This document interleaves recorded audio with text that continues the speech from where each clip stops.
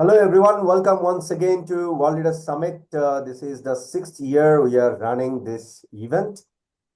Let me give you a rundown about World Leaders Summit. I think that will give a lot of input to many of you. Well, World Leaders Summit is a 102 countries network with multiple different investors, producers, university professors, teachers, even students, along with that, innovators, creators, various different entrepreneurs across the world, and ministers and policymakers. We started back in 2019 as a physical summit. Eventually, during the COVID time, we did 2 years continuously online. From 90 countries plus network, it became 102 countries at the moment. We did physical summits in Dubai. We did that in Africa. We did that in Southeast Asia. In fact, World Leader Summit now travels from one country to another country, taking business delegation from one part of the world to another part of the world, making business happen, making deals happen. So we have three different layers of WLS. One is mostly on the structure of creating knowledge as a knowledge forum, which you will be probably watching today. And yesterday also we had that. And we have a second line, which we call it as pitching session, where SMEs, startups, they usually pitch in front of our investors. So when we talk about our investors, we run a business accelerator and a fund which is based out of US, India, and Middle East. The name of the platform is Co-Innovate Ventures, where we try to help support SMEs, MSMEs, startup, and of course, established companies, creating a corporate open innovation as a model. We have another platform called Entrepreneur Phase, where we support entrepreneurship education. We give training, we create pitch deck for mainly the idea stage and MVP stage startups. We collaborate with multiple different universities. We have a curriculum, a program wherein we support technology, finance, and of course on education. So I am a serial entrepreneur. I started India's one of the first game development company back in 1998, worked very deeply with artificial intelligence, blockchain, of course, in smart city developments, multiple different IoT integration, virtual reality, extended reality, and of course, game development. Created 350 plus IPs till date, multiple of them by taking real actor and actress, converting them into a 3D character, much before the Gen AI buzz that you watch at the moment in the market. We also create multiple different Gen AI movies, animated series, music videos, ads. You can probably check us out in YouTube. The channel name is Virtual Infocom and Virtual Infocom Games. These are both two channels. You can see probably 93 plus content on Gen AI and thousands of contents in games and innovation. We became partner with Intel long back, working with Ultrabook applications, became partner with Microsoft on gaming segment. Eventually felt that we should give back to the community. So hence we started the business accelerator and of course the incubation model. Till date, we have a model where if there is a revenue stage startup who can't invest in technology, we come on board as an equity holder and then invest in the tech and build it together. So welcome to World Leader Summit. It's an ecosystem of creative minds, brilliant brains, and of course, a thriving community. After this speech, probably we have a tendency of sending a group link where all of you can join in the link and then, of course, interact with each other. I must give kudos and credit to a lot of our partners. So this year we have entrepreneurship development cell partner, which is from Jadavpur University. Jadavpur University is India's one of the top-notch university if you look by ranking. Of course, it's a government-run body, but then they have a EDC cell. We are helping their EDC to grow and then bring some of the international footfall over there. Thank you, Entrepreneur Phase, for becoming our partner. Parvati Foundation, TechSauce, Culture Italia, of course, AIGC, Cosplay, Sports Zone In, DX Designs, I Am Superhero, Yoga Training for You, Second Life Tech, VGD, and of course, Animation Reviews, and Glam on Face, Nexoxa, Avalue, Property Planeta, Health Planeta, Deep Tech Knowledge, and Art and Craft Market, and AVGC. So there are multiple different global partners wherein we work with each other. Let me not take a lot of your time. This is the right time at 3:45, where I'll be taking the liberty of taking our first speaker, Neelam Saxena ma'am. She will be speaking in the first, and then eventually we will be having our second speaker coming from Korea. Well, so let me welcome Madam Neelam to this podium, and Madam, please unmute yourself. We'll be more than happy to listen to you.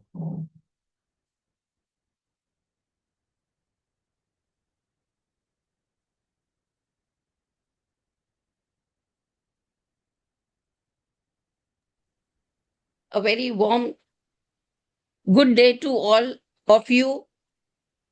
I expect many of you would be joining from different time zones, and hence, good day. I am Professor Neelam Saxena, and I hope you are able to see my presentation. Yeah. So, I'm going to be speaking on entrepreneurship education pedagogies because, according to me, this is the most important aspect when we discuss entrepreneurship education in the higher education. Now, there are two words associated with entrepreneurship education. The first is education, and the second is development. When I talk about entrepreneurship education, it is a thrust towards developing a mindset, a thrust towards developing an entrepreneurial mindset, looking for opportunities, searching for various innovative ways of fulfilling those opportunities and giving a solution to the problem which has been existing in the ecosystem. That means I am targeting towards making a person having an entrepreneurial mindset, which can be making you as a leader, creator, or an innovator. The second word is entrepreneurship development. When I talk about entrepreneurship development, the candidate has an idea, and I develop that idea and take it long ahead and make it a small successful venture.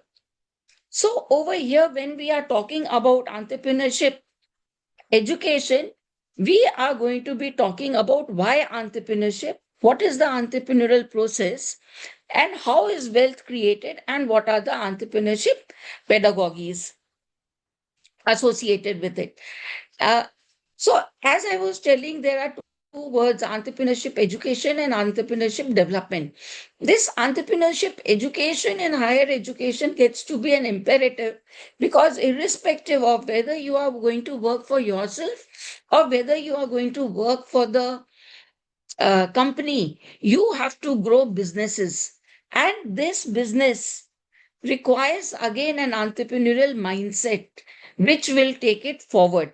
And today's business as such are always getting transformed and into a structure which is built on jobs to a field of work needing to be done.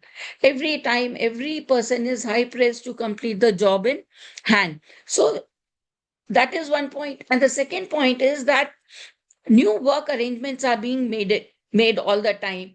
24 by 7 working part time, for working with contract, having an outsourcing, having your own consultancy. But we need to keep on having the productivity needs as a core concept, but and continue working with the changing situations. So, your employability depends upon having the skills and attitudes that are needed in your industry. And employees must learn to think themselves as an external vendor who have been hired to accomplish a specific task. So, you need to have high levels of uncertainty and bounce back quickly from your disappointment and find your own security. That means your resilience has to be at the higher most, because there are job shifts which are happening without you contributing into it. The ecosystem is making you learn to look at every potential work situation as a market, and people are looking for products and services even though they have no jobs available. So in future you are going to get a less mileage upon the career plan than out of a business plan for your own personal enterprise. So you have to develop yourself as an entrepreneurial mindset. And see, these all balls which are see you are seeing in this picture are the opportunities which are there. And the one you take, catch hold of the opportunity, you can convert it into a successful venture. You know, is entrepreneurship a risk or an opportunity? Only 1 in 7 of those business that disappear actually fail. This is what the research says. And those other six, the other one which has failed, 53 business owners become owners of other businesses. And 73.2% said they plan to start another business in future, taking care that all the problems which they faced, the risk they faced during the first venture, they are going to cover it up. So, what are the reasons why we feel that the business disappear? Because sold the idea to other person or the company. Some retired and closed the doors. They don't want to work.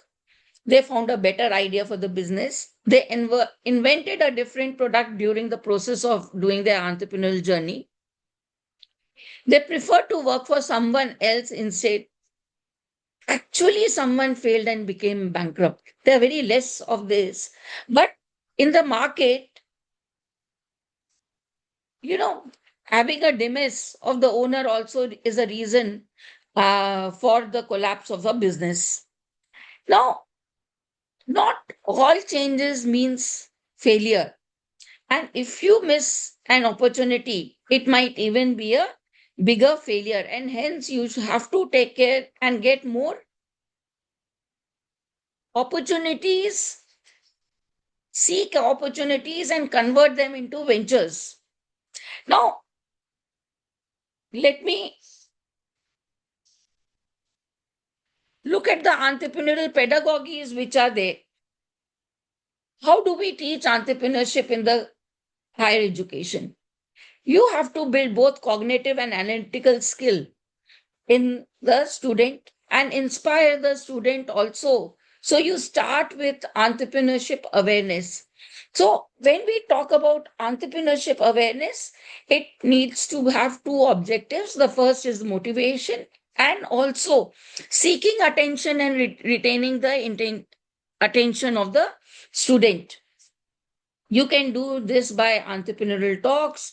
You can do, you can get in a young entrepreneur and ask him to share his story, or you can do a panel discussion on the opportunities available in the different sectors like software, manufacturing, communication, infrastructure, fashion, whatever the core area of the student may be.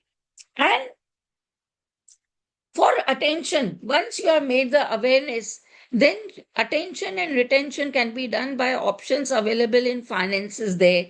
You can do role play activities, negotiation skills available, how to overcome the challenges for a new startup. Then once you have done with the phase of motivating and attention and retention, you need to have an interest, which is developing an entrepreneurial mindset. When I have to do an entrepreneurial mindset development, we need to do and target activities where we can do the scanning of the environment, idea generation workshops. You can have a 50 rupee game plan. You can have a opportunity evaluation, opportunity recognition, 3 domains, 5 questions, 7 domains activity done, whereby the students get to know the ecosystem much better before they venture out. Plan some business simulation games. Nowadays, a lot of business simulation games are also available in entrepreneurship to carry it forward so that the students don't risk their money and waste their time in doing a business which is going to fail. So, business simulations are a very good platform which are available. Then you deep down for the development of entrepreneurial mindset. How do I do that? conduct lecture series on entrepreneurship, you know, searching for new avenues you can do, theory on management, business modeling, business plan writing. You can do lean canvas, value proposition modeling. You can do business modeling canvas. So there, this is practically developing an entrepreneurial mindset where it doesn't matter whether the student is going to be an entrepreneur or going to be an entrepreneur. The whole set of activities are similar. The only two differentiating factors when an entrepreneur is going to be there is the first is the decision making, and the second is the risk taking ability, and the third is the resilience which you need to develop. These three things, which are individual, cannot be developed by anyone. It needs to be developed, an integral part of the individual while in an education framework. Then you need to have develop entrepreneurial effectiveness, which can be done through practical knowledge, where you can have lot of hackathons associated. You can have business plan competitions. You can have mentoring practical sessions, and have games like Mandi to Bazaar, where the students get an option to do hands-on activity of selling the product. Then real world experience is also very much important. So make the student go for interning, have a summer in a startup or startup of an incubator, make the student work in the incubator to get a feel for it. Then you can have launching of students venture in the campus and incubation center in the campus. These are various pedagogies which are available. These are to name few. There are many more which we can develop uh, as required. But entrepreneurial pedagogies will help you design your entrepreneurial mindset and the pitch deck which is required. And this gets to be an integral part. See, no one will hire you for being a pair of hands. And everyone has to work in an organization to grow the business, except for decision making, risk taking, and resilience. These three factors belong to the management. Rest all squarely is on the shoulders of the individual. And hence, entrepreneurial pedagogies are required for all the students in the campus. Thank you. Any questions? These are great as a theory. I mean, doing a great entrepreneurial ecosystem and then connecting students. And of course, giving them a seed of thought so that they can start. Been to several different universities in my life and seen those things are happening long back, I think since 2007 onwards, when probably in India, a lot many universities never ever thought that entrepreneurship is possible from universities. But yes, thank you so much for all the inputs. A quick question from my end. When you see a student who is looking for starting their own journey, thinking about an idea, usually from university campus segment, professors, they nurture the idea. But the gap lies not in the idea, gap lies mainly in the team structure. So is there a possible way where in your university or in your campus, you train them how they can create a best team? So what I talk about best team is you have a combination of finance, technology, sales, marketing, different people coming with different kind of strength and their own kind of weakness. Yes, Several there places is. I have seen engineering students are starting with another co-founder who is also an engineer, but both of them are techies, don't understand sales, don't understand finance. So what exactly you have a best practice in your campus to fill that gap? So, what we would do is we would run entrepreneurial courses which is common to all student. Any student can opt for on first come first basis. So we would have a group of engineering students, management students, technology students, forensic students, all coming in together and sitting in one place and doing in the university. And as a result, what happened was, because the batch formation was such that anybody could be on the first come first basis, not all of the similar domain would come. And the batch itself gave them the vibrancy. The forensic student would say, I want to do this, and the engineering would come up with the idea. And the management student would look into the finance and marketing of the product. So this got to be a very good methodology of taking entrepreneurship education forward in a university framework. But when you are in a framework of a college or an institution, then it gets to be very difficult, because the batch size itself makes you um, have a bottleneck of different domains. And then the team has to be made in the incubator, where you keep on introducing students, or you do lot of business plan activities together, and you make them come together and sit. So all those students who are interested mostly work after college hours together, and they form a very good bonding within themselves to come up with an idea.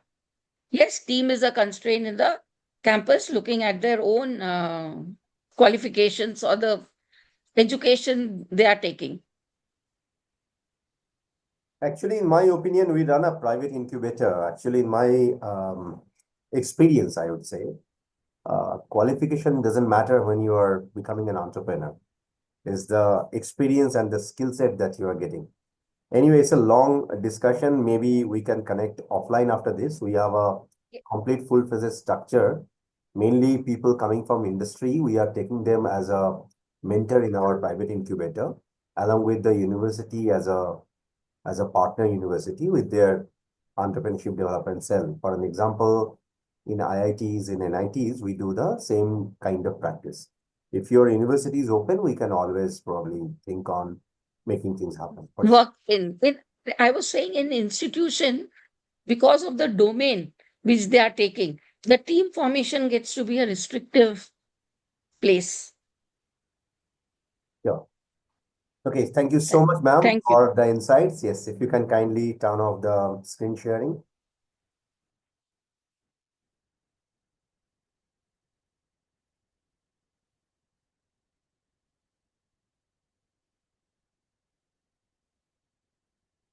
Thank you so much.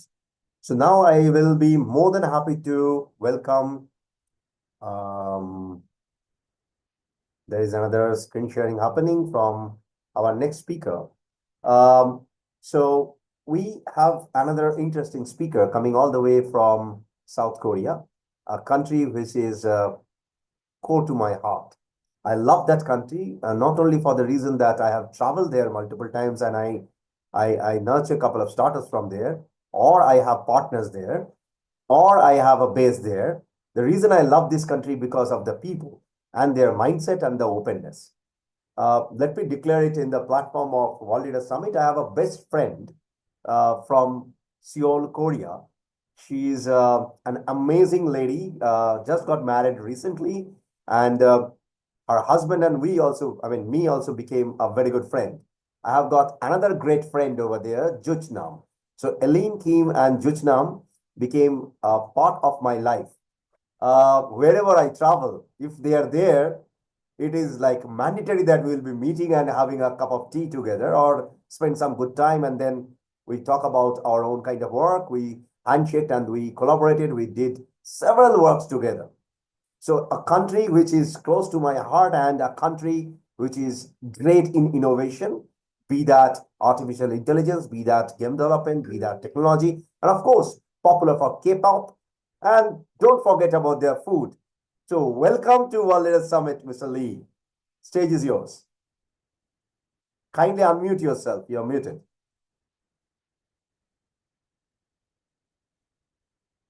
You're muted, Mr. Lee. We can't hear you. Okay.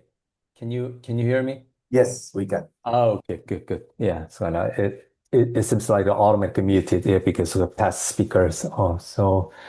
My name is Dong Hyun Lee, and last name the first name is Dong Hyun. Actually, now I'm an adjunct professor in Inje University in Korea in College of AI Convergence. In my whole career, I spent a lot of time in finance career, but a few years ago, I switched a little to IT or game development, gamifications.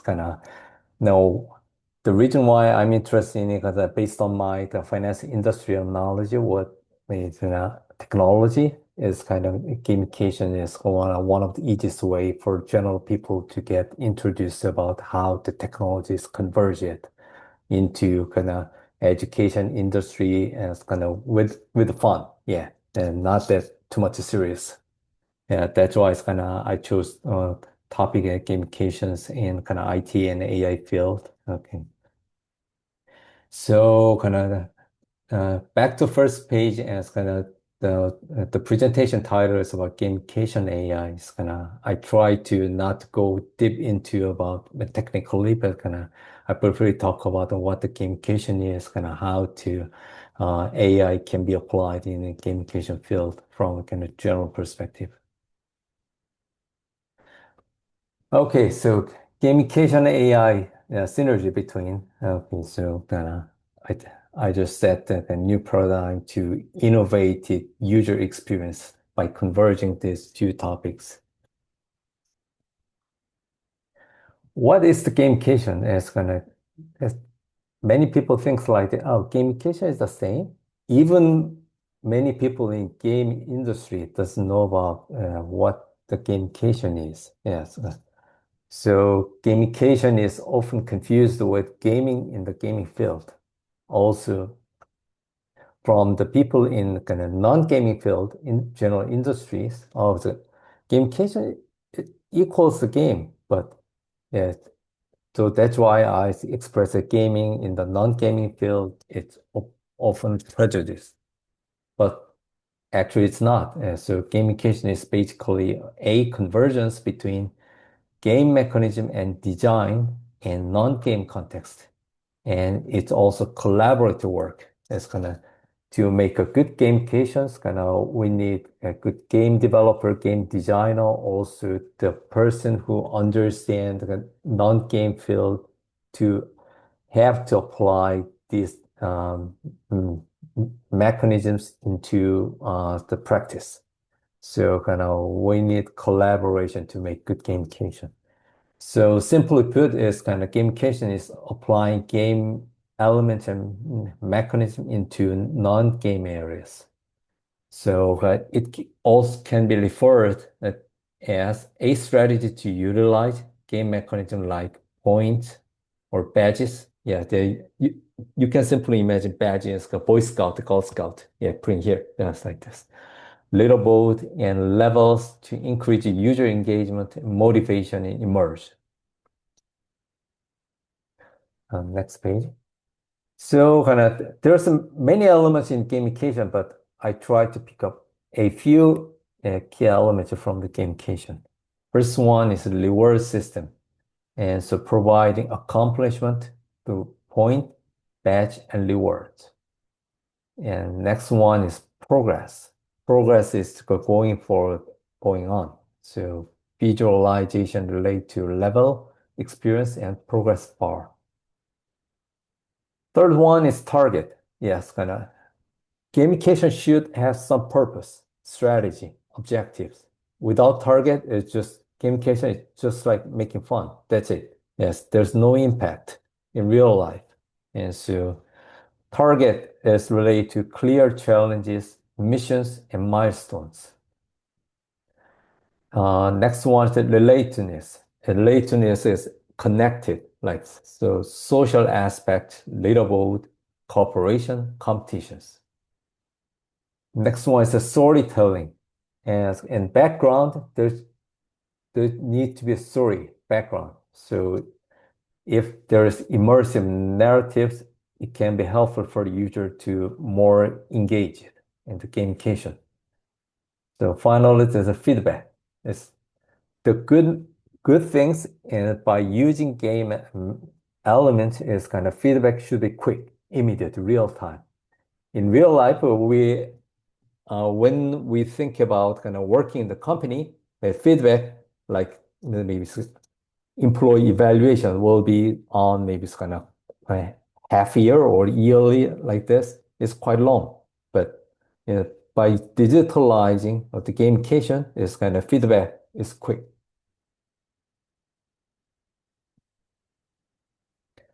So if AI meet the gamification, yes, so it's kind of gamification. Originally, it's dynamic, but I just try to make a little kind of contrast between gamification and AI. So kind of in traditional gamification, it can be a little like a static and plain vanilla gamified experience. But with AI, it can be more dynamic. Oh, sorry, that there's typo. Yeah. Dynamic and personalized experience. Because by using AI can track all of maybe the user's behaviors and activities data. Based on the data, AI can analyze all kind of the customized data and the models, and kind of it can provide a personalized experience to each users. Yeah, everything has challenge. Yes, kind of the challenge is so. I mean, it's kind of I want to express about kind of the change from AI in gamifications. So first one is a personalized experience. So providing target challenges and missions and relate to content by analyzing user behaviors.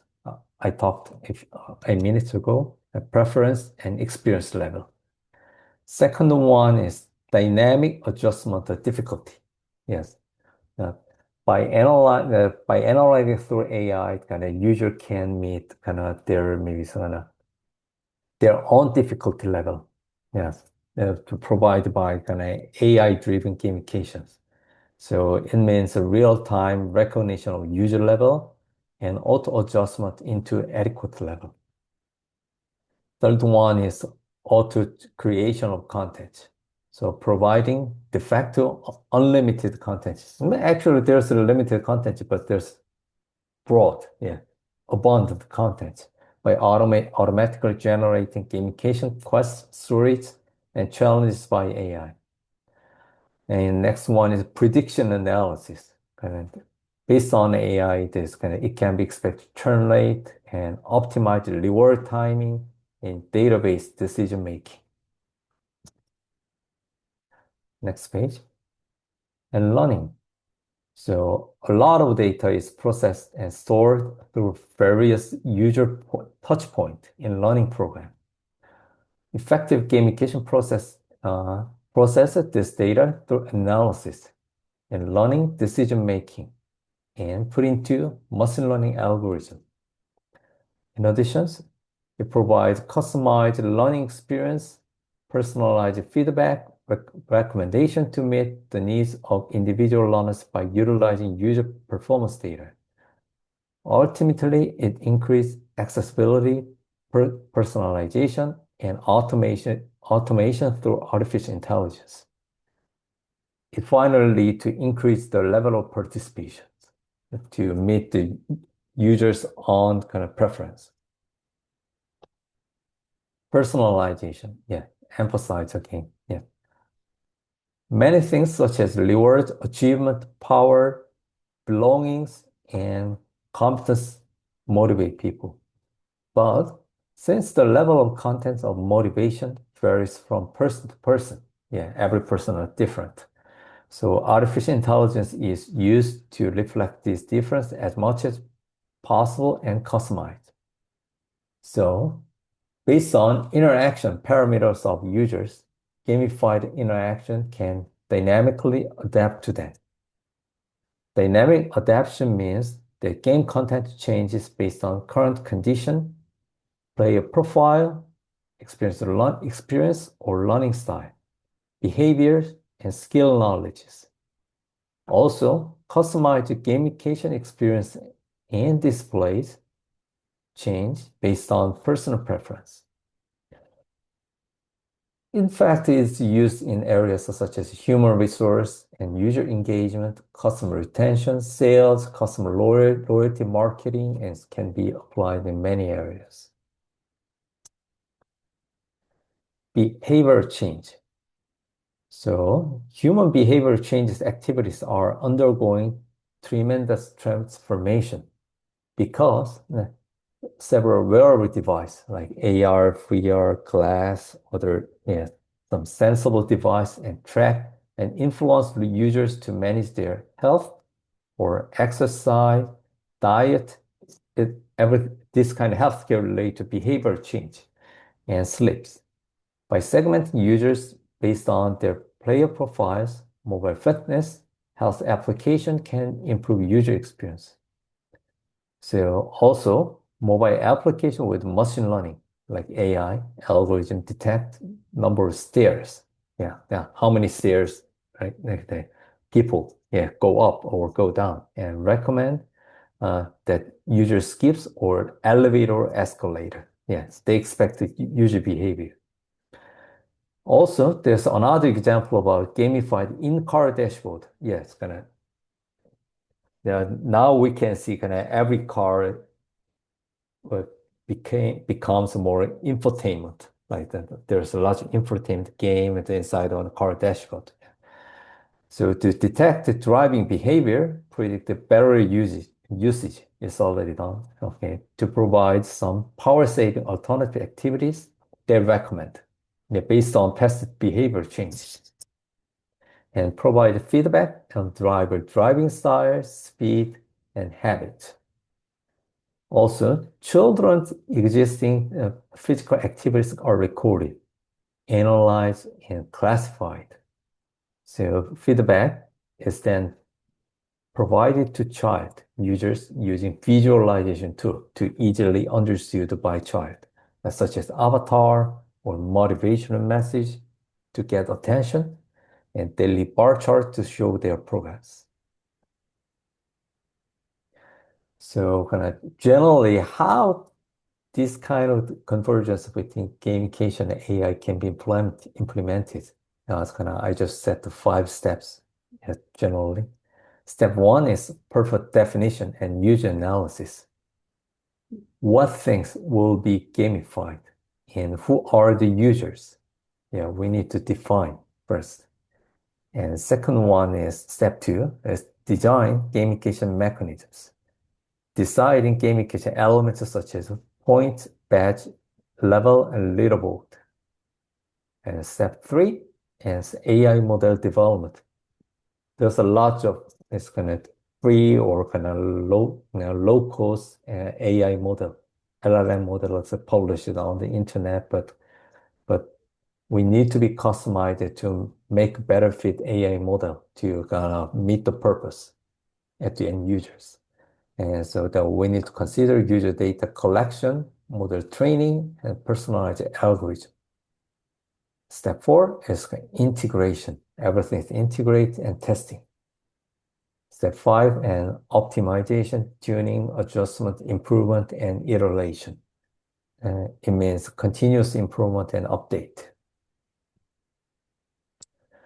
To do or not to do? To do is recommended, not to do is not recommended. Let's look at the to do at first. User-oriented design. We need to see always users. Who are the users? How users think about it, and meaningfully word. Yes, if words is meaningless, it's tangible, intangible. It's the user's attraction will be distracted. And third one is clear progress status to be monitored and recognized by all users, and adequate balance, and also for now in AI field, the ethical use is very much emphasized. It's the same in here.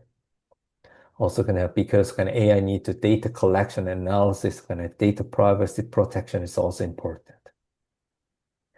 And not to do, not recommended, or excessive gamification. Yeah, I want to tell this that. So gamification is good, but gamification cannot be perfect. And in some situation, excessive gamification can be burden to users. And so adequate gamification is important. Second one is meaningless point overuse. It's the same, yeah, same parallel with the first one. And unfair competition. It should be fair to all users at the front. The beauty of game is all game users has no discrimination in the face of game. That there's no discrimination about maybe race or educational background or wealth or poor or country or yeah. On the game screen, everybody's equal. Yeah, that's the beauty of game. So fair competition is very important. Next one is manipulate design. Yeah, design can be tweaked and adjusted, but manipulation is need to be need to be cautious. So next one is a too much complex rule. Yeah, rule need to be understood to users. If not, the user have no idea what's going on. It will lead to less engagement. Also, overuse of personal information. Yeah, is connected to data privacy protections. The future, yeah, what kind of future converging between gamification and AI? There's many futures. Maybe it's I cannot predict every futures, but I try to pick a few topics in here. First one, integration with metaverse, the immersive gamified experience in VR AR environment. So that the user data and feedback is collected, analyzed, and shown. Next one is generative AI. Yeah, we can see lots of generative AI, ChatGPT, Gemini, or other stuff. And so GPT-based dynamic storytelling and content creation. Third one is emotional AI. Yeah. Now it's the level of AI not that equal like the showing fully emotional like a human, but there's a lot of research and study to get more emotion and expression like a human in AI field. But in the future, it can be closer. So recognition of user emotion and responsive experience. So next one is also blockchain. Yeah, it's still valid thing. So NFT-based rewards or cross-platform. Next one is neuroscience. That's they try to mimic the person, people, human. So the brain-compute interface-based gamification. And social impact, relatedness, I talked earlier. And so increasing gamification to solve social issues. Thank you very much for my presentation. Yeah, if any is please email me. So I'm happy to answer. Thank you very much. Thank you so much, Professor Lee. If you can kindly turn off the screen sharing, it will be nice. Okay, sure. Just yeah, I did. Thank you. What you're talking is like this is what I'm breathing and eating and sleeping for last 27 plus years. Being into game development field for 27 plus years is like kind of more than half of my life. Well, yes, you are right. Very few people actually know that gamification and game development are completely two different things. And what you shared is a upstandard upliftment structure, wherein probably in India, hardly a few university would have adopted it till date yet. Let me be very, very honest with you. I have visited several different university campuses, integrating virtual reality, forget about mixed reality or extended reality. Integrated hologram projections also is not there yet till date. And gamification, especially working with entrepreneurship as education and then integrating that. We have done that in few bit of universities, a few bit of colleges. I'll not talk much about myself, but then we have a question which we are getting from internet in the sense from our live sessions. The question is, when we talk about gamification and uplifting entrepreneurship education, you feel more than 7 minutes a virtual reality device can actually not affect human brains? It's an interesting question. Yeah, Yeah. you would like to answer it? Yeah. Yeah, that's why it's kind of we need to look at the history development of gamification. Yes, gamification is not solely different areas. So kind of there's something like a few turning point when you look at the gamification. Yes, I want to express pick up maybe one turning point in gamification history. Though we already knew about the first appearance of a mobile phone, iPhone, in 2007, 2008. Yeah, like this, iPhone. So kind of when kind of mobile phone is appeared global wide, every maybe new things unexpected before can be converged, appeared, everything. It's the same. Yeah, it's the same as game development. There's kind of big market now is a mobile game development in gamification too. There's kind of after appearing, kind of showing iPhone, and so gamification can show the kind of gamified mechanism like by utilizing location-based sharing, like GPS, other stuff, and it's kind of based on collected data as kind of by location, like the walkings and runnings, or like this. And so, yeah, you are right. Kind of that VR, AR is kind of has been popular for several years. So definitely VR, AR is another turning point in gamification history. But the thing is kind of to make a better gamification is kind of another kind of technological area need to be developed together.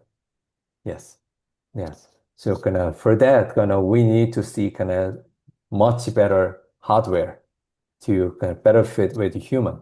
If not, that there should be kind of restriction to kind of apply kind of long time or like lifestyle. Yeah.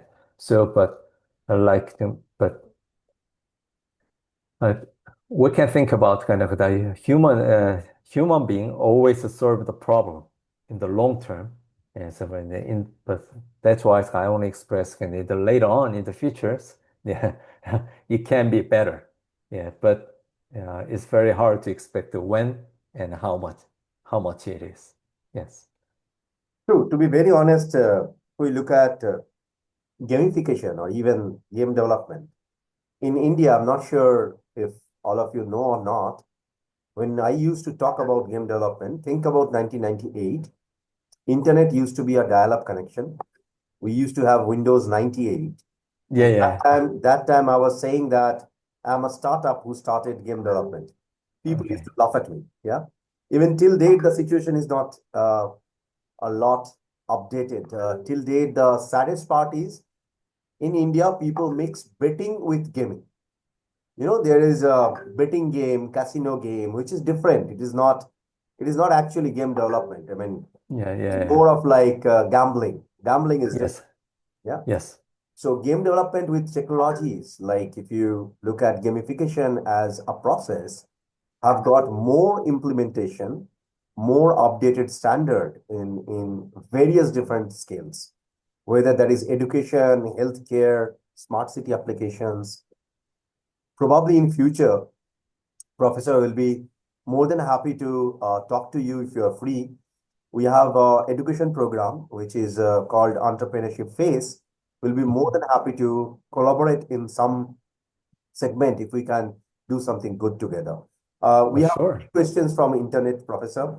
Allow me to ask only one. I'm sorry, because of time, we cannot take a lot of questions from the audience. I'll take only one, the last one. The question is, if a startup, they are into AI and it is a MVP stage, they launched a portal and they want to collaborate and expand their horizon in South Korea, is it possible to connect with you, and can you help them to maybe expand their horizon in South Korea? Oh yeah. I'm happy to that. Yes, yeah. Please let me know. Yeah, Sure. Okay. yeah. So for the audience, we will be more than happy to write a mail directly to the professor. You guys can have a discussion for sure. And he's a Okay. pretty open-minded gentleman. So you can write to him and connect. That is the beauty of World Leader Summit. You can always connect. Yes. Okay, I see. Thank you. Thank you Thank so you. much, Thank Professor, you. for Thank coming. you very Thank much. you. Okay. Thank you. Now, Yeah. I'll be more than happy to take another speaker from another part of the world. If you are there, kindly unmute yourself and then probably turn on your video. Gabriel. Gabriel is from Kenya. Gabriel, if you're there, please unmute yourself. Yes, you're there. Hello, Gabriel. Thank you. I hope you can hear me and also see me. Distinguished leaders, esteemed panelists, and my fellow visionaries, good morning, good evening, good afternoon from the part of the world you're watching from. I'm deeply honored to speak at the World Leaders Summit 2025.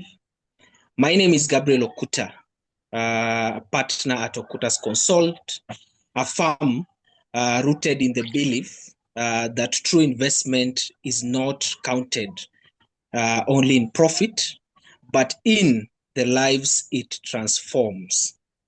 Let me begin by a story from my hometown in Siaya, that is in Kenya. Lives a young man named Odhiambo, who had a powerful idea to build small agribusiness cooperative. But like many young Africans, what he lacked was not intelligence, he lacked access. Access to capital, access to networks, access to mentorship. When we first met him, his business idea was on paper. Today, through structured financing, responsible investment, alignment, and continuous mentorship, his cooperative employs 23 young people, supports local farmers, and has inspired other youth to become job creators, not job seekers. Ladies and gentlemen, that is impact. And that is what happens when capital is guided by purpose. This is why we are here, not just to talk about capital, but to talk about what capital can become. When we choose to redefine investment, for decades, the world viewed investment for a single lens, profit. It views it, the money that comes in, the money that multiplied, and the money that goes out. And yes, for some of you know that profit is essential. Any enterprise, for them to survive and to sustain itself, profit must be there. But when profit becomes the only measure, something critical is lost. I've been hearing several speakers speaking from different lines. But when we view it as the only measure, we lose, or we create economies where growth is measured, but dignity is not. Wealth increases while inequality widens. Market expand while communities break. Let us reflect honestly. If investment grows bank accounts but leaves human potential untouched, what have we achieved? I want you to ask yourself that. If capital rises, but the world grows more divided, is that really progress? If businesses scale, but the planet burns, is that success? The traditional model of investment created wealth, but it also left behind a trail of exclusion, environmental damage, and social imbalance. We need a new philosophy of investment, one that multiplies not just money, but meaning. Across the world, a transformation has begun. From investors, entrepreneurs, governments, and communities, all of them are asking, what is the impact of our capital? The question is reshaping global finance. It is no longer enough to ask, how much did we earn? We must also ask, what changed because we invested? This is the age of impact investment, where financial return and social environmental return coexist. Let me share a few examples. I want you to think about microfinance in Bangladesh. Small loans to village women created millions of new entrepreneurs. The profit was real, but the true return was independence, dignity, education, and hope. I also want you to think about companies, for example, like Mkopa in Kenya, provide solar's home system on small daily payment. We call it pay as you go in East Africa. Families gain clean light. Children can study at night. Homes stop inhaling toxic kerosene smoke. Investors earn, but communities rise. That means the planet wins. And think about the health tech or the telehealth in India, where distance once meant death. Technology now carries doctors to rural homes. This is capital savings life. This is what I call the triple ROI, return on investment, which is a profit which brings sustainability and growth. The people brings dignity, empowerment, jobs, and the well-being. The planet, which brings stewardship, responsibility, and resilience. Capital is fuel, but impact is direction. At Okutas Consult, the philosophy is not theory. It is our daily work. Our mission is clear. We turn capital into transformation. We partner with youth-funded enterprise, SMEs with scalable models, social ventures preparing to grow, policymakers and government frameworks, local and global impact investors. But what makes our work unique is how we invest. We work guided by three unwavering principles: from extraction to empowerment, conventional investment that takes value from communities. We just ensure that capital is built, capacity, not independence. From short-term profit to long-term legacies. Transformation is not a quick transaction, it is a commitment. We measure success in jobs created, skills transferred, resilience built, features opened. Our third is from individual gain to collective good. A rising world cannot have sinking people. We believe shared prosperity is sustainable prosperity. That is how nations rise. That is how instability turns to stability. That is how societies heal. Capital alone cannot change the world, but capital guided by purpose can. Let us look ahead, not in theory, in vision. Let us imagine the year 2035. Every investment fund reports not only financial returns, but human returns.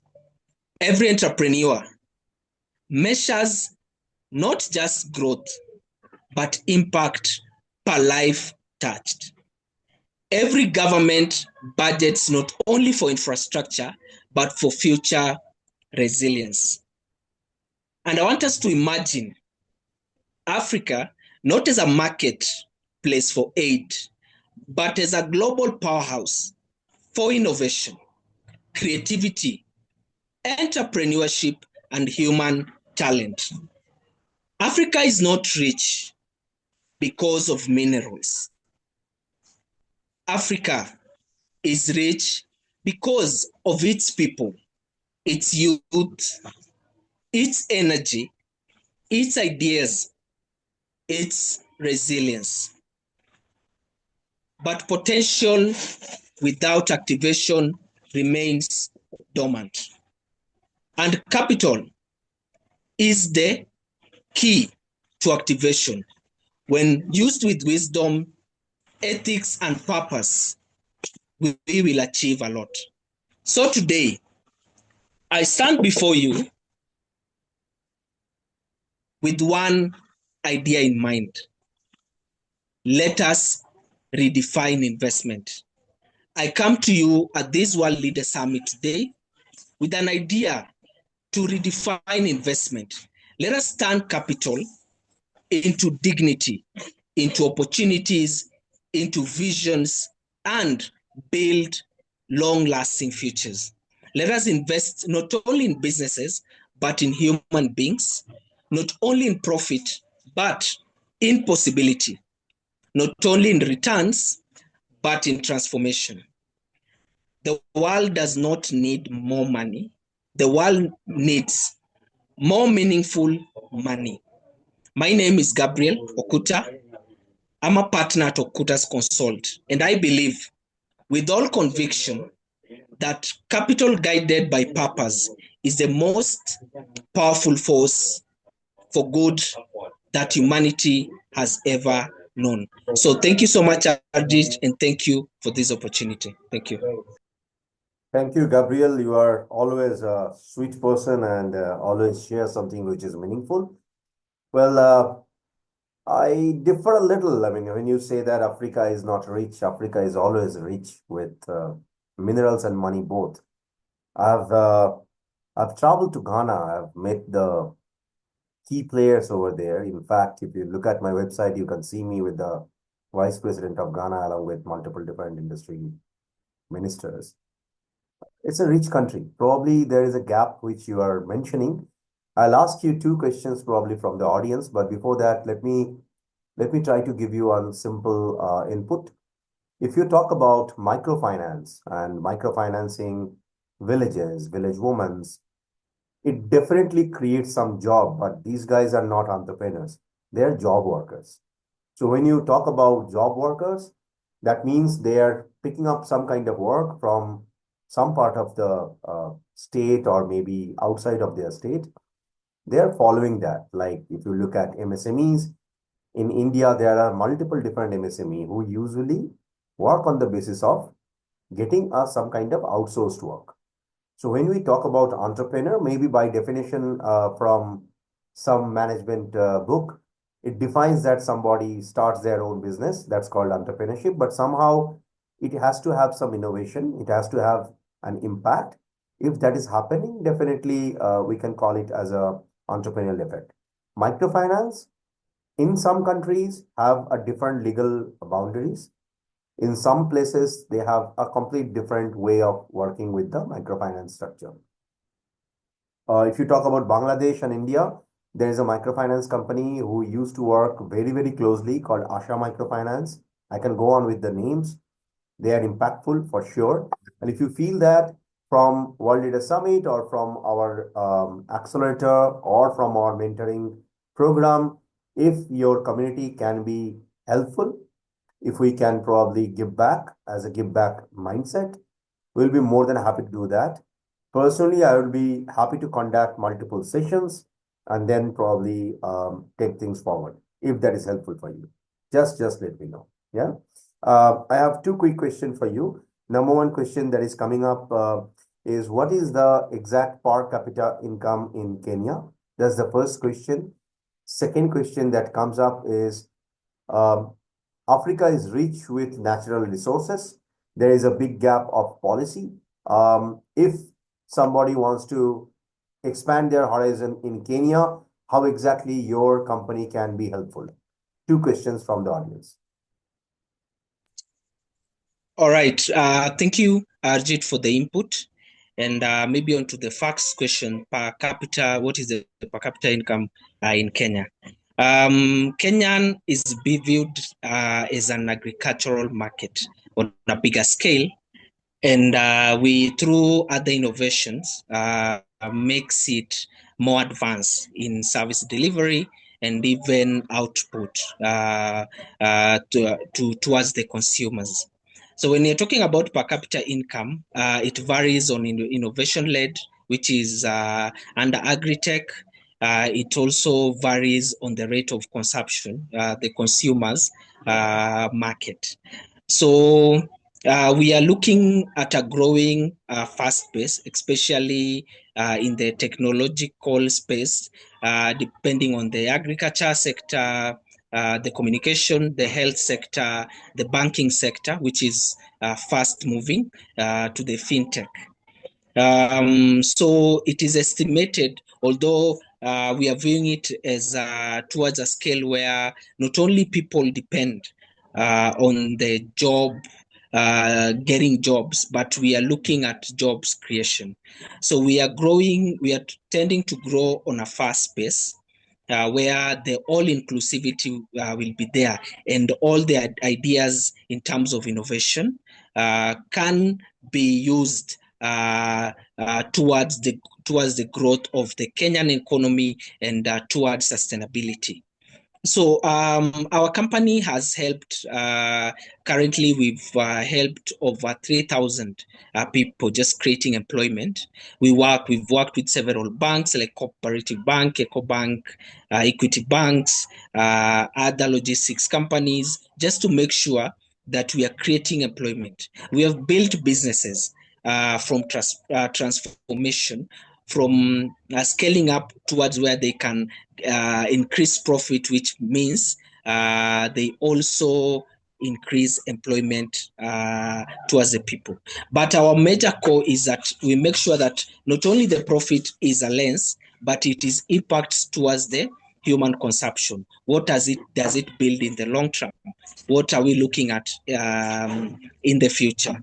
So for our company, maybe answering the second question, we partner and we build industries and companies to a success through lasting partnerships. So we partner with several companies, both in the tech industry, in the fast moving industry, just to make sure what is the nature of the service delivery? How can we improve the quality or what is that is being offered? How can they scale up towards that for them to view it in a way where they are not only viewing less as a profit, but also helping build up a community, helping create the unemployment, which is rising in the African space, not only in Kenya. But we've managed, I think, creating employment, building spaces where people can advance and grow, and holding each other's hand towards innovation. So we appreciate innovation, we appreciate the tech space, and we also build impact that is lasting and that creates sustainability for Kenya and for the planet. Thank you. Thank you, Gabriel, for your insightful inputs.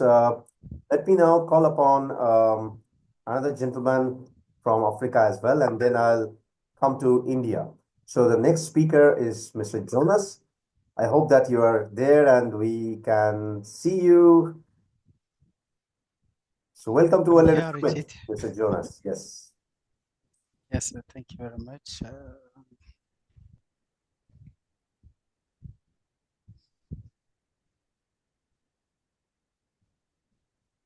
You are audible and we can see you as well. Okay, so I'm just sharing my presentation. If you can just maybe confirm if you're able to see it.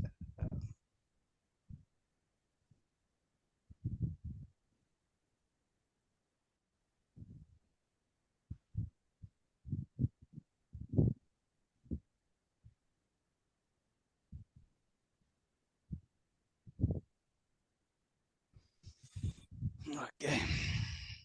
Is it visible, sir? Yeah. Okay, so thank you. Good morning, good afternoon, and good evening. Thank you, ladies and Jonas, Adoro, and I can see there on the photo, that's me. Well, I have spent over 30 years in the banking industry, in the finance space.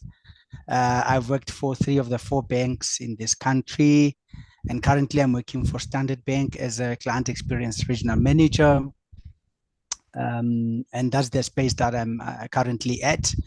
And 11 years ago, the entrepreneurship bug just beat me, and I started a company called Oroda Business Consultants. Obviously, given that when I started personally, I had a lot of challenges, and I have a lot of failed businesses. And I said to myself, let me go back to the drawing board and start putting some things in place and create the environment for entrepreneurs to be able to prosper. And in Oroda, we are strategically helping businesses to grow through people-centric leadership and excellent client experience. So I've made this combination to make sure that, you know, to a certain extent, as much as we want to make money, we don't find ourselves in a predicament of people being left behind. And as you can see there at the bottom, those are my, it's my LinkedIn link and my email address at Oroda. And yes, given the back of entrepreneurship, I'm currently finalizing my master's in management of entrepreneurship and new venture creation, given the passion that I have in growing businesses and strategically making sure that we grow. So the topic for today is scaling trust. So scaling trust, also incorporating people-centric leadership and client experience. It is very, very important to consider the fact that the currency of trust is critical in both businesses and in entrepreneurship. So those people that are having businesses, whether starting small or big, it's very, very critical to make sure that they build their businesses around this currency of trust. Because why does trust matter? It matters because in the first world, trust is the new currency. There is no way that you can touch the world, you can be global, you can do businesses with different parts of the world and countries, unless you are a trustworthy person, unless you are a person that people can rely on. And it's very, very important as a person who is venturing into any form of business to make sure that, you know, integrity is part of who you are. And because technology is accelerating, it is also important to make sure that trust determines the pace that you keep. You know, as we grow, Professor Lee spoke about AI and how one can leverage from it. It's also important that as we leverage from technology and as it accelerates, that part of human element of trust is not left behind. And trust can also fuel every transaction. It can fuel every partnership. It can also fuel relationships. In the banking perspective, in order for us to have repeat business, it's important to create and have networks and have relationships with different people, with different stakeholders. So trust is something that we cannot have a blind eye to as we do our business. And when growth breaks without trust, there comes some certain common pitfalls, and at times it happens that there is misalignment, or there's lost loyalty, or leadership becomes reactive. Why? Because people don't trust each other. They are not able to do things as a unit, as people with the same mind, the type of people who will follow a certain lead of having the common ground. So it's very, very critical as an entrepreneur and as a business to make sure that trust becomes part of us. It becomes a value. It becomes sort of our north in making sure that we move to the right direction in how we do things. So there was a certain study that was done by Edelman Trust Barometer, where they did a global trust deficit. They went and studied about 29 different companies or businesses to try and see what are the people working for those specific companies are saying, and how are they viewing their companies, and whether they would be able to grow within them. And what the study revealed was that there is a declining when it comes to trust. So there's really declining trust within these companies, because people feel not valued, people feel they are not seen, people feel they are not given enough opportunities when they are supposed to, or leaders make decisions, or they promise people, but when it's time to deliver, then it's a different type of a message. So it's important that people move from the leaders, and now they start trusting their peers more than they trust their leaders, which is what the study revealed, showing that leaders tend to make promises that they can't keep. They, for example, would say, no, if you perform well, you'll have a great bonuses, but when it's time to pay the bonuses, they are lower than they were 2-3 years ago, and stuff like that. So these are the kind of challenges that people are seeing. And then this gap then affects loyalty, it affects productivity and innovation. I remember specifically in the bank, there was a time at one of the banks where I used to work, where there was a certain level of performance, on KPIs that we were expecting from all our staff. We even went as far as having discussions with the middle management to say, if all the staff members reach a right on track, then we will definitely pay much, much better bonuses than we did last year. But guess what happened? People performed. Most of the teams, 90% of the staff members were on a right on track, but then we went and disappointed them when it came to paying. And this on its own affected a lot of people. And we had a high turnover that year of people leaving and considering other competitors, because we were not people of our weight. And that is why this is one of the passions that I carry as a discussion when we are growing businesses and growing entrepreneurs. So the question then is, what if trust wasn't something we rebuild, but something that we scale? Because we need to come to a point as leaders, as owners of different businesses, to try and scale trust, so that we are also is able to measure it, to see how are we comparing to other companies, if we are a bank, or if we are a company that manufactures certain type of products. Why can't we then start incorporating and scaling trust as part of our strategy.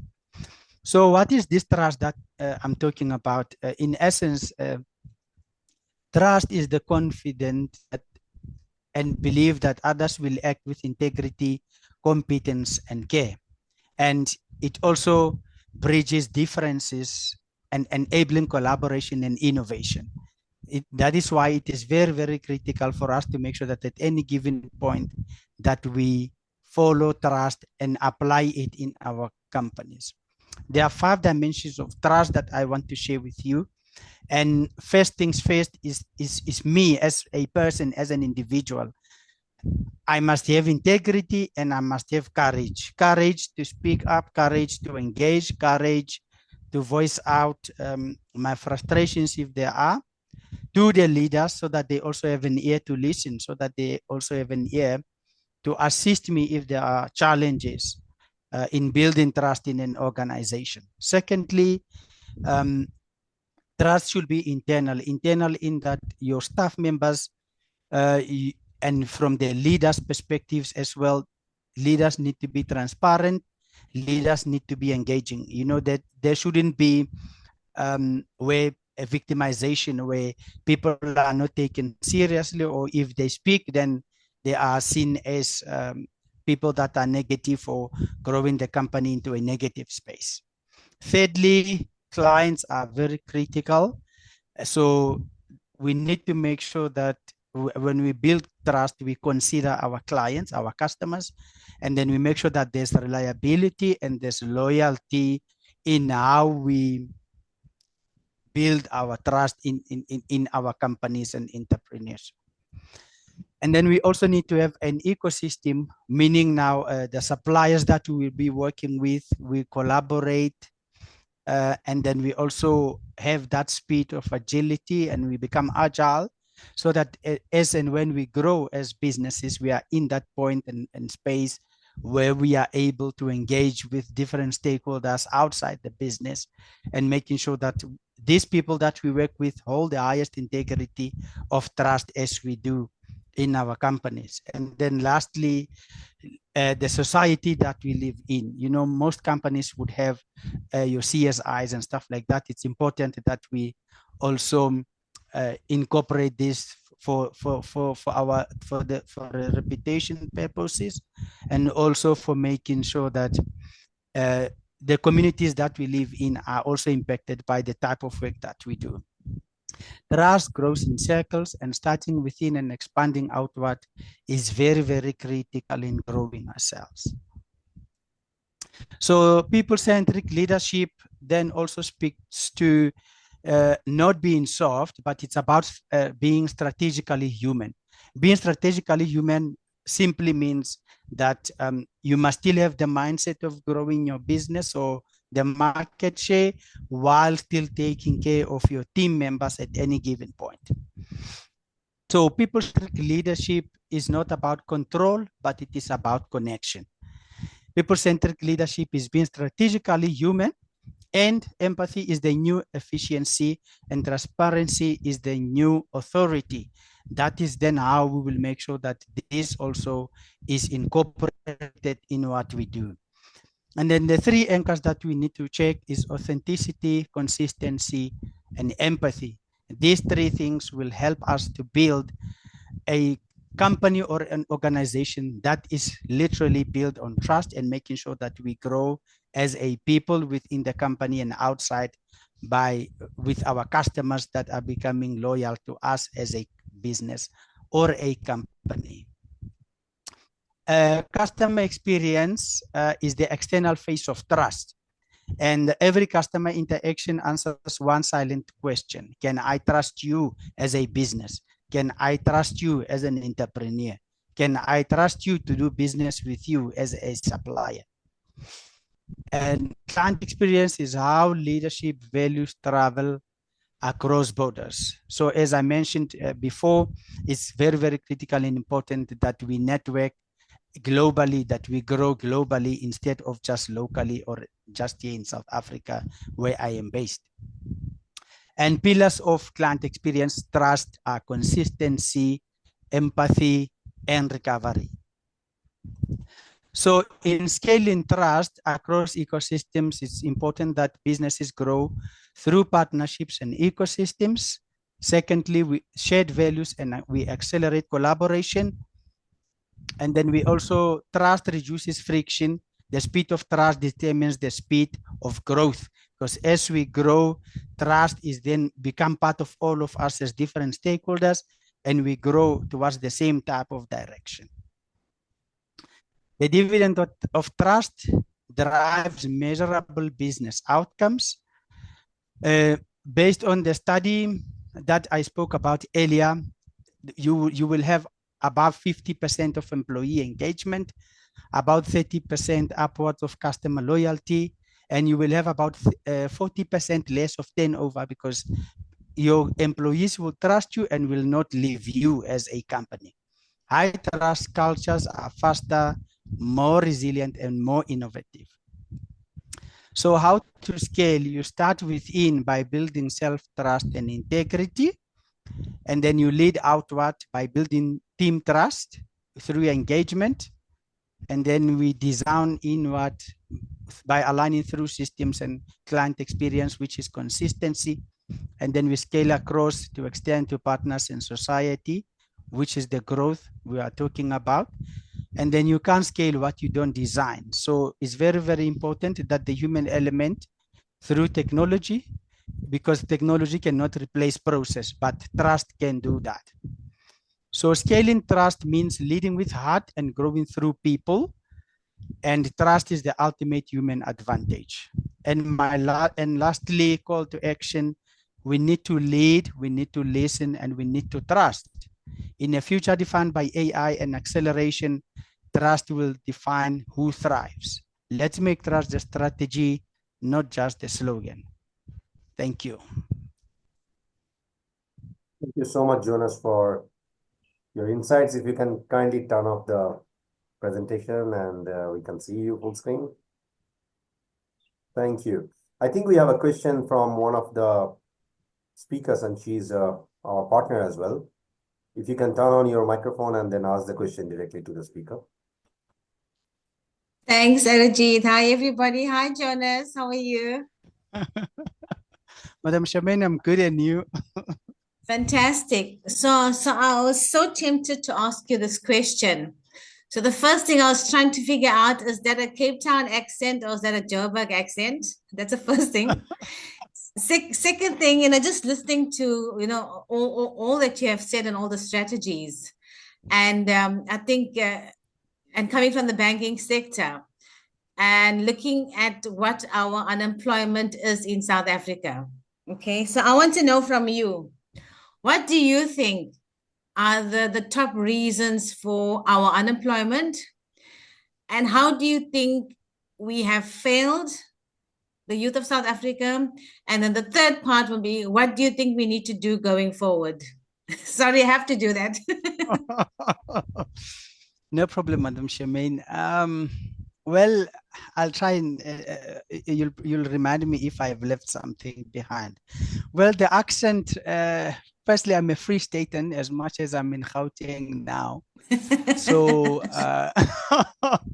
so as a Free Stater and a person who grew up there, my first language was Afrikaans, interestingly so.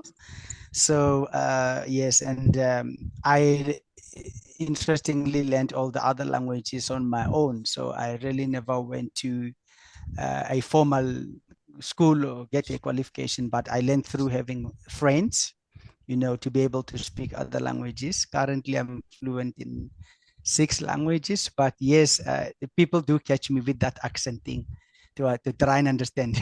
Where do you come from? Yes, you can speak the language, but your accent is somehow, so you caught me out today. So ons Spira said Afrikaans so ons sê, ne? Yeah. So really the unemployment rate, I believe one thing that we really need to take into consideration with the kind of challenges that we have in a country of high unemployment rate. Our first speaker although they were speaking more on the pedagogies of entrepreneurship, I believe personally that, and I once did a study, I believe in my undergraduate at the time, for us to start incorporating entrepreneurship at school level, because I personally feel how our education is structured in our country, it more speaks about us finding work. How are we able to find jobs? We really are not entrepreneurial minded, and in teaching all the graduates that we have in our country to make sure that they work for themselves. And I'm happy that okay, so we have failed our people, our youth specifically, because we are not out there. I mentioned earlier that when I started, I have about 3 businesses that failed before I started this one 11 years ago, simply because there isn't mentorship, there isn't coaching. Even today, as a business coach, people still believe business coaching is, for specific people that have money, that can afford it, it's expensive, and all those kind of things, because of the type of mindset that we had as a country, that no, you must get a degree, but we still have high numbers of unemployment in our country. So lastly, in answering what we are doing, yeah, I had the privilege currently of doing my master's of entrepreneurship with Vet Business School, and they have an entrepreneurship center there, where as a student, I have full access to be able to come up with ways of how we can eliminate high unemployment in our country. So one thing that we are doing currently, which I'm part of, and I'm not getting paid for it, it's really part of me giving back, is that we are starting with graduates from VETS, right? Obviously, before all the other graduates of other schools. So all the VETS graduates that previously studied there but are still not working, we have invited them back to the entrepreneurship center at VETS to work up ways on how they can use their degrees or whatever that qualification that they have to work for them in creating their own work instead of working for someone else. And yes, the center was opened last year around June, so it is work in progress, and also on the side, I'm working with our president has what we call Black Umbrellas, Mr. Ramaphosa, where I'm able to mentor entrepreneurs that are starting and so forth, and they also, one is not getting paid, but it's really a matter of giving back for these businesses also to grow, despite the work that I do where I'm getting paid and so forth. But on the side, I try to be part of Black Umbrellas as well. So for us to try and grow businesses in that sense. Okay, thank you. Thank you. Thank you, Doc. Thank you so much for the question and the answer. Let me now please call upon our next speaker, Dr. Pinaki. If you're there, if you can kindly turn on your microphone. Thank you, Mr. Bhattacharya. Am I audible? Yes, you are. Yes. Okay. I will share my PPT with you. Okay. Thank you, Dr. Chamin. How are you? Fine? Thanks, Dr. Bhattacharya. Yes, I'm well. Thank you. Thank Wonderful you. to see you on the platform. Pardon? Is it visible? Yeah. Yes. Okay. The topic is creating conscious awareness for entrepreneurial decision making in the Indian context. Well, I am Dr. Pinaki Ranjan Bhattacharya, Principal of City College of Commerce and Business Administration, Kolkata, India. This topic has been generated or been thought of when we see that, yes, entrepreneurs are being developed, but there's lack of entrepreneurship activities, which is in the Indian context. Though India is surging ahead, which will come a little later, but there are issues which are backtracking the Indian entrepreneurs in moving into different concepts or different areas. I'll start my presentation, my discussion on the slide that since independence, pre-independence and post-independence, Vakana Thakur, as we know him, he was the first, probably the first pioneering role. He played a pioneering role in setting up a string of businesses, companies, and commercial ventures. And he probably played a huge impact in the minds of the people at that point of time. After which, probably, banking, insurance, he started a bank also at this point of time in partnership with the Britishers. And then G.D. Birla, Jerry Tata, we have seen them. They have come up as the first generation entrepreneur. Following them, after some time, we also saw Azim Premji, who was also there, Wipro. He came up. Then we saw the new generation entrepreneurs, few of them. Paytm, Vijay Shekhar Sharma, Sachin Bansal, Flipkart, Ritesh Agarwal, Oyo, of late, very recently, Sun Ecotech Ventures, a Bengali, Digvijay Chakravorty. Now, all of these entrepreneurs have developed themselves into a particular pattern or a niche area, catering to a niche area where they have identified those areas, wherein others have followed their suit. For example, Paytm has created a revolution in the banking sector, in the transaction sector, I should say, financial transaction sector. Flipkart in the distribution logistics sector. Oyo in the hotels and hospitality sector. Sun Ecotech Ventures again in the green products, which is the need of the day today, right? And they have already created a market for themselves. What makes an entrepreneur? We have to understand that first. The most important point which one should understand, why one should become an entrepreneur. There are different books on it.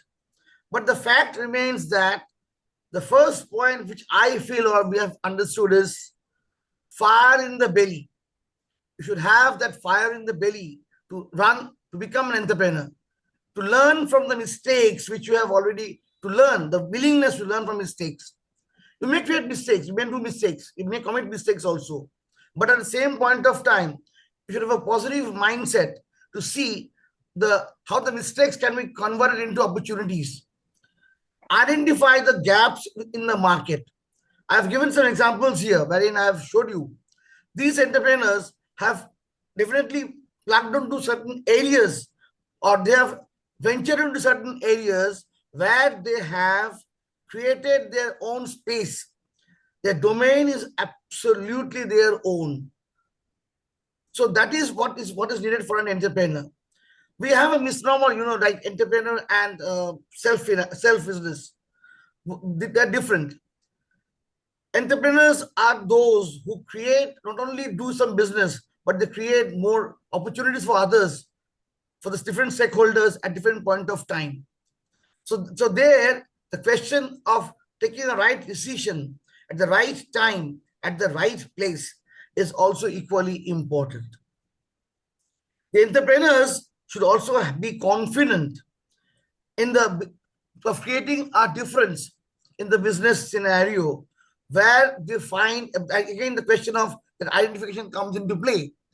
So you are trying to find out what is the gap, and then you are trying to put in that business or do that business, which will definitely help you to grow in a faster scale.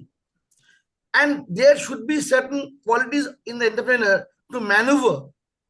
What to maneuver, when to maneuver, how to maneuver. Because opportunities, as there are, problems or hindrances also will be there. So he should be knowing how to, I'll again give an example why I'm saying this. The ability to maneuver should also be there. And there should be a point that there should be a mindset, positive mindset, to recreate something different. When you find that there's a block, that there should be a situation, if a situation comes where there's no way to go on or grow further, you should divert. There should be diversion, as we call it in the marketing parlance, what we call as either concentric diversification or conglomerate diversification, as we know it. Right? It should be either concentric or conglomerate, which is very important for an entrepreneur. The next point which comes is, how can they maneuver the skill sets?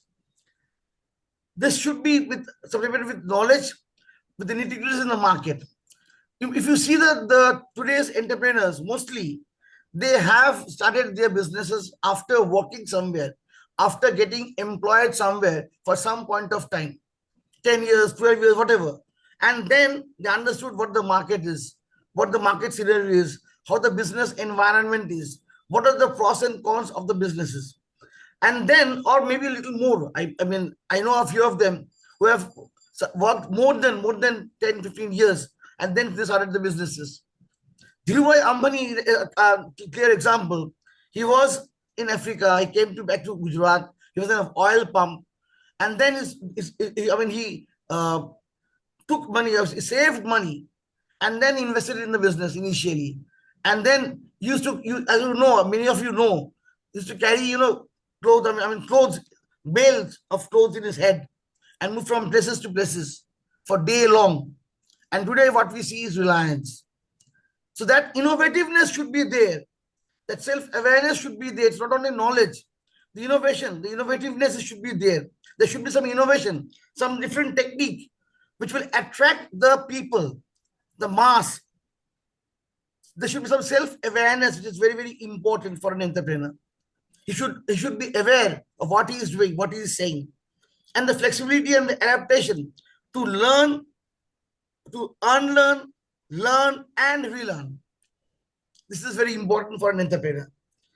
So in my view, I should give you an example to make you understand how Wow Momo became a popular Indian chain of fast food restaurant in the country.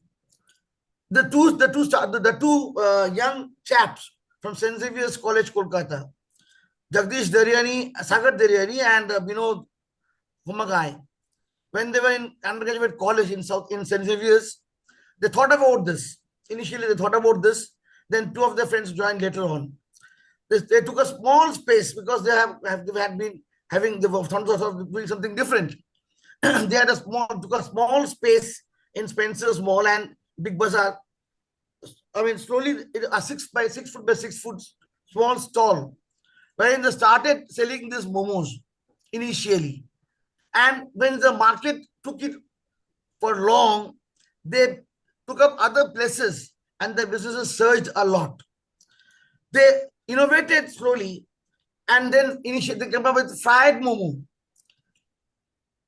They were not unperturbed during COVID period. What they did at that point of time, they fed the people, the elderly people, went to their houses and fed them regularly with food. At the same time, they said, we are from Wow Momo. So the promotion was in a different way to them. And these people later on became fond of this because their son or daughter were not in India at the point of time. So they were fed at that point of time. During COVID, they went into a strategic partnership with Cafe Coffee Day so that they can use those outlets, they can reach out to the people. So this is innovation. This is something which is called strategic innovation, which you talk of, which we teach in the classes at different point of time. After COVID, they thought that, well, we have done with Momo. Now we think of chocolate Momo, which is little different, vanilla Momo. So these are the variants of Momo. It is not that it's only Momo, but in a different flavor. So they added flavor into it, which gave them that opportunity, that market, a total different, because kids and teenagers like those momos most. That is what you have to think of. That is what you have to feel. So I feel this way that, the 5 C's of an entrepreneur, there should be a culture. culture in the sense that thinking process, how to go for it, knowing from different sources. There should be a little bit of cash flow. I give you an example of Sagar. Sagar Duriani started with only rupees 30,000. At that point of time, 2008, it was a huge amount. He took it from his father, said, or from his friends also. There should be a clarity. What exactly you are doing, how you are doing it. The communication should be proper. What you are trying to propose, promote, and market. And there should be a customer delight. What you are offering, the customer should be satisfied, which is very, very important in today's world. This should be the 5 C's of an entrepreneur. At the same time, I would like to say that the 5 D's, which is also equally required for an entrepreneur. One is discipline. You should be disciplined to know or to self-analyze yourself, understand what you are offering, how you are offering, when you are offering, in what different ways you are offering. There should be dedication dedication in the sense, what I mean to say here is, or what we say actually is, to carry on. Yes, you may have good times and bad times. You may have businesses, a business cycle may be on the top, maybe down. But at the same point of time, it doesn't matter for you. If there are good times and bad times in every business, you should be dedicated towards your fulfillment of goals. There should be determination in your mind that yes, I should go like this, or we should go like this. There should be direction, which is very important. And there should be no deviation, or if deviation required, it should be taken care of in a proper way, in an apt way, as we call it, so that the business sustains, the business generates revenue for you. Because ultimately, at the end of the day, profit is also very important. So wherefrom we come to this point that there are 5 P's. What are those 5 P's? To create an awareness. Persistence. You should be, persistence here means that you should be thinking, should be given that opportunity. You should be taking care of that. You should be going for it. You should be attached to it. Think day and night, whenever you're feeling that, well, this is my cup of tea. I should be look like this. Patience should be there. There shouldn't be any hurry from your side or from the entrepreneur's side. You should be patient in listening to others, understanding others, and taking actions accordingly after what the others are looking at. There should be a purpose of your business, of being an entrepreneur. The purpose may be social, maybe economical, or maybe socio-economic in both ways. But there should be a purpose for that. It should be people-centric. It should not be that you are doing it only for yourself. No, you are doing it for societal issues, because we cannot ignore the society. That is very important for us. And finally, the last part is profit. The chunk is needed to sustain and grow in the future.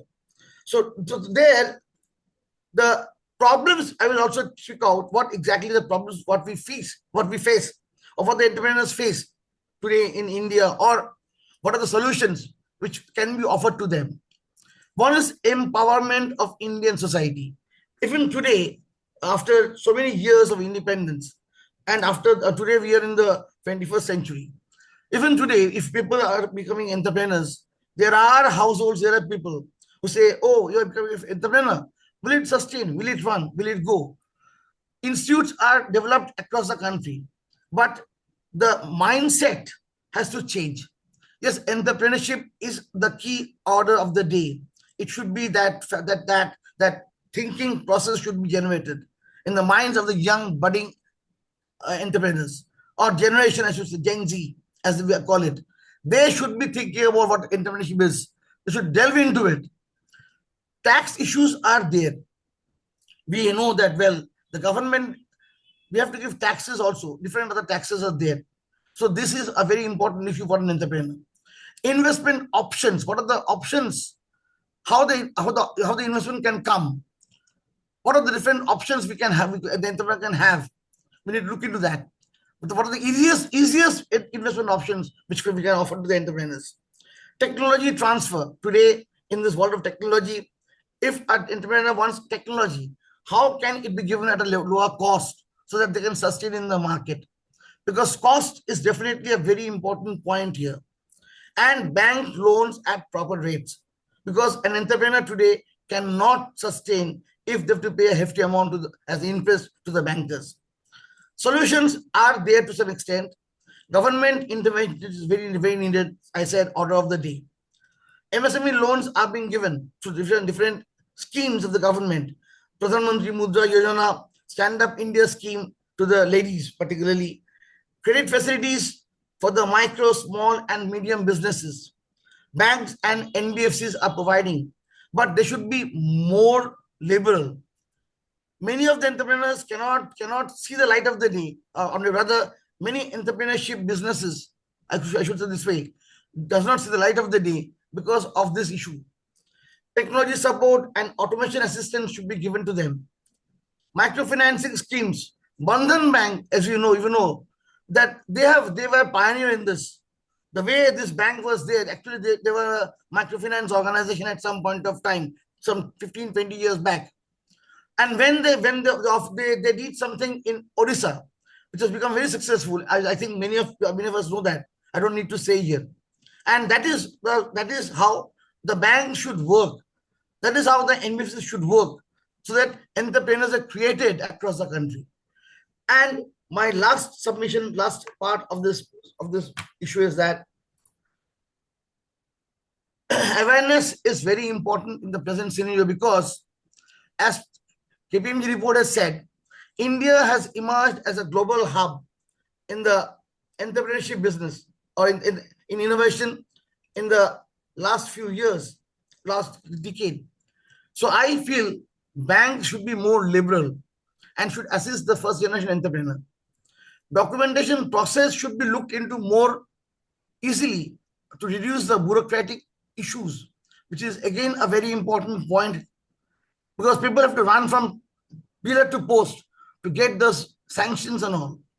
Entrepreneurship should be motivated to become job creators and not job seekers. I think this is my way of my version, what I feel. Thank you all for listening to me. Good evening, good morning, and good night to all of you. Thank you. Namaskar. So much for the beautiful presentation. Really feels that you're taking me back to the history of Bengal, and definitely both of the names that you are taking, both of the companies, I was there as a part and helping them to grow. Digbijoy, definitely Vimal, and of course Sagar. In fact, the first round, the crack that they did with Sanjeev Bikhchandani, it actually happened in Hayat in front of me along with Deepak Daftari. And we did that entire conversation. Anyway, it's a long. Yeah, I was a part of that. I was a little bit. I know them a little bit, as you know, also. Right. That's what I have actually, portrayed here. What I have seen, what I have learned from them also, talking to them. Right. Very nice. Anyway, good to know about these perspective. I'll take a pleasure to welcoming our next speaker, Mr. Ashish Arora. If you can kindly turn on your microphone, I'll request Dr. Pinaki to turn off the screen sharing. Yeah, sure. Of course. So, blissful good evening to everyone. Basically, my name is Dr. Ashish Arora, and I am from Alwar, Rajasthan. And right now, I'm serving a leading university of North India as a head of department of School of Law. Basically, my work is on India, like where we are heading towards. Is my screen visible?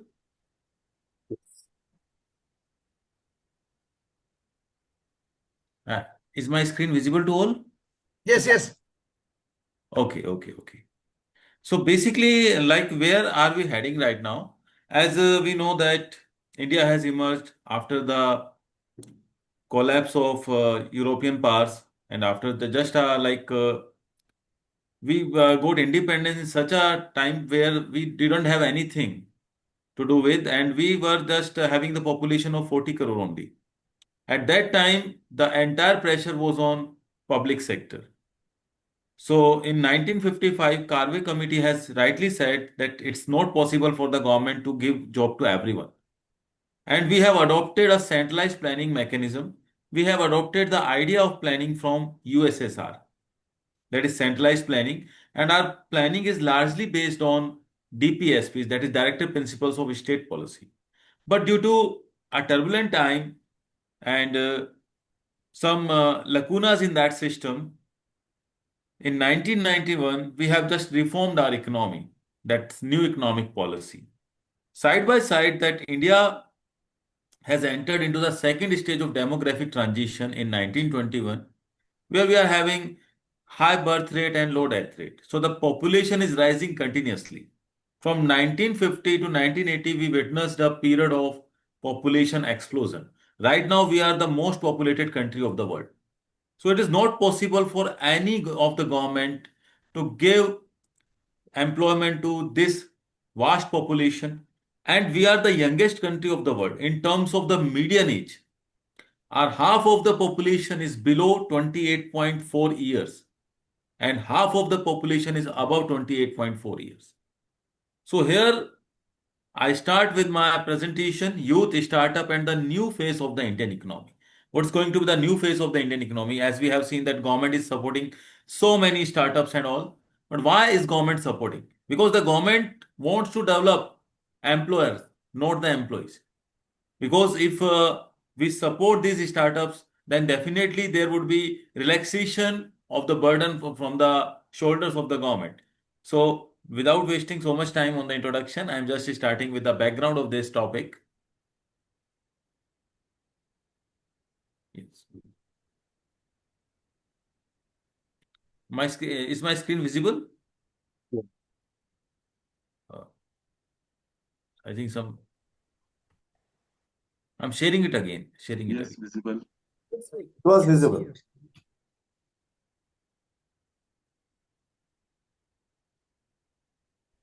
Okay. So, like as I have already told you about that India is the youngest country of the world in terms of median age. So, what will help us? Like there is several challenges. Right now, we have seen that we are the fourth largest economy in the world, but there's a big challenge into that. As we have seen that more than 80 crore people are getting free food grain from the government. So government cannot have that much of expenditure because these expenditure are counted to be the consumption expenditure. To reduce that, we need to be good at the startup. So that's why, like the government is recognizing everything, India has already emerged as the third largest ecosystem for a startup. Because how? Why does it happen? Because the startups are giving a large number of jobs. Like India has 112 million working age individuals, 20 to 24. And it is more than China. It is more than China. And we don't have that much government job opportunities. So as of June, India emerged as the world third largest startup ecosystem. And these startups are government recognized. As in the previous session, we have seen that some startups are promoting gambling and all. But apart from that, these are the government recognized startups. They are above 1,40,803. Now, how are these ecosystem? How is this ecosystem has developed? Like now there is simplified compliances, self-certification, single window clearance, and there are several tax benefits. And now there are funding support with several schemes. I'll discuss those schemes also. Now there are several sectors like IT sector, biotechnology, agriculture, renewable energy. That is the biggest opportunity, renewable energy. Now, as on 31st October 2024, in 73,151 recognized startups, they had at least one woman. So there's gender equality in that also. as a equal pay for equal work is still a distant dream, but startup doesn't take care of that problem because, startup just makes a solution to that problem because in several unorganized sectors, as we know that 52% of India's workforce is engaged in self-employed category. And self-employed category ranges from a street vendor to a big entrepreneur. So that is the biggest problem. And only 18% of our workforce is engaged in organized sector. So they are getting regular benefits like medical facilities and all. So you need to win your life in such a way so we can have that in the form of a startup business so that we would earn more amount to survive in a better way and to just not compromising with our dignity. Like most of the startups in IT sectors. Then second is healthcare and life science. Third one is professional and commercial services and education. Professional and commercial services, as we know, BPOs, LPOs, KPOs. There are several options, and accounting enterprises, because these people are very expert in that. As we know that India has become a hub of IT sector. As we can see that developing cities, Hyderabad, Bengaluru, Gurgaon. Earlier, these has to be like simple towns. Now they have converted into a town there where that has become a hub for cyber organization and all. Like there is several investment. Like Accenture provided 12 crore worth to of business to start up within financial year 24. So they are allowing the people so that they can have a good opportunity in the global world. Now, government initiative, Startup India Seed Fund Scheme, it was launched in 2021. It has a corpus of 945 crores. Then, credit guarantee scheme for startups. Basically, the startup lacks the financial support. So, the government is working in that direction. In that direction, the credit guarantee scheme for startup permits scheduled commercial bank, NBFCs, and venture debt fund. Venture that is a risky fund under the SEBI registered alternate investment fund to give credit to startups. Now, 604 crore amount has been given to them to 209 startups. The government is very serious about that. Fund for startup scheme. It was established in 2016. Because the need of the hour, it has become a new normal now. Okay, so now what to do about the human capital formation point of view? As we know that India is spending around 4.4% of their GDP on education, but it needs to be above 6%. But there are several initiatives launched by the central government to promote the skill development. That human capital requires a stock of skill and expertise, and that can be developed through training, development, education, health, migration. So in 2016, Atal Innovation Mission was launched. Under this initiative, Atal Tinkering Lab have been opened in schools.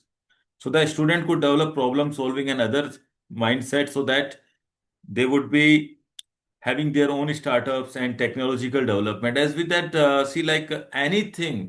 anything which is a problem can be seen as a solution, can be seen as an opportunity if we have proper skills to handle with that.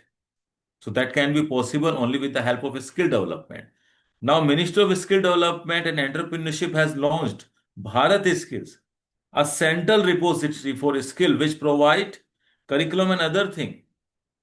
That who are the main aspirant of that? Gig workers. Gig workers, that includes delivery entrepreneurs, financial advisors. The main challenge is that in with the Indian economy, I must quote that the startups, some startups are promoting, I will not take the name of those startups, are promoting low wage workers. They are just serving a high-end society of the community, and they are being paid very less. These kind of startup creating a tension and creating a income difference or inequalities of promoting inequalities of the income. So that's why to extend the or to promote equitable growth, the government has come with a repository that is Bharat Skills, and it gives advice to home service maker, resellers, tech freelancer, online tutors, travel agent, cloud kitchen entrepreneurs, agripreneurs, medical entrepreneurs, and like EV is becoming a new normal nowadays. Now, this is the big challenge. This is the big challenge that I said already that those in India, several people are underpaid. And it is the data of the government. Over 800 million people of the country are getting free grain from the government. This is the biggest challenge. This is a government accepted thing that the people are not able to arrange a square meal for them. So like estimates on GDP contribution by startups, there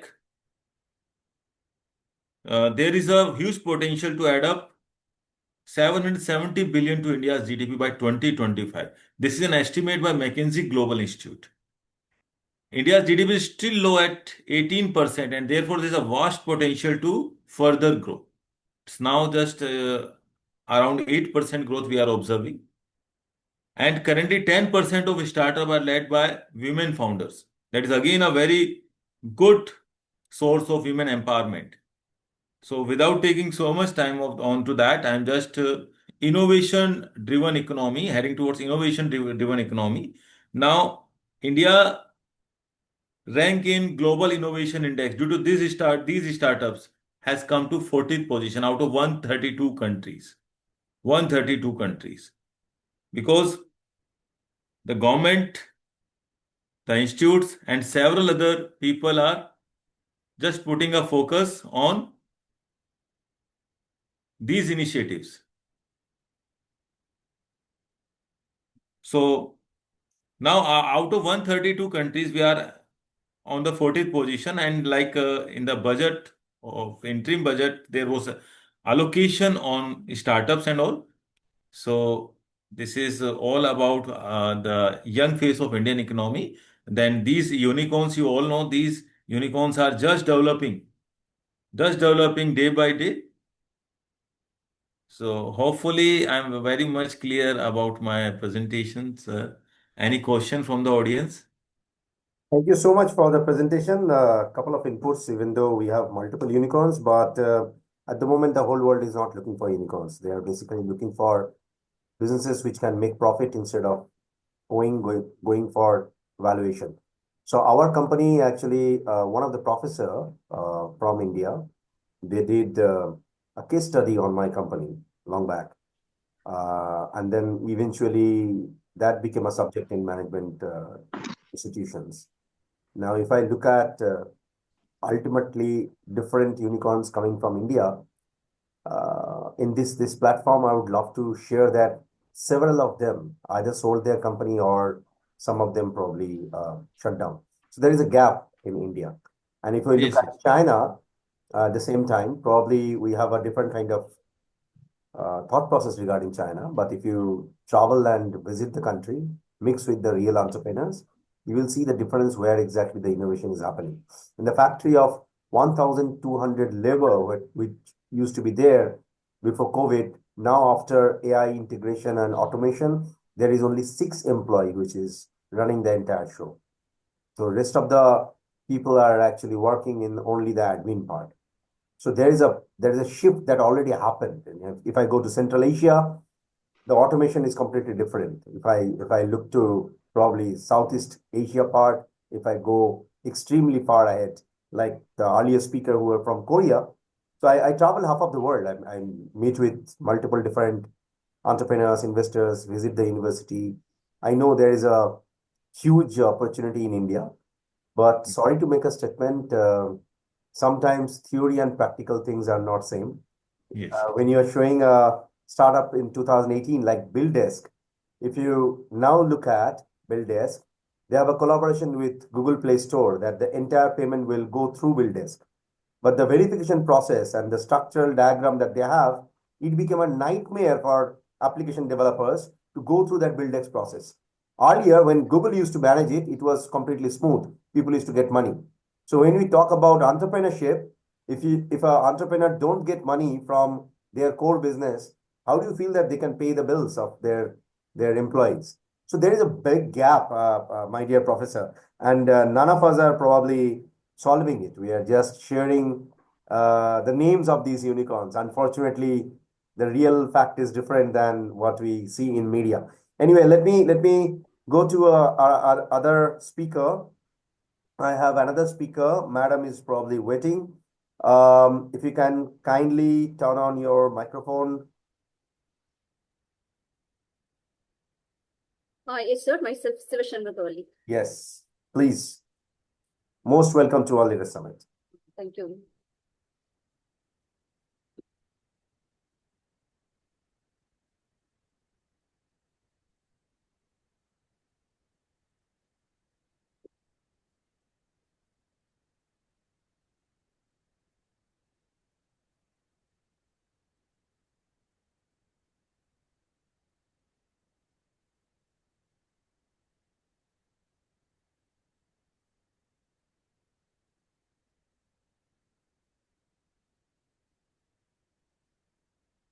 Yeah, we can see your. My screen is visible. Yes, Okay. your screen is visible. Okay. Thank you. Thank you. So the topic of my talk is today AI, artificial intelligence as a new co-founder for startups. I myself, Dr. B. Sivashanmugoli, working as an assistant professor in Dr. B.S. Abdul Rahman President Institute of Science and Technology. I'm also a certified education, entrepreneurship education. In the last talk, we have seen about entrepreneurship, why we have to move on to entrepreneurship. So let me introduce something about co-founder. The co-founder, when we think about the startups, the co-founder changes the solo idea into a team venture. When we have a co-founder, the startup will be benefited due to these contributions in so much of technological, financial, and operational and emotional supports from them. Just I'll be introducing a few startups, that is few companies which will be famous, popularly known because of their co-founders. This is the one of the most known company for us, Apple. Steve Jobs is actually a co-founder who is supporting the brilliant engineer Steve Wozniak. And his business acumen leads the Apple's product and the revolutionary markets. Bill Gates, who is the master in the software development, was accompanied by Paul Allen, who is an instrumental person in creating the early softwares. Their teamwork turned Microsoft. And another well-known firm is Tesla, who is most contributing and competitive, created a competitive edge in the electric vehicle industry. Why we need to go for the co-founder? What is the essential of the co-founder in today's market or today's startup? Actually, the co-founder should be complement of the founder.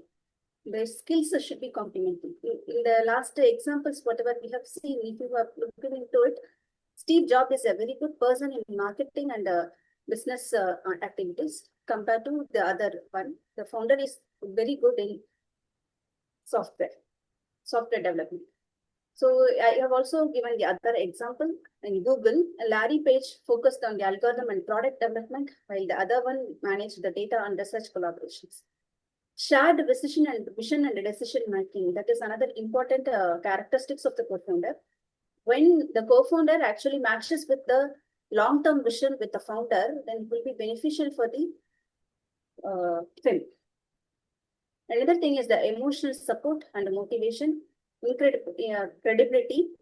This improved credibility will also seek the proper investors, and co-founder can also support in the broader network and broader reach of the firm. And they also complements the faster execution. choosing a right co-founder is a most critical part in the entrepreneurship venture. When we say it as a right co-founder, the co-founder should not be like a friend or a life partner or someone else. We have to match with their skills. The key factors, what we can suggest to select the right co-founder is, as I mentioned, the complementary skills. If you are good in the software development or product development, then the co-founder should be good in the other activities like management and the marketing or sales and etc. And the vision of both the founders should be matched to each other. Then only they can create the values of the firm. And they should have a proper trust as well as the commitment. And the work style of both the founder and co-founder should be compatible to each other, which will lead to the long run of the firm. And there should be a proper communication and conflict handling between the founders and co-founders. Now, let me introduce something about the artificial intelligence, which is a leading technology in today's world. The artificial intelligence is nothing but similar to the human intelligence, but it is not actually human.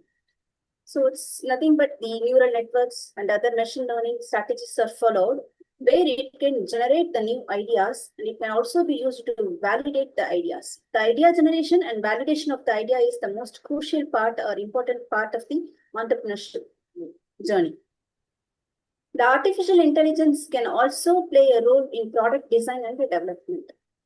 It can also contribute towards marketing and branding. We have some of the popular things like a Canva. Canva can be used to create the posters and it can be stored in, and it is playing a crucial role in the digital marketing.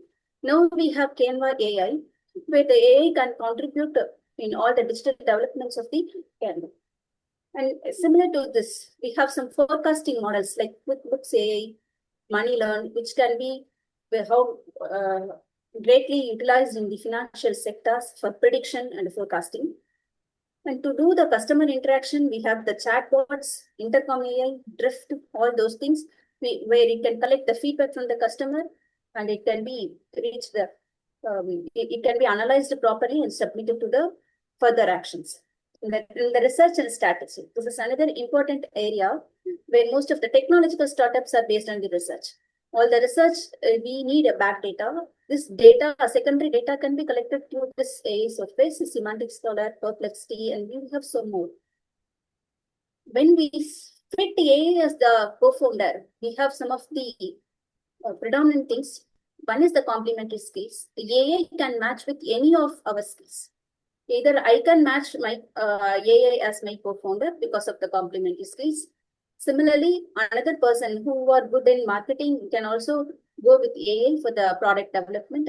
That any of the complementary skills can be easily matched with AI. And another is it is always available. That is the very big advantage. It's available for 24/7, no sick leaves, no medical leaves, and nothing, no breaks. And the scalability, this is also very, very good. Even a single AI tool can replace many more human workers. So that the scalability is infinite compared to the human. So AI is not just a tool. It can also act as a strategic partner because of all these things. When we go for the AI, we have some of the important characteristics in the decision making. Let us list something here. Data-driven accuracy. It's the first major contribution, because when we do the data, that is secondary data collection or a data interpretations, we are also dependent on the AI tools. Even any co-founders, we need to dependent on the technical developments and technological for the data developments. As an AI, it can do the data-driven in an enormous faster way. Another thing is the speed and efficiency. As we have mentioned already, it's not a human. Based on the memory and the tool capacity, it can efficiently give the data at whatever the speed we require. And AI can also predict the demand, and it can go for the resource allocation. By proper allocation, it can reduce the waste. Hence, it goes for it is a very good tool for the cost optimization. And as I mentioned earlier, the chatbot and other things gives the personalized customer insights also. Almost all of the today's customers are going for the automated processes like digital marketing and other things, where we will be getting the sudden feedback from the customers, which can be processed through the AI, like AI chatbots, and it can be properly taken. And the last one is the better risk assessment compared to any other co-founders. This is only for the decision making. I am telling. Whenever we go for the fraudulent transactions or the other kind of cash flows, it can be easily identified by the AI tools, so that it is very good in risk assessment. And the strategic plans also can be delivered properly through the AI. Human bias is reduced. This is a very good advantage of it. Whenever we have gone for the decision making, the bias should be eliminated. Biasing can lead to a loss that can be reduced when it is done by automated machines. Another thing is the continuous learning. All the AI tools are adopted deep learning algorithms where based on our input, it is automatically rewriting all these learnings, and it takes the adaptability. The competitive edge, it's a very high technological advancement, artificial intelligence is, so that it can give the competitive advantage over the all other competitors. And it also supports teams. This is a very big role of AI. Whenever we have least number of people, the teams can be supported by AI, which can replace most of the human. It doesn't mean that it reduces the job opportunity, whereas the prompting of AI should be proper. This prompting, now the era of AI introduces more positions like full stack engineers and prompt engineers in the software development also. It doesn't eliminate the job. It refines the job description. Let me quote some of the best companies whichever used AI in their products. One is the Tesla, where Tesla uses AI powered, that is, it's used AI for the autonomous cars. AI powered vision and deep learning strategies are used in the cars so that it go for the autopilot mode, and it is already tested and it is commercialized now. Another is the Indian company Flipkart, where it is using the AI in e-commerce. The chatbots for customer services and optimization in the delivery routes and inventory management, all these can be automated through the AI. This gives a very large improvement. That is $16 billion is the improvement in their revenue. Another is the Q.AI. This is another health diagnostic company. In the healthcare also, AI can play a vital role. The AI, as I mentioned, the AI can be used for the predictions. So based on the inputs, whatever they have given from the patients, it can be used as the predictive tool and a supportive tool for the doctors. It cannot replace the doctors. It can be used as the supportive tools for the doctors, so that the time can be reduced and we cannot miss out any of the symptoms while doing the diagnosis. So for early diagnosis and proper diagnosis to detect diseases and to do the suggestions and to read the CT scans and other type of documents, it can be used. AI can be used. And it also adopted very well in healthcare industry. One of the such companies, Q.AI. And another is the AI in the manufacturing sector. AI can be used for the process automation. Already the automations are used by IoT and other technological advancements. IoT, that is Internet of Things, and robotics are used very well. In the same way, artificial intelligence can also be used. The artificial intelligence will be used to do the, will be employing the intelligence decisions to do the communications properly to the small things. That is the based on the their parts. AI based AI, how AI can be used in the startups. Even though we have listed all the AI advantages and other things, how it can be further used. Just I have listed some of the examples. AI-based credit scoring and loan approval, fraud detection, predictive trading, like that. It can be used in financial sector. It can be used in the healthcare sector. It can also be used in agriculturals, and it can also be used in manufacturing sectors. Any sectors, wherever you name it, AI can be complemented because of the large data it can handle. It's only because of the large data it can handle. Because of the large data, it can give a proper prediction. This prediction helps us to take the fine decisions. What are the other advantages which makes our AI or which fits AI as a co-founder? As we know, AI wears every hat. It can act as a marketing manager. It can act as a sales. It can act in the customer review. So wherever you need the AI, you can use it. So no, but the other part, the good part is there is no equity required. It has infinite potential. It can work for 24/7. It can act as a brain of a team, not a single people. Brain of a team, it can act as, and it has no ego, no politics. Where strategy meets the speed, it gives whatever you need, it will give within a second the answers. The only partner who gets smarter every day is the artificial intelligence. So whenever we go for the artificial intelligence, empowerment is there. It is, as I mentioned already, it is not actually a replacement of the human errors. It is empowering the human. We can utilize the AI, we can AI's intelligence, AI's fastness, and we can use it in our startups to empower the sector, not as a replacement for the human. And this human and AI partnership will give the tireless execution, and we get the enormous scalability. Those are the advantages of the AI.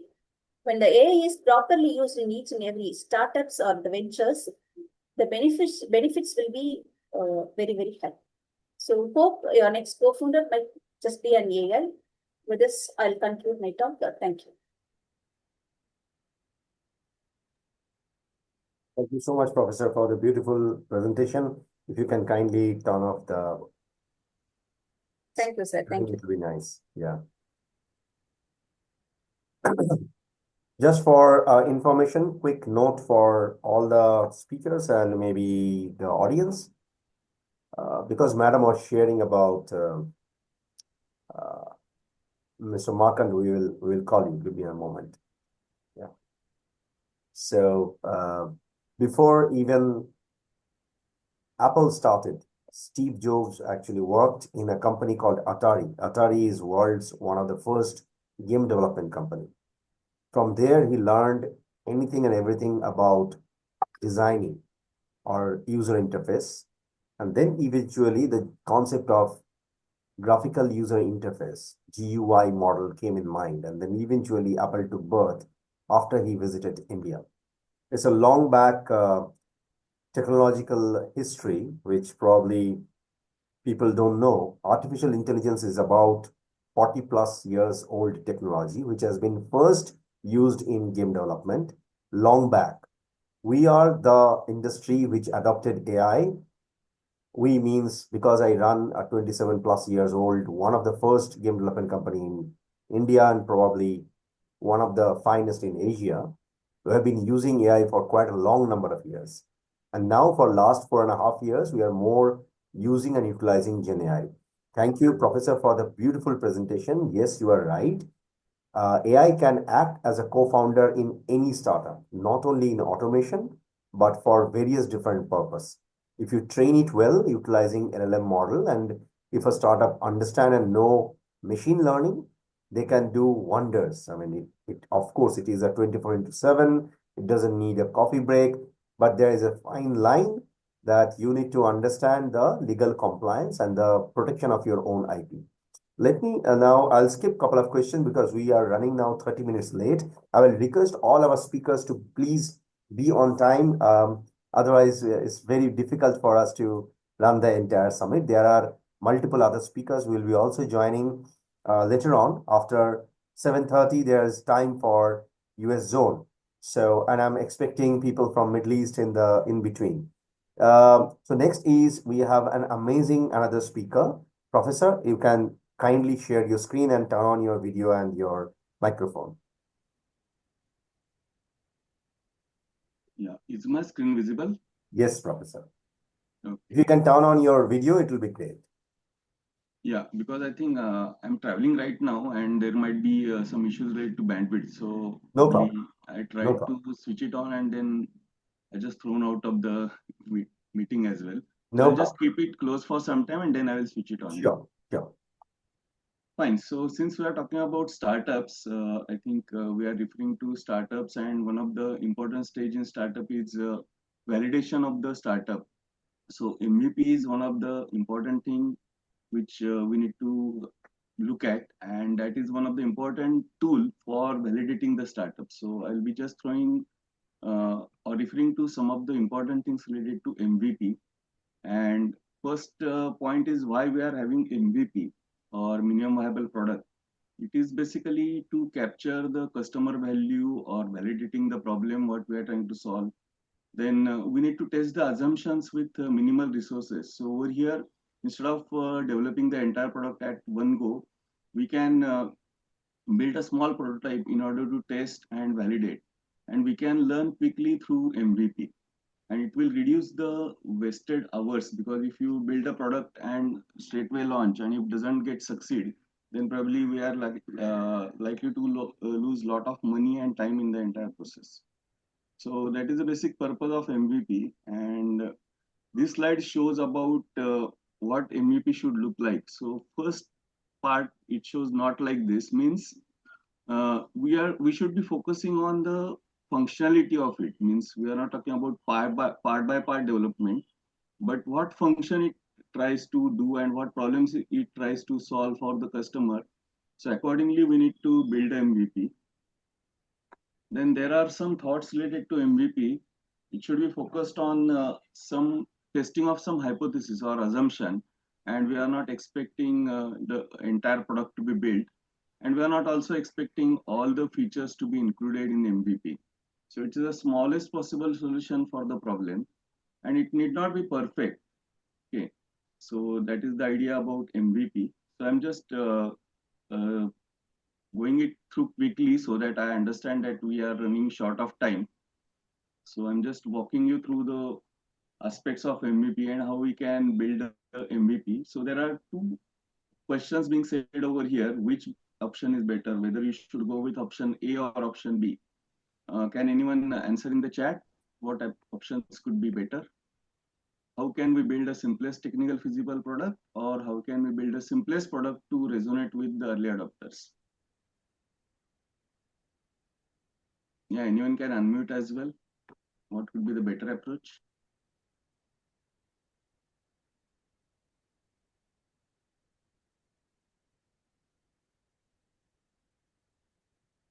If you ask me, then I'll go with B. Yeah. So I think everyone, those who are in startup domain, understand that we should not be focusing more on technology, but looking at how we can basically resonate with the early adopters and try to solve their problem. And this is the problem which we feel, I think everyone faces when we are came across startups. So I'm looking up as a mentoring the startups. So I came across so many startups starting with the solution, and they are talking about we have got AI based thing or IoT based something. But when I ask them what problem they are trying to address, okay, and over there basically they fumbled a little bit. So because their solution should be in align with the problem, not with what you think. Instead of that, what you need to think about the adopters or those users. So empathy is more important over here. Then about MVP, we need to keep it simple and experimental so that we can set some expectations. So what we can have the measurable parameters related to it, whether it should be qualitative or quantitative parameters. So quantitative parameters are always better, but it may not be necessary that we can have always the quantitative parameters. So we can also go with qualitative parameters in the process. So this slide talks about where MVP is launched. So on the x-axis, we can see attention, customer, you can expect to receive. So somewhere when you are trying to build a product, we are trying to launch the MVP, and there are different iterations of MVP, and somewhere you should get decent, I would say, decent product or service what you are trying to build, and that can be basically we can say impressive product, or it is also being referred as aha moment for the end users. So if we can have MVP with aha moment, that's what should be our purpose. But it may not be every time possible. So I can walk you through one of the example. So this is a startup which tries to build chess for blind people. They started with that concept, and the name of the startup is Square Off, and that is a startup started by two Indian engineers from Mumbai. So this was just a proof of concept. So they started with it, and then there were certain issues in that. So they built second prototype. So that was again a good one, but still it was not matching the requirement. So they go ahead with third prototype. So as we can see over here, multiple prototypes are required in order to come up with the final product. And this was the final product what they come up with.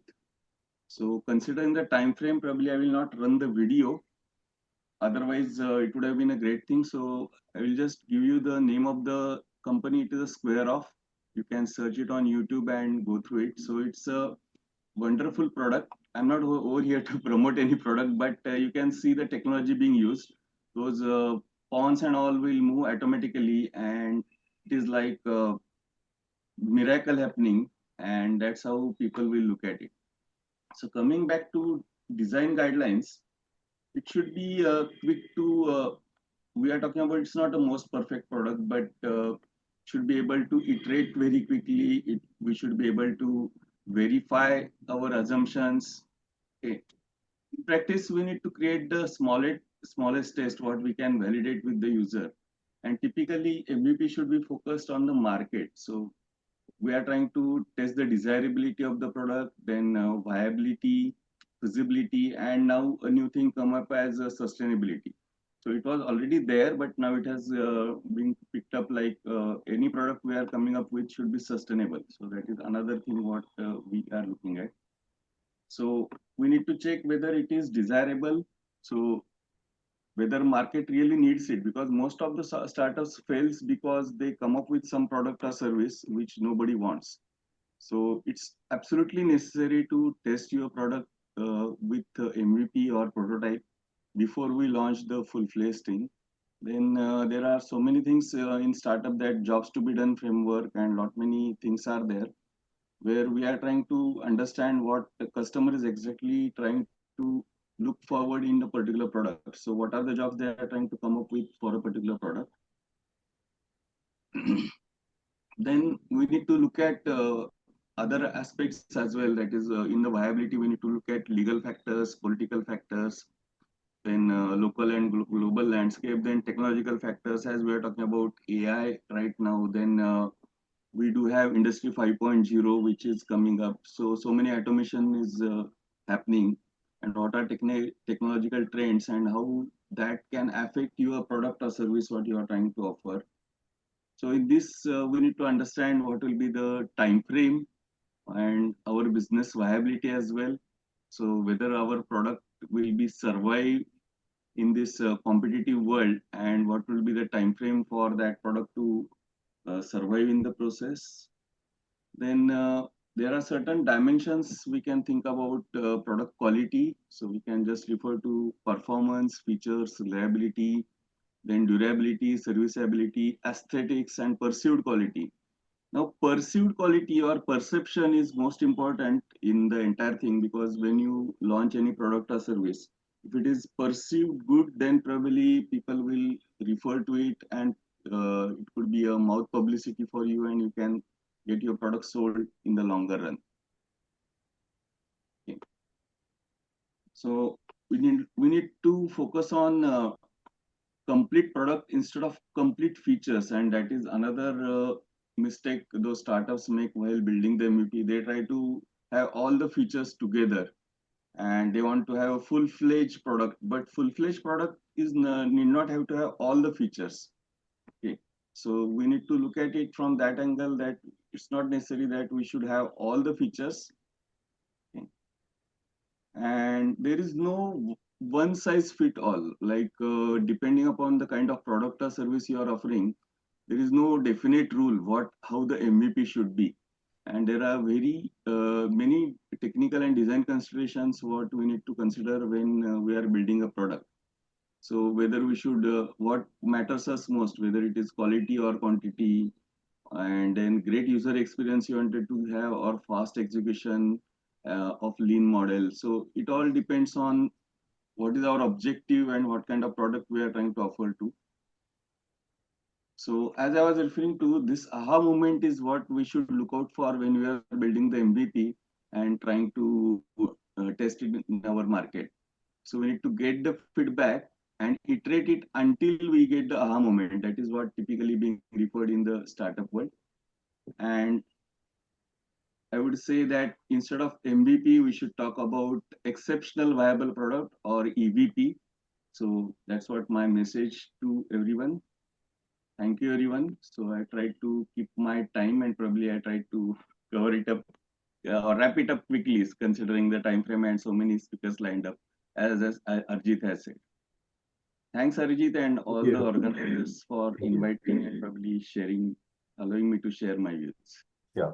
If you can turn off the presentation and then probably turn on your video. We have a tendency of taking a small snap and then send it as a surprise. I'm trying to stop it. Not able to find stopping.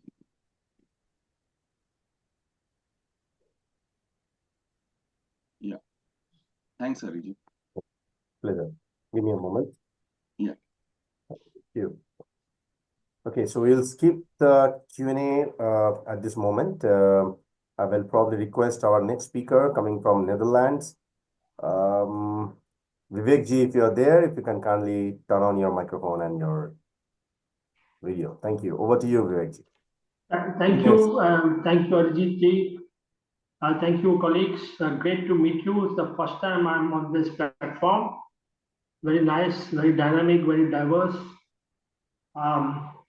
As we have seen many presentations, I think I'll skip the presentation slides and just try to have the power and the point, and speak to you about managing leading international education institutions in the current age. And in particular, I'll be focusing on Indian institutions, but of course, drawing on my experience in Europe for last 35 years, wherein more than 20 as a leadership consultant and coach and so on. Myself also, I'm leading a Dutch university in India as vice rector. So I'm facing all kinds of issues myself. So it's always nice to be on the ground and sometimes off the ground. So I've built it up in a couple of points, and then I'll try to integrate the whole story in a kind of framework. So looking at the context, indeed, we are in a very new space. Although I'm glad to hear from Arijit that his company and others in India already were doing this 30, 40 years back with AI, and now it has come to age and everybody is sort of rushing to catch up. In education also, this is leading to a massive transformation. Maybe not yet directly from within, but industry and the environment around us basically is pushing us to speed up, because we will be totally out of date if we don't do so. So I'm going to actually critique, give a constructive critique to what I've been seeing as a consultant and going back and forth. And I'm actually going to do it looking at impact.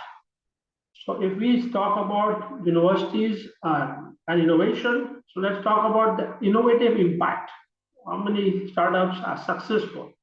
How many IPOs, how many unicorns, how many big ticket companies which have large employment opportunities have come out?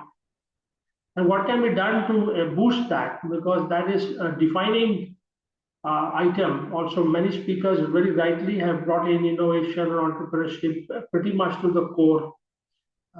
Given the huge population India has, given the talent we have, given also the kind of stuff we are doing. I was checking the news today, and somebody shared about TCS built, making India one of the 4 countries that can do end-to-end networks, communication networks, on which all this stuff is going. So we have a great opportunity. So it's not going to be just negative, but also the opportunity. But let's link the stuff. So basic context is that digital transformation is happening, and it is coming, and it has come. We see that in hybrid models, we see that in online platforms, we see that in demand by industry for skills, where even top institutes in India who had 100% placement are now struggling to find jobs for their students.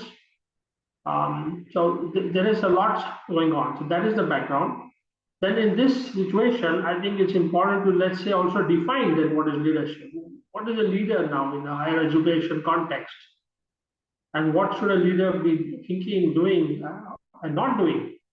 So obviously, it's very important that the leader is technology savvy. It's not afraid of technology and how technologies work, and has a sharp, logical mindset, analytically good.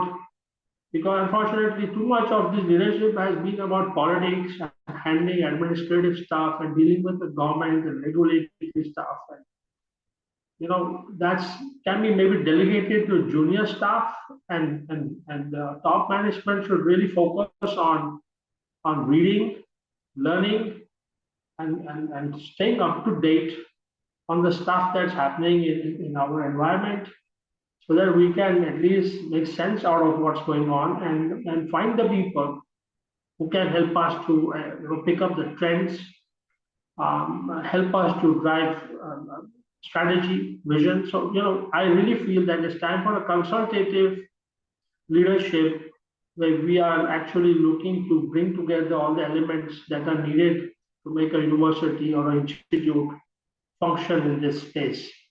And it's time to say goodbye to ad hoc, bureaucratic mindset. Maybe anchored in research and all, somebody has been a professor for 30 years, 40 years, but at some point you have to become a vice chancellor. But that's not going to get us anywhere, because obviously one of the problems with the super focus for people is that they are good in one thing or two things. And there are a lot of stuff that they don't know. And it is, frankly speaking, a pretty much a business space now, even for public universities. I think it's really time for professional leadership of universities. It means people who have a track record in leading companies, leading businesses, leading NGOs, whatever, who can really communicate, innovate, collaborate, who can make sense of things, pick up the trends, set the course, have vision, strategy, and not just getting stuck in this old school of, let us have some PhD from somewhere who has worked 30, 40 years and then promote the fellow, and then God save us. So this is very clear space. Then obviously there are core dimensions. I will try to touch on vision and strategy, change management, digital literacy, talking about digital era, inclusivity and ethics and empowerment, just to sort of keep this near. Talking about vision. So when we look at vision and strategy, we need to have some idea where we are going, how we see the future. For example, that we are a digital campus which are offering all kinds of programs. This kind of platform is a good example. Yesterday was the on-site program. Today is the online program. And there's a good convergence of this kind of a meeting. So we can benefit both from the on-site and offline aspect. I remember a comment, a discussion with Ariki that he said, yeah, Vivek, don't worry if you can't join us on-site.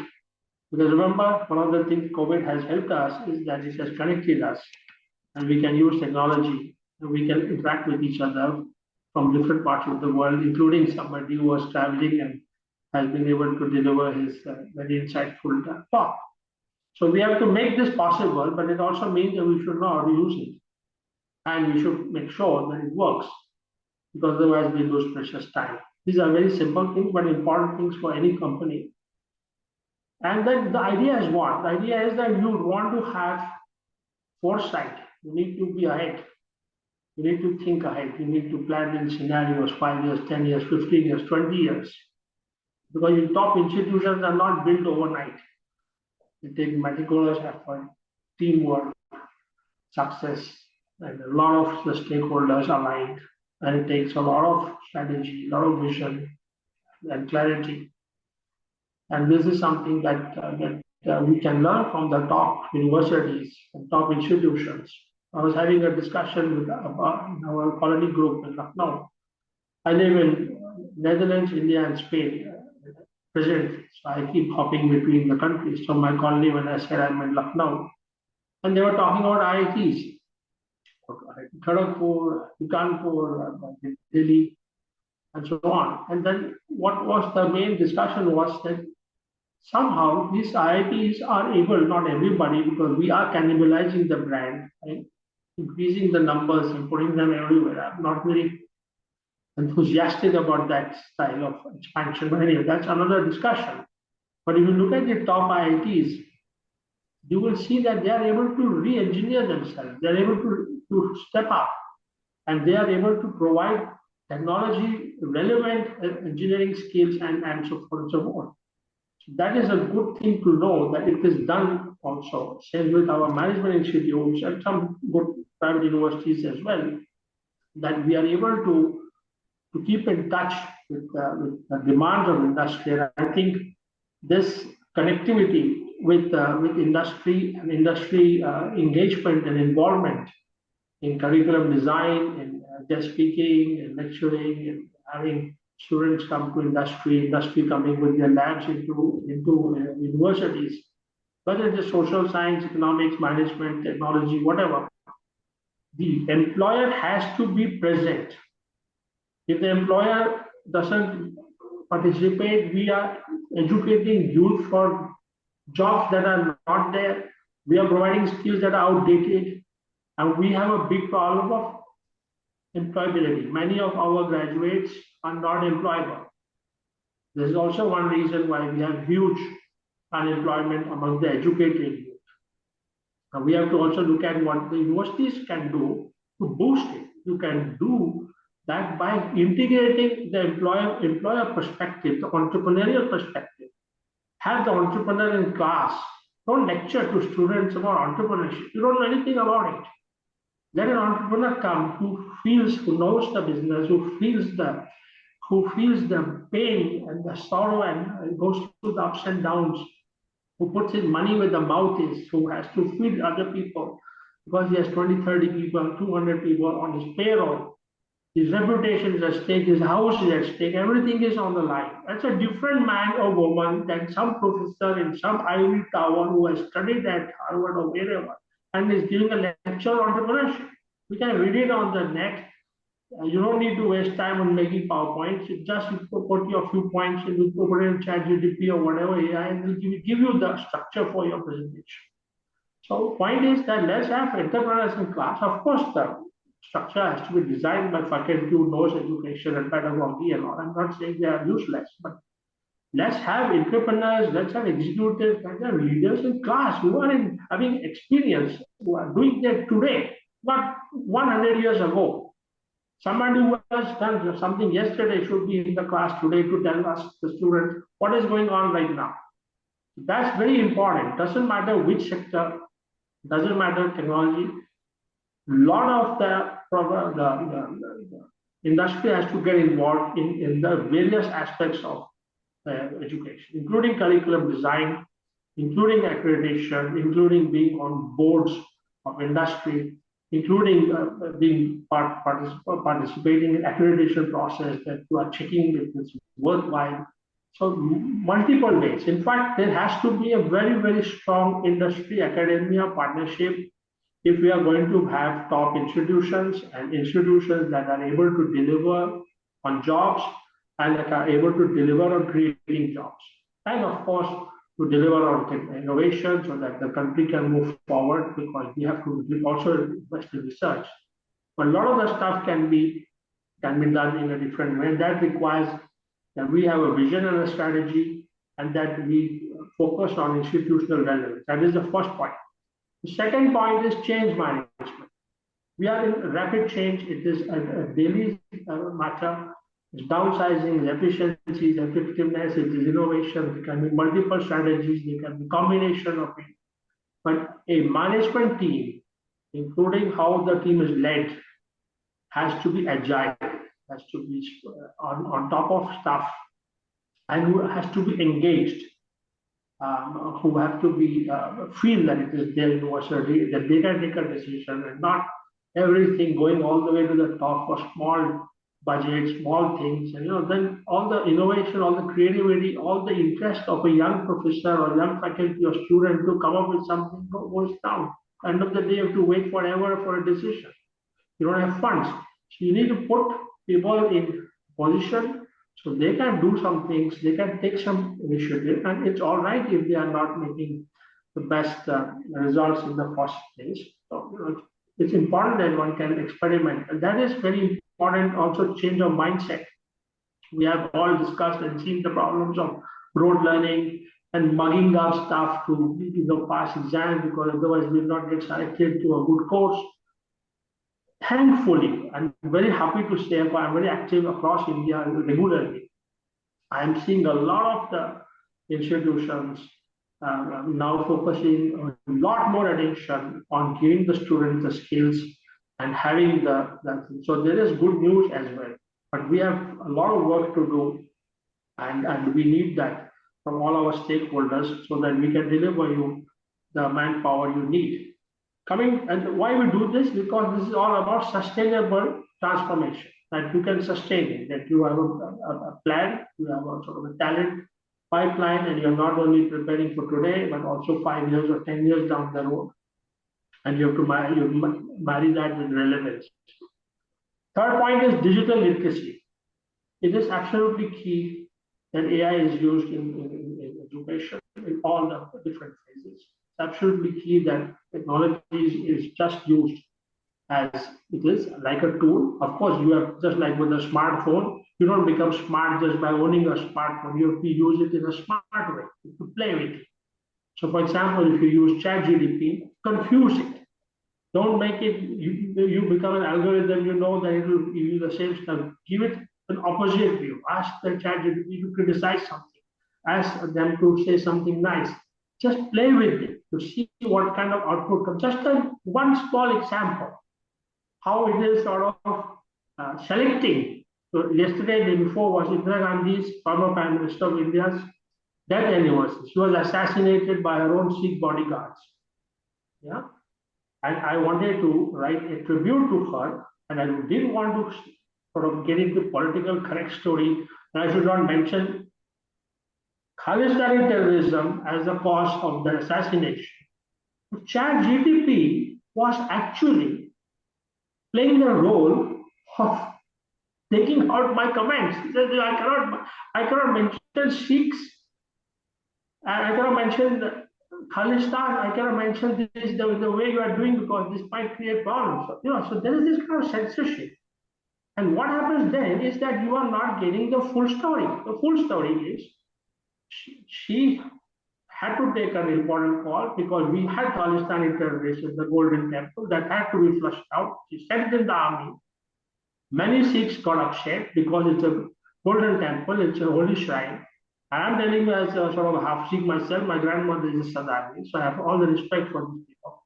But you have to understand that her own bodyguards, 2 of them or 3 of them, Sikh bodyguards, assassinated her. And she was murdered in her own official residence. This is the history, 84. Of course, there were riots and not a problem. But you cannot evade history or cannot make history what is politically convenient. And that is the problem with technology. It makes people dumb. This is my point. If you look around we were promised so many nice things when all these free data was coming. Everybody will have a mobile phone. And if you look at India and ask ourselves in a critical, are we more intelligent? Are we smarter? Are we more sort of up to date? We are stuck with fake news. We are wasting our time and all kinds of good ideas and no action. So kids, youngsters in universities who spend their time on social media, they need to be guided, molded, supported to use it in a smart way, because this is deadly stuff. It has created the biggest dictators on the planet. It has made the world unsafe. But it's not the technology.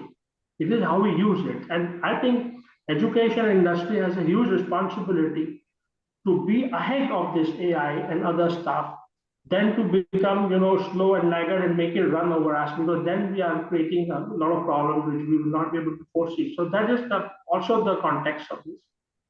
That means for leadership, it is about mastering technology. It is about tech fluency and also use of analytics and decision making. And ultimately, it is about smart decision making. And that is not that I know everything and everybody's an idiot. No, I know nothing. I get the best minds on the planet to help me to think. Of course, I go through it myself. I use my team. I use a consensus building approach. I empower my people. And as a team, I say my university wants to go there and there. And these are the decisions I have to take. I think this servant leadership, this consensuous leadership, this democratic leadership doesn't mean that you are just a boneless person who cannot decide anything. And for every damn thing you ask somebody, no. It means that you delegate some authority for others also to come to you and criticize you and tell you that you are wrong and tell you that that's not the right thing, because that is what is needed. And that is something we have a problem with in India. We are still ad hoc, we are paternalistic, we have a history, we have a whole story of respect, and we confuse all this. And that means that the youth is not innovative because they don't get the space. I will try to wrap up now to involve with time. Thank you, Vivekji. Wrap up. So the final point is that we are going to have, if we want to have trust and equity, we will need to work on that through dialogue and communication. And if we want to collaborate, we need to be genuine in collaboration that empowers, where we can step back and say, listen, we are wrong. Thank you for your attention. Thank you so much, Vivekji. Let me, it's a straight from heart and completely understand from where you are coming up and why you are sharing this. This is happening in various different parts of the world at the moment now, Vivekji, and I can see that in university level, lot many places, they call the industry people to teach in the classes. There is a hell lot of thing that is happening in AI. Even though we have a platform, maybe after the summit, I will be sharing that. We are running out of time. There is a big gap that when you write a prompt is not actually very, very perfect for so many people. Only probably 1% in the entire population writes the right kind of prompt. That's the reason you need prompt engineering. And we created a platform for this called Nexuxa, wherein you can upgrade and update your prompt. Anyway, I'll not take more time. I will call upon our next speaker coming from China. If you're there, kindly please grace the screen and then turn on your microphone and your speaker. Are you there? Hello. Yes, Yuan, we can hear you. Yes, I'm here. Can you turn on your video, share please? my screen. Yes, I'll share my screen for a moment.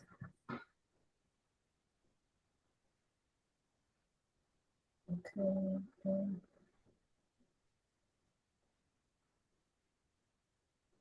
Yeah, is it visible?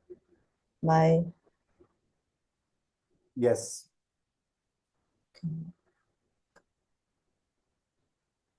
Okay, thank you, Dr. Arijit. And good evening, everyone. So it's my pleasure. Let me share my.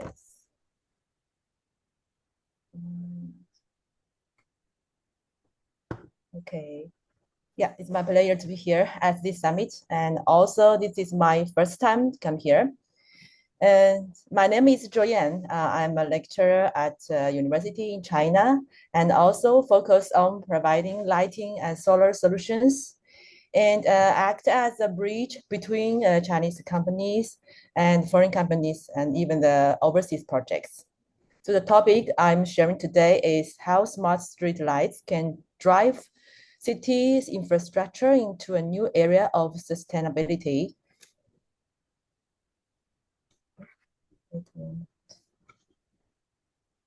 Okay, so when we talk about the global energy transition, we often think of big projects like solar and wind power plants. But today, I want to introduce an innovation much closer to our daily lives. That is street light. The statistics show around 70% energy of the world's energy consumption comes from cities, so making them key for the energy revolution. But traditional infrastructure is increasingly high energy and low synergy. So with one major overlooked consumer, that's street light. Hardly anyone guesses these unremarkable lights use around 10 to 30% of a city's public energy. There are over 350 million worldwide, 93% powered by grids, which means the energy still mostly comes from burned oil and coal. So when we are planning new energy transitions, so please look at these street lights. They are both energy pain points and breakthrough starts. Okay, why is street lights? So they are cities' most widespread physical network, high density, even spread and stable power, making them a natural neural network. But we've long limited them to one function, just lighting. They can sense changes or work with other facilities. Smart streetlights change that, a multifunctional platform combining lights,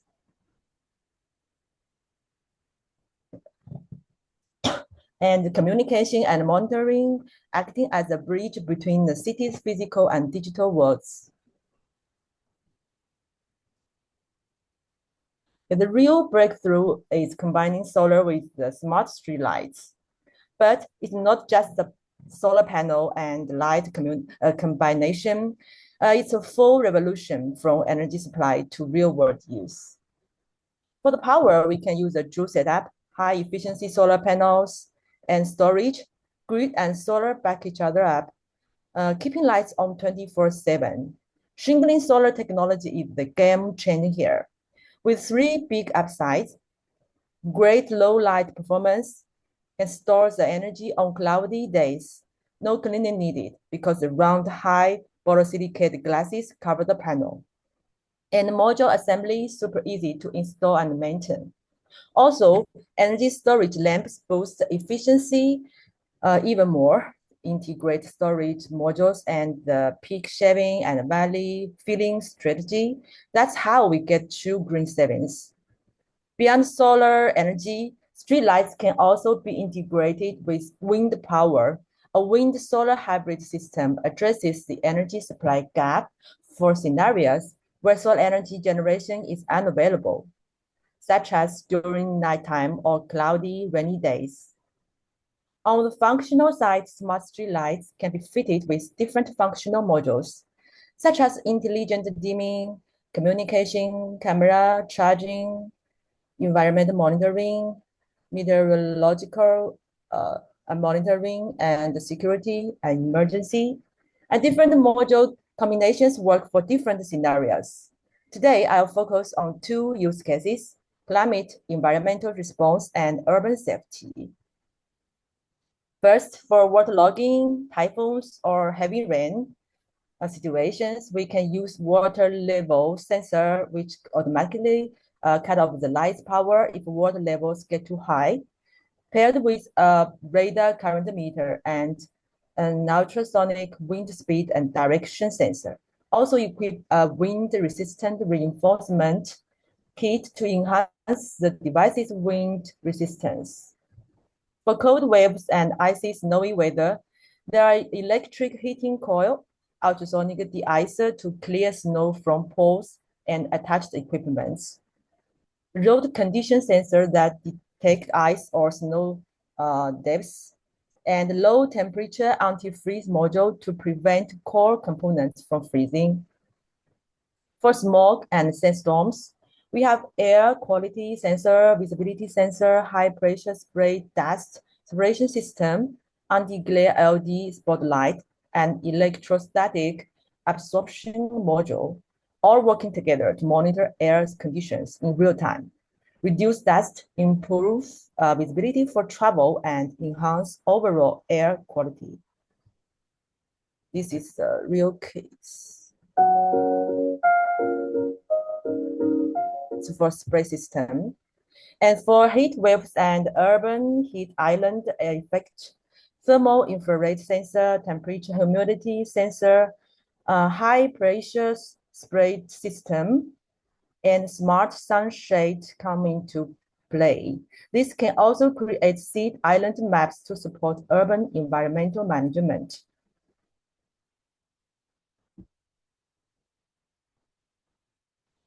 Finally, for the emergencies like earthquakes and fires, we can use seismic vibration sensor, smoke sensor, infrared thermal imager, and millimeter wave radar module. Detects the breathing and heartbeat of trapped people, as well as an emergency supply storage box to provide essential supplies for those in distress. Okay, now let's move to urban safety. So here are 3 key ways smart streetlights can help. Starting with schools and hospitals, with microphone array sensor and edge computer noise reduction module, we can monitor noise trends around these areas and even spot rule-breaking behavior. Next, traffic management. Using AI camera and edge computing traffic analysis module, it can count vehicles, identify speeding cars, and optimize traffic lighting timing. And importantly, it doesn't store personal data. And finally, emergency response, AI video intelligence camera, millimeter wave radar, and emergency alert system work together to automatically detect abnormal events, things like traffic accidents, large crowd gathering, or violent conflicts, and quickly trigger emergency response. Okay, now let's looking ahead. The new energy smart street lights will have even broader applications. For example, first supporting fully autonomous driving. The breakthrough a car's sensor limits to track road conditions anywhere and anytime. As local traffic commanders, so they share real-time data with nearby cars to optimize traffic and dispatch vehicles. And building vehicle-grade AI chips handle the routing, planning, collision prediction, and right-of-way. In map signal free areas, they act as temporary dispatchers for safe passage. Wireless coils at the base also can let driverless cars charge dynamically using robot taxi, range anxiety. So next is integrating drone-based situations. The mini drone nests sit on top of the poles with auto takeoff and landing pads, chargers, and small robotic arms. These nests check simple equipment issues like solar panel efficiency or wind blade vibrations, and if problems pop up, so they will send mini drones to fix them automatically.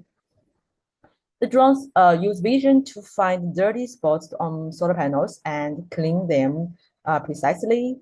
They also patrol kind of the 3 to 5 kilometer areas, checking roads, green spaces, and construction sites, and also act as area-based stations to fill gaps in ground network coverage. Okay, to wrap up, as the low altitude economy booms and AI 60 keeps advancing, the new energy smart streetlights will expand their capabilities further. becoming key smart city hubs linking the ground and airspace. And also on the business side, they can be real-time urban data collection nodes.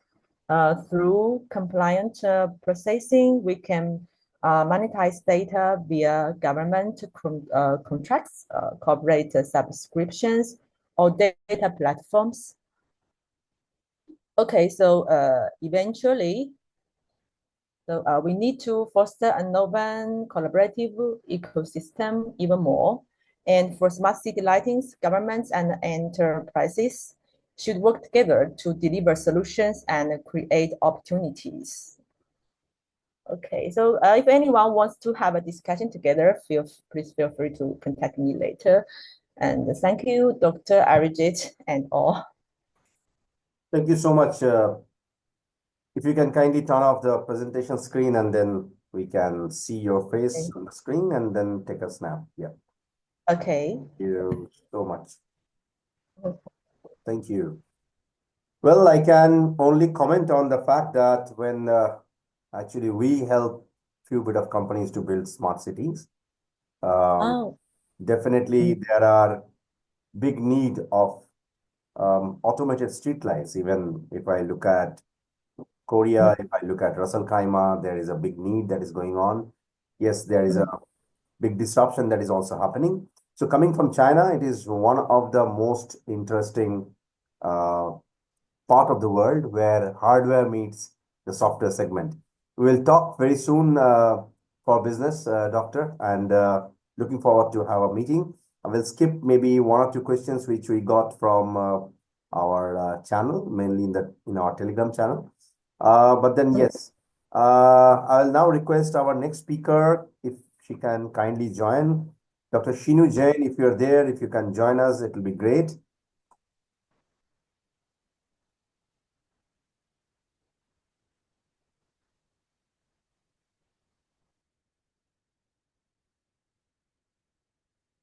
Are you there?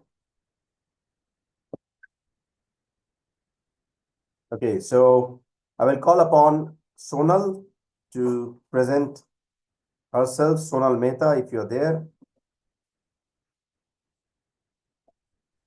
Hi, good evening, everyone. Good evening. Yes. Okay, I hope my audio and the camera is visible. Good evening, everyone. This is my third time on the World Leader Summit, and I would like to thank Arijit for giving me an opportunity to be a part of this, and truly honored to be among all of you. So I have had the opportunity of listening to 2, 3 speakers before this. And I must say, the kind of work which you guys have been doing is really commendable. Joanne, I would really love to connect with you sometime to understand more about what you guys have been doing. Because, there could be a couple of opportunities which we can jointly explore or work on. So I'll take the discussion forward from here. Like I said, that's Sonal Mehta. I'm a corporate banker with 20 plus years of experience in banking and finance. So I've worked with promoters on their growth journeys where I've seen a lot of startups turn into unicorn, a lot of mid-sized companies grow into large companies. 20 years back when I started my career. So whenever I used to tell people, that I'm a corporate banker, so a lot of people used to have some strange expressions like, being a woman, does she understand finance? Or will she be able to understand strategy? But, it has taken some time, but I am happy to share, that today, whenever they want to discuss about growth or expansion, they know where to go. So after such amazing sessions that we have we have already attended, my topic for today is, does glass ceiling exist in corporates? That means, do women have to face hurdles due to gender in their career path?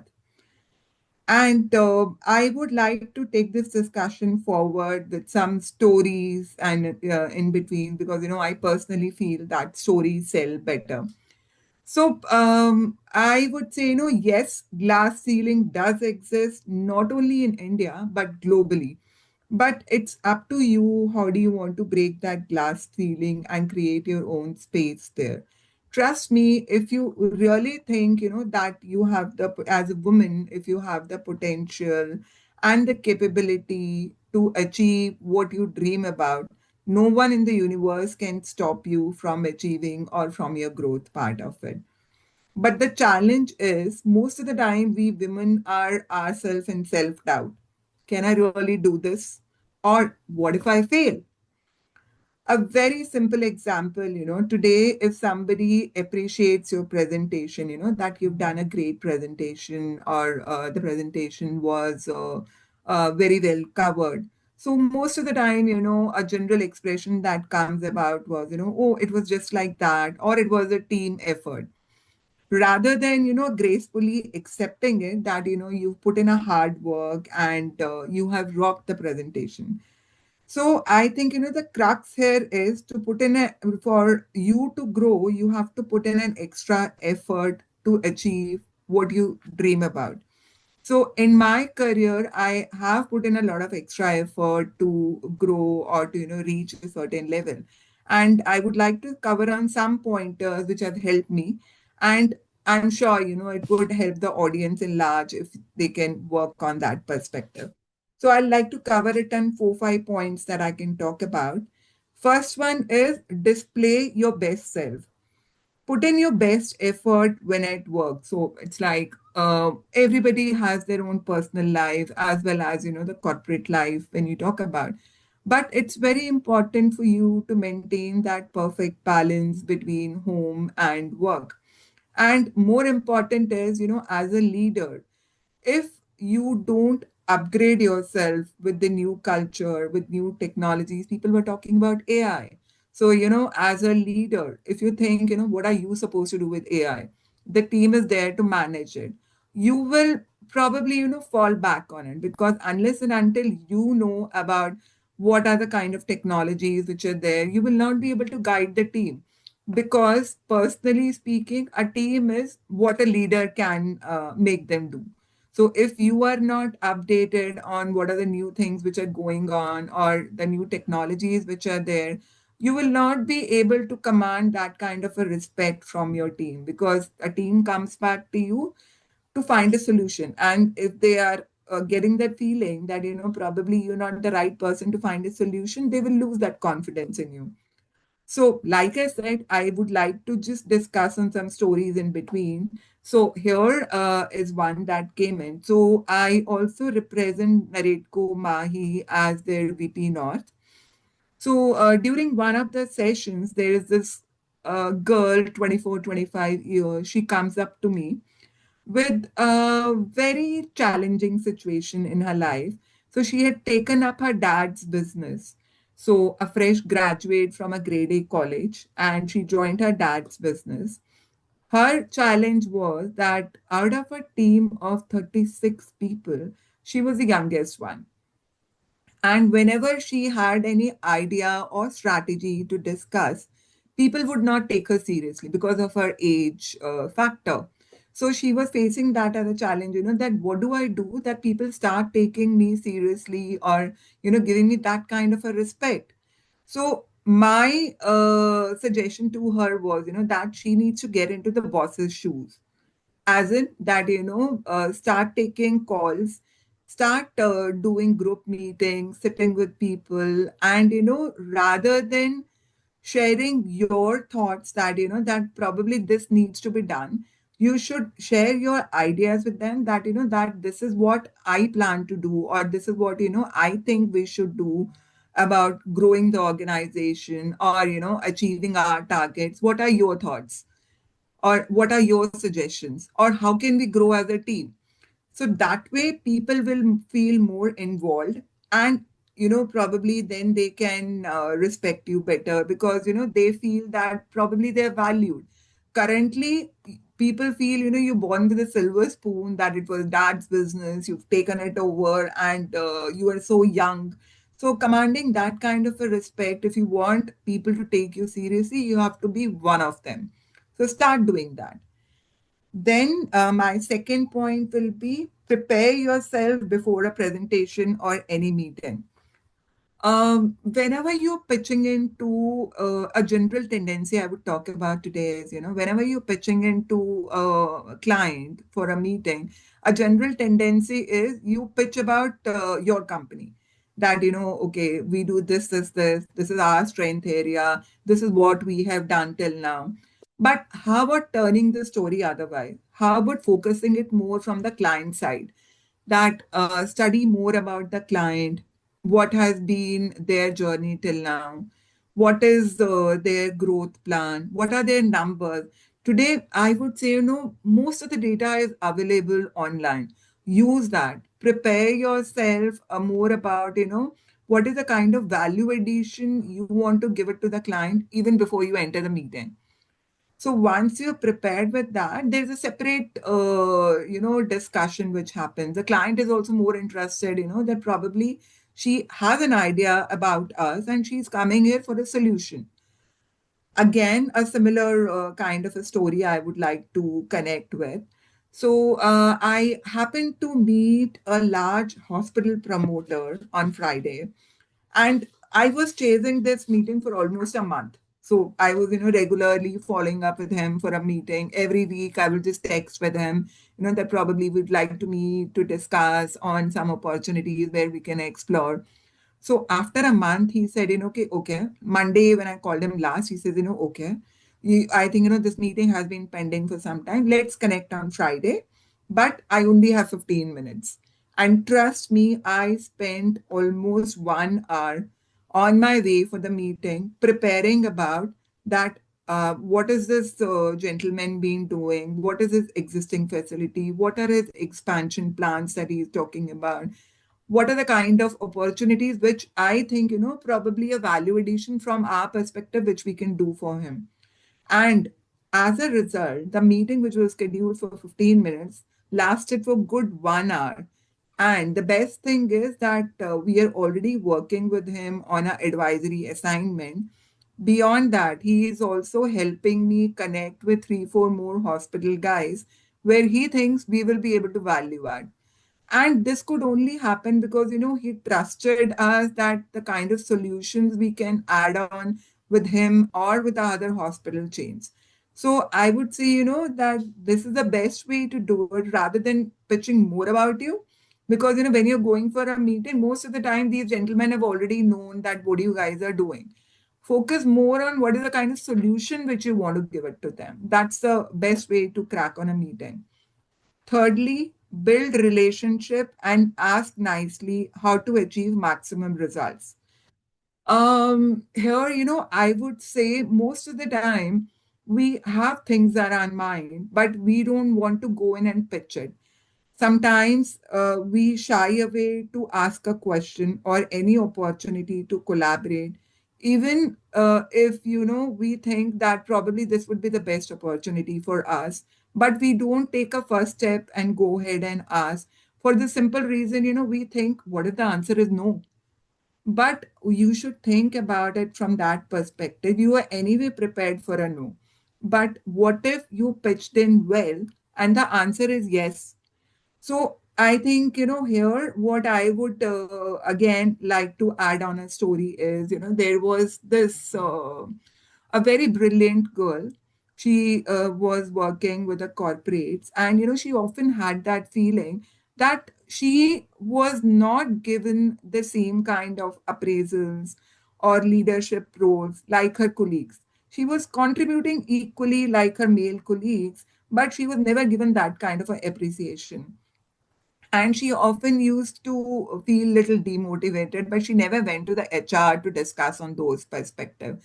But this year she decided, that probably I would like to take up with the HR and see what are their thought process. So she went out to the HR head, discussed with them that, probably this is my thought. What are your feedback on those bases? And HR was super excited to know about it because, they said we ourselves was thinking about your growth plan, but since you have a family, and you have kids to take care of. So we were a little skeptical about, that probably how will you take up this role? But now, since you've approached us and we know that, probably you're ready for the next lead, we will be more than happy to take you on there. So imagine if she would have not taken that step just on the presumption that, that people would do it themselves, it would have never happened. Or, probably would have happened with a time frame which she was not prepared about. So we should always be open to discuss on what is there in our mind and see the feedback which we have from the other people. Fourthly, fuse passion with purpose. I work as a mentor with IIT Guwahati. I always tell these kids, that goal is very important, but unless it's fueled with passion or the madness to achieve that goal, you will not be able to do it. So I would say, in a simple line, a purpose without passion is like strategy without execution. So build your dreams, goals, purpose, but fuel it with passion. As unless you are determined to achieve that goal, you will not be able to bounce back. We have had so many startup stories, where all these founders, when we talk about, they start with one set of idea, they are not able to achieve that, then they go to the next, third, fourth, fifth, and sometimes they are doing multiple ideas unless they reach an idea or they are able to establish a company which is successful. There is, most of the time, there is no common connection between the first idea and the successful one, except the promoter and his determination to succeed. So I would say, whenever you think about doing something, you need to put in an extra effort and keep trying that, because if you have it in your mind, you will definitely be able to achieve that part. And lastly, and more importantly, FOPO. Can anybody in the room tell me what is FOPO? Anybody would like to take a guess on it? That's fear of people opinion. So it's like, in our society, we generally have this person called people. So he has nothing to do in our life. It's just that, that he is just a part of the society there. But most of the time, when we want to do something and the family comes back and says, think about people, think about society, what will people say? But trust me, it's like, if they are a part of your inner circle, you will always find these set of people standing next to you. And if they're not around as a part of your inner circle, then it hardly matters what do they think about. So I think, there are two things which I'll need to cover on here. One, you should always remember that you are a star of your movie and you have all the right to throw people out who don't fit into the role. But please remember, you are a star of only your movie. So please don't get into other people's roles there. And two, remove FOPO from your opinion matters, because, people would always have different stories and different suggestions to give you whenever you want to do anything in your life. But people who are a part of your inner circle, who are your parachutes, you will always find them around. So you should focus on those people and work with them. Rest of the people, let them think whatever they are, because if you have to think what will people think, what will they do? They will be jobless. So please let them think whatever they want to and be in your inner circle and work with your inner circle, because these are the people you need to work with. I would like to conclude by a very beautiful message for all the women who dream to be in the corporate leaders of tomorrow. Look who we are. We are the dreamers. We make it happen, for we believe in it. Thank you so much. Thank you, Sonalji, for the beautiful speech. And thank you, audience. Thank you, all the other speakers. I will hop to the next speaker of our session. I already asked her name, Dr. Shinu Jain, if you can hear me. Yes. Hello, good evening. Good evening. The I'm stage is sorry, yours, doctor. I didn't hear you. I said the stage is yours, doctor. You can continue. Thank you so much. Thank you so much. Let me share my screen. Sure.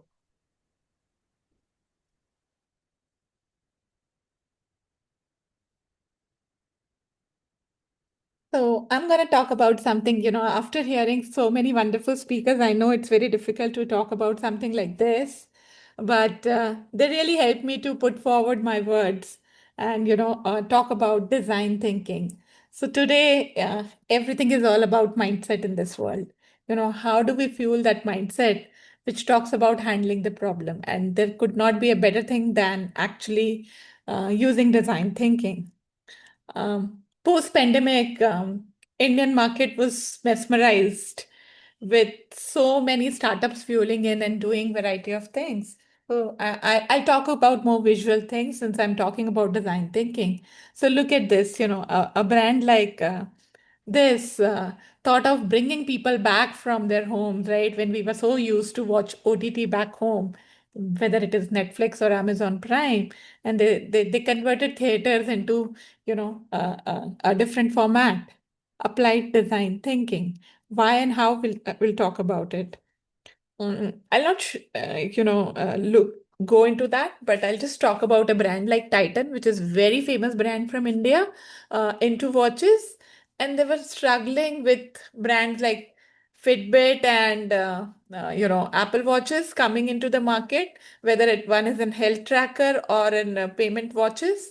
So Titan had to do something to do things differently to ensure that they exist into the market. Um, Coconut water, tender coconut water is very common and popular in India, especially in the southern part of India. And people find it very difficult to drink, very unhygienic, very hard nut shell to crack.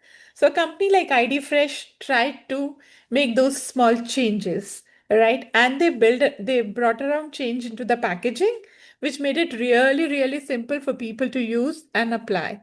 On the other side of the screen, you can see a payment ring. You can make payment using your ring, and this becomes the world's first ring for making payment. In fact, my recent trip to Paris I use UPI to at Eiffel Tower to buy my tickets. So the context and thing that I'm trying to tell is everywhere now you can see. I mean, these are again examples. I'm sorry, I'm using examples from India. I'll try to use some examples from outside as well.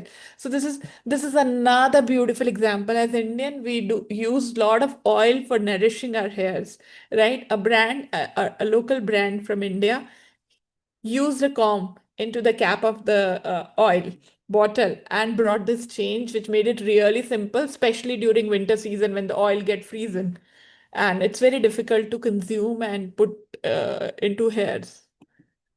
PillPack is an international brand, and what they did is they understood the problem of of the public. They don't remember when to take medicine, how to take medicine, what time to take medicine. So they started making packs, and they give you your monthly supply. So it's very easy. You pick it up, use it, tear it, eat it, and their prescription-based home delivery system become very popular. Still, some brands are trying to replicate, but this has become very successful across multiple countries. Willow was the first brand to make the wearable breast pump for, feeding the child. And I mean, all these products which you see around is actually coming from the genesis of one small thing, which is seeing the problems around you. So a startup mindset is typically the one which understand what are the problems which is going around you. You understand that problem, you feel the problem, you feel, you imagine, and you start planning and working around with that problem. And that's precisely its design thinking.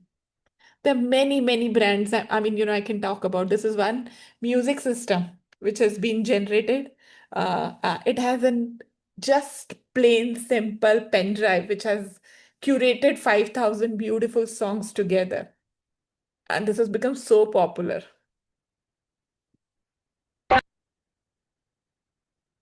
I mean, just look around it, a toothbrush which is digitized and, can be accessed as a pen drive. So with all these thoughts, what I wanted to talk about is design thinking. I used to wonder, and many times a lot of people used to wonder, that design thinking is simply something which is used to do, often confused with visual design. But no, not really. Design thinking is a method to solve some problem which people are facing around us, right? It is creating that things that people want or people need.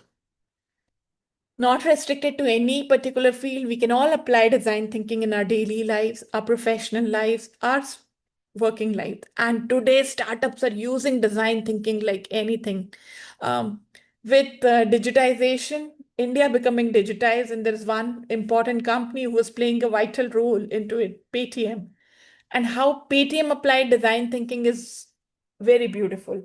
They saw that with the UPI transactions happening across the country, a lot of shopkeepers are also facing problem, because at one time there are multiple people coming and making transactions, and shopkeepers have no time to figure out whether they've received the payment or whether they've not received the payment, and all such kinds of things were happening. And they simply did what? They came up with a sound box, and that sound box actually helped them to figure out that, okay, the payment has been received. That audio helps shopkeepers to validate what people were doing it. So design thinking is about actually, redesigning the way you look at the work. It is about creation of something new. It could be in the form of product, process, or a service, right? It is not just what it looks like and feels like, it is how it works, said Steve Jobs ages ago, right? So I always say that look into three important things: user centricity, challenge the assumptions, and redefine the problem. It's very important. Look at, I mean, I'm sure multiple people across multiple countries are using WhatsApp. That simple blue tick on WhatsApp has been a patented product and has been sold for multi-million dollars. A very simple blue tick is solving so many problems. We get to know that the tick that we get to know that, okay, a message has been delivered, whether our message has been read or not, right? All those things. So, it is not about that one has to create a product which has been created with multi-million dollars, and it's a very big, fundamentally very big product. No, it is not about that. It is about how do we understand user, their pain points, and try and solve a problem. The bigger is the pain, people are looking for painkiller, and that exactly design thinking attempts to solve. It is about some alternative strategies and solution, and that's why we can see that across the world today, Stanford is working very hard on design thinking. IDEO has been pioneer, and they've been using now design thinking across institutions, hospitals, manufacturing setup, education institutions are using, and a lot of startups are using design thinking into the way they are working. Like one of the previous speakers were talking about AI and education institutions and how they are making changes into the system. Exactly what design thinking is now helping people to do. System changes. So it's a way of thinking and working as well as collection on hands-on method. Of course, it's an iterative approach, it's a creative process, and it simply says that let's not work on assumptions. Let's understand user, watch user, observe user, and then challenge those assumptions and redefine them.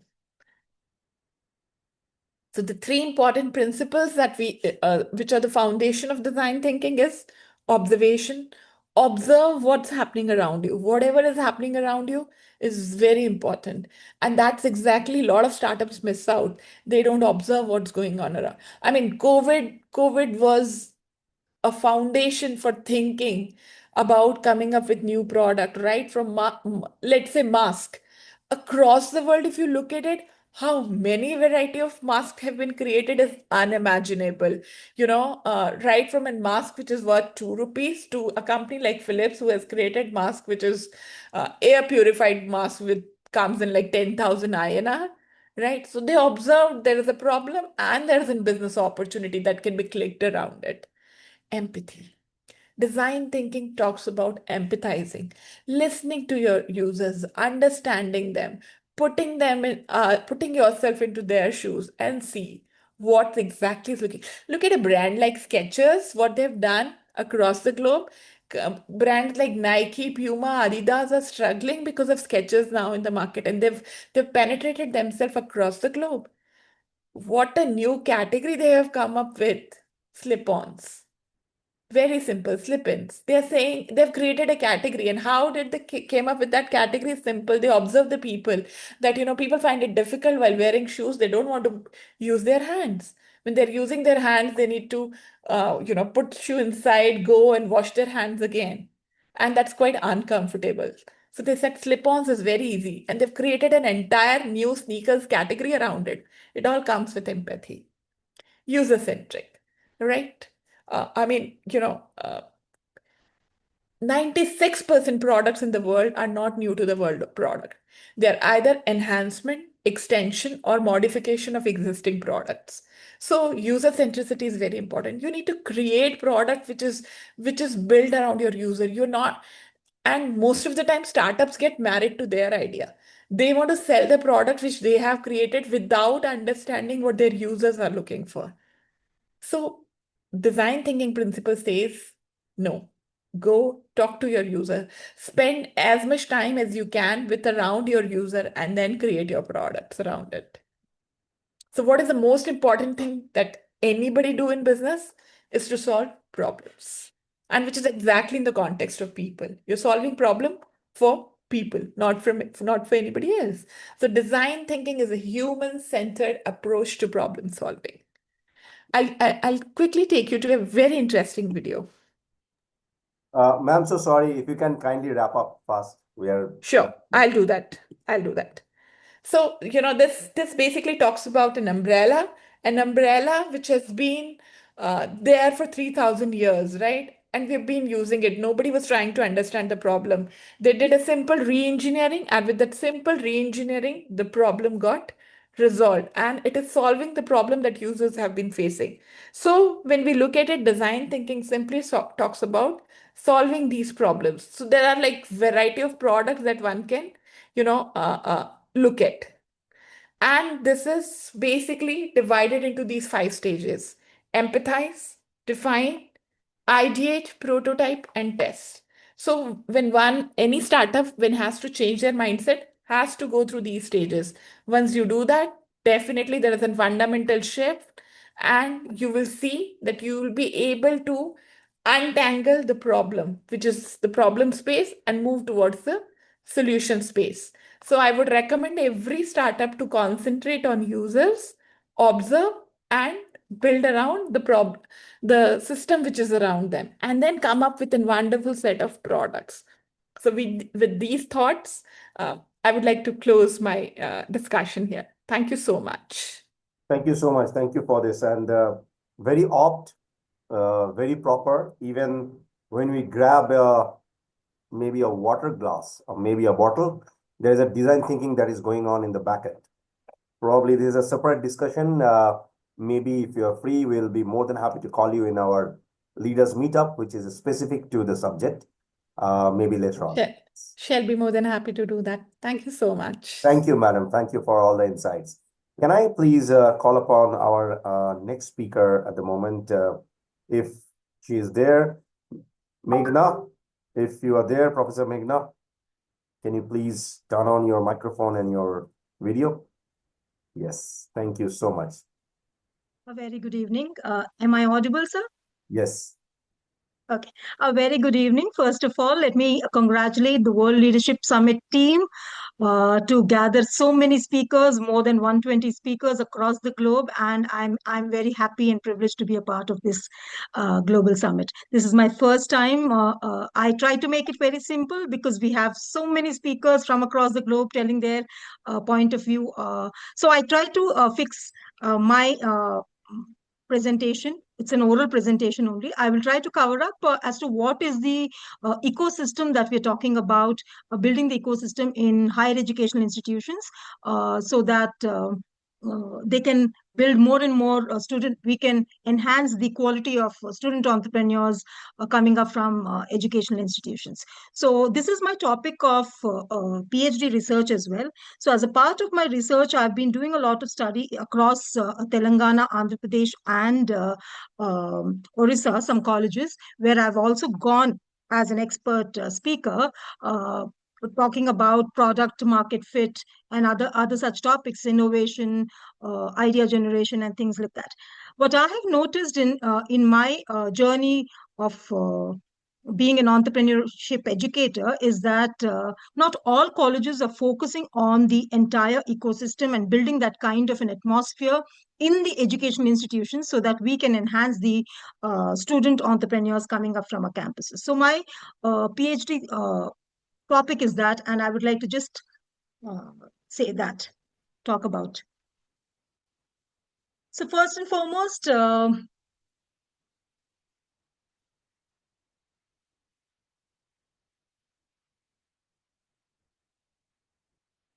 higher educational institutions play a very vital role in fostering innovation, entrepreneurship, and incubation. Yet there is a limited understanding of how to design, implement, and sustain the effective pipelines for these capabilities.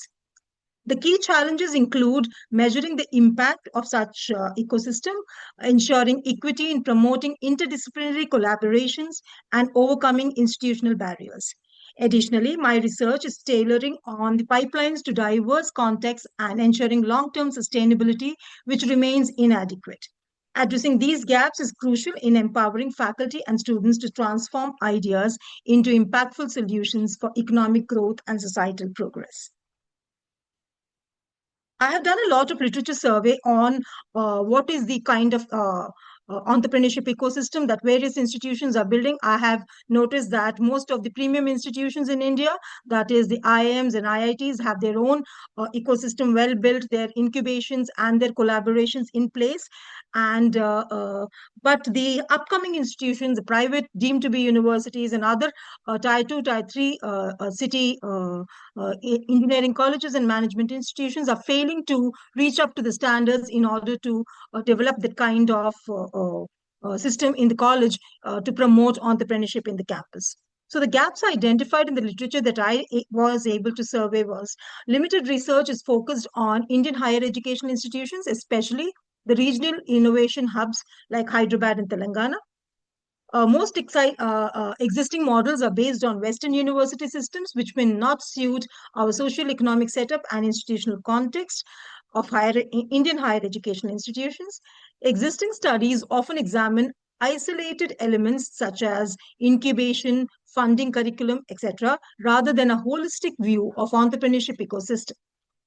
Insufficient integration of academic policy, industry, student perspectives in the existing framework also is a big gap. Underexplored role of institutional leadership and governance. In my research and study, I have seen that there are some institutions which have the entire infrastructure in place, but they do not have the trained faculty and mentors to guide the students. And the students do not know as to how to go forward in their right from idea generation to their venture creation and submission. So there's a lot of gap. In some institutions, there are a lot of trained faculty and a lot of collaborations and partnerships with various institutions, but the infrastructure that is required for students to incubate their ventures is not available. So underexplored role of institutional leadership and governance is one of the gaps that I was able to identify. Absence of scalable and implementable models, neglect of cross-disciplinary and interdisciplinary approaches. In most of the universities, the private deemed to be universities and other universities, there is a gap between engineering education and management education, whereas when you come to concepts like entrepreneurship, design thinking, innovation, and all these subjects, it is mostly to do with cross-disciplinary approach and interdisciplinary approach, which is lacking. And the technology-based education fails to reach up to this, and that is why we have lesser number of student entrepreneurs coming from the campuses. Inadequate focus on student and faculty entrepreneurs. Yes, we talk a lot about hackathons. We talk a lot about student idea generation programs and all these. And we also encourage a lot of entrepreneurs in the campus talking about their success stories, but we fail to highlight the students who have started their own businesses while they are in the campus. So inadequate focus on students and their entrepreneurship journey is one such gap that I was able to identify. Students who have main focus is entrepreneurship are not encouraged as much as they should be. So that is another gap that I was able to identify when we're talking about the ecosystem in higher education institutions. The background of my study, role of innovation and entrepreneurship, critical drivers of economic growth, societal advancement, and technological progress. Higher educational institutions play a vital role in fostering these capabilities.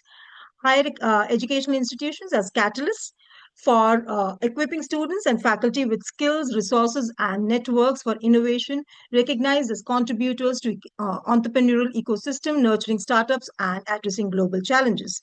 Here, I would like to say that none from among the institutions that I have witnessed and gone in my last 15 years, I have failed to recognize or identify any faculty entrepreneurs who want to start their own businesses and who are encouraged by their management to do so.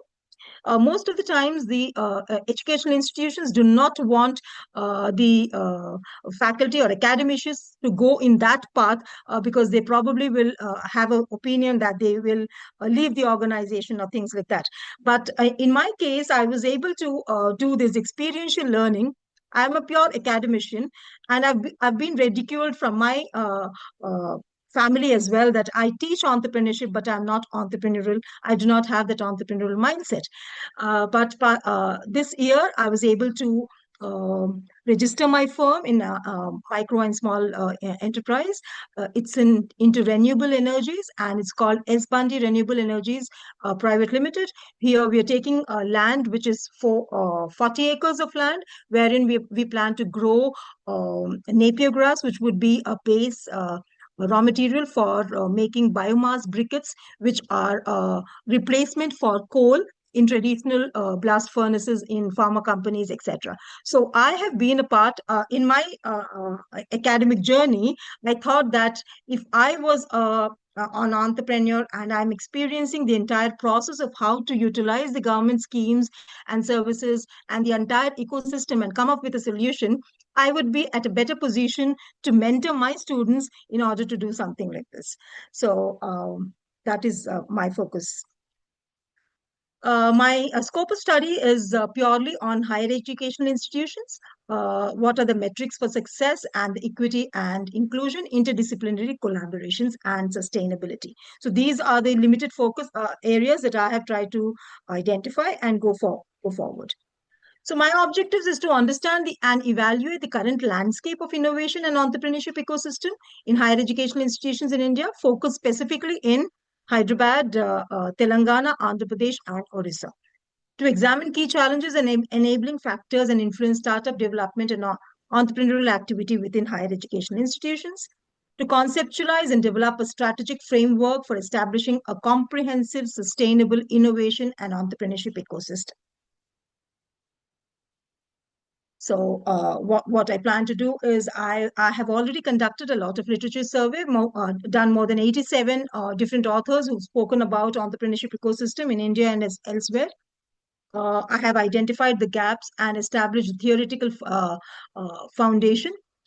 Design, I have identified the sample as more than 5,000 students from across these 3 states and 50 entrepreneurship educators who are a part of this ecosystem and how they moving forward, what is their role and what is a enhanced role that they can play in order to promote student entrepreneurship. Develop and administer a structured questionnaire. I'm just in the phase of starting a questionnaire wherein I will have to pass it on to these 5,000 students and these 50 educators in order to understand that I can actually build comprehensive ecosystem which could be a better one than the existing ones. So from my experience that I've visited some of the higher educational institutions, some colleges have the entire ecosystem and incubation in place, and they're doing wonderful. They are taking care of all the collaborations with various institutions like the National Entrepreneurship Network, the Indus Entrepreneurs, T-Hub, V-Hub, T-Works, and Atal Incubation Centers and Tinkering Labs, wherein they are promoting the students to present their ideas and also get funding for their ideas. I visited some other colleges wherein the students are very enthusiastic, but the infrastructure is not in place. I'm also giving certain recommendations to these institutions and collaborating with them for further things. In some institutions, entrepreneurship cells also do not exist. The faculty are unaware of how to start an entrepreneurship cell, wherein I'm collaborating with a good engineering and management colleges in Hyderabad in order to set up their entrepreneurship cells, which are very important aspect where so many activities and initiatives can be taken up in order to promote entrepreneurship education in India. So as a part of the entire thing, I have developed a few research questions. I'll just read some of the research questions. What is the current status of innovation and entrepreneurship ecosystem in Hyderabad and Telangana? What are the key challenges? How do institutional governance, industry collaborations, and regional policy initiatives help the ecosystem? And what are the strategic components required to design a comprehensive ecosystem? And how can an actionable, implementable model be developed to strengthen this ecosystem? So this is my focus of a study, and I've tried to do a lot of literature survey and other things in this. In the entire journey, in my 15 years of entrepreneurship education, I have my own successful mentees who are more than 42 student startups who have registered their companies, are running successfully.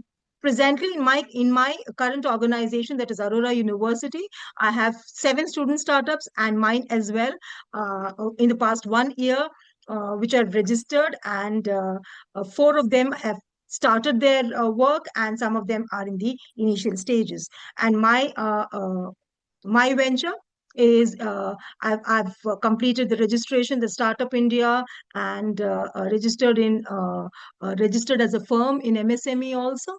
I'm going to go forward by experiencing these. My daughter is a co-founder, so I plan to register it as entrepreneurship firm for women entrepreneur and avail the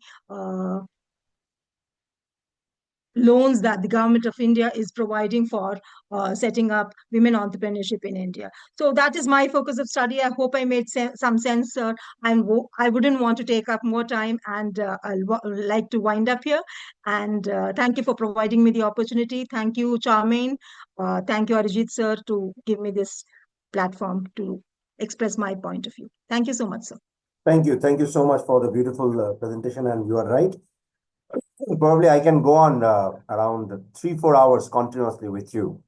What you have done regarding your research, which has been probably experienced by me for last around 16 plus years, if I'm not wrong, where entrepreneur word didn't exist that time when we used to mentor. I was a part of NEN long back. Then I left because there was no. I shouldn't say this anyway. There is no actual goal and path. Then, of course, I'm there in the EC committee of TAI, Calcutta chapter. I was a past honorary secretary over there. It's doing fantastic work. And your research is really amazing. What you try to do in the campus, at least to support real entrepreneurs, is really, really commendable. We will talk very soon. We have a platform called Entrepreneur Face. We usually set up incubation center along with our global mentors. And help the local college to set up a EDC cell. Recently, we collaborated with multiple different universities in Central Asia. Anyway, I'll skip my thoughts and questions for the sake of time. We are running 30 minutes behind the schedule. I'm so sorry about this.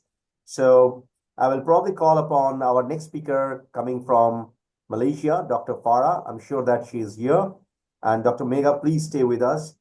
Probably we'll send you the questions later on. Dr. Farah, welcome to World Leader Summit for the first time. We'll be more than happy to listen and hear you. Stage is All yours. right. Okay, good evening, everyone. Good evening from Kuala Lumpur, Malaysia. Thank you, Mr. Arijit.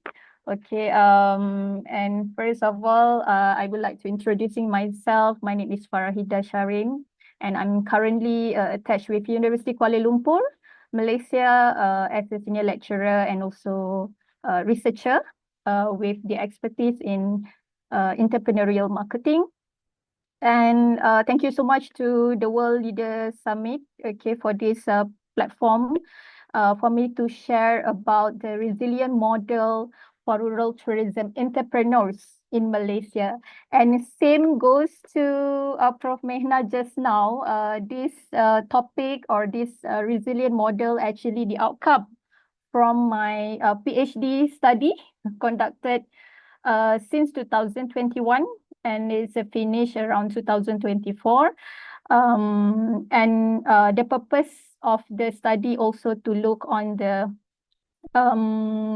impact, okay, of the pandemic COVID-19, and also during the recovery stage towards the rural tourism business in Malaysia. Mr. Arijit, I would like permission to share my screen. It's already there in the speaker. Okay, thank you. Okay. Okay, on the screen now, this is my slide, and we start with the resilient. Okay, why we are so eager to talk about the resilient.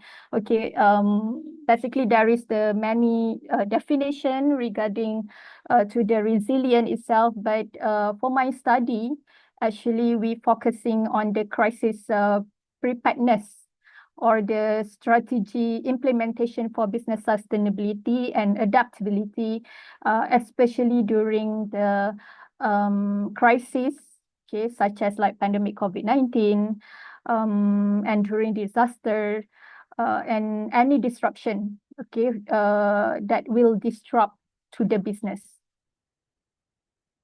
And then why resilient? Why we are so eager to study about the resilient?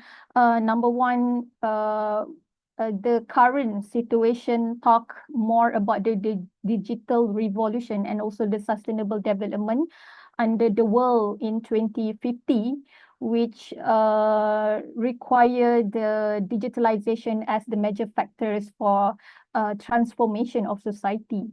And the second issue is related to the strengthening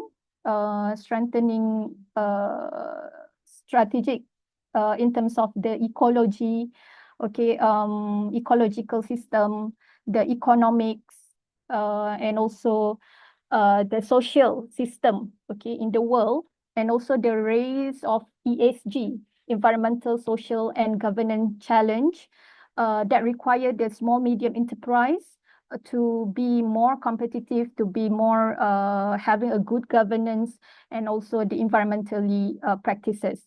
And the last issue, tourism itself, the nature of the business is very fragile, yeah, volatile, and also easily disrupted. If we see during the pandemic COVID-19 last time, the tourism industry is the heavily affected at the first stage, okay, when the COVID-19 pandemic hit around the world, and the last industry that recover, okay, from this crisis. Okay, tourism crisis, I just tell just now, okay, regarding to the external emergency, okay, from the outside sources, and also for the internal crisis from the internal problem in the company, okay, and narrow down to the issues in Malaysia.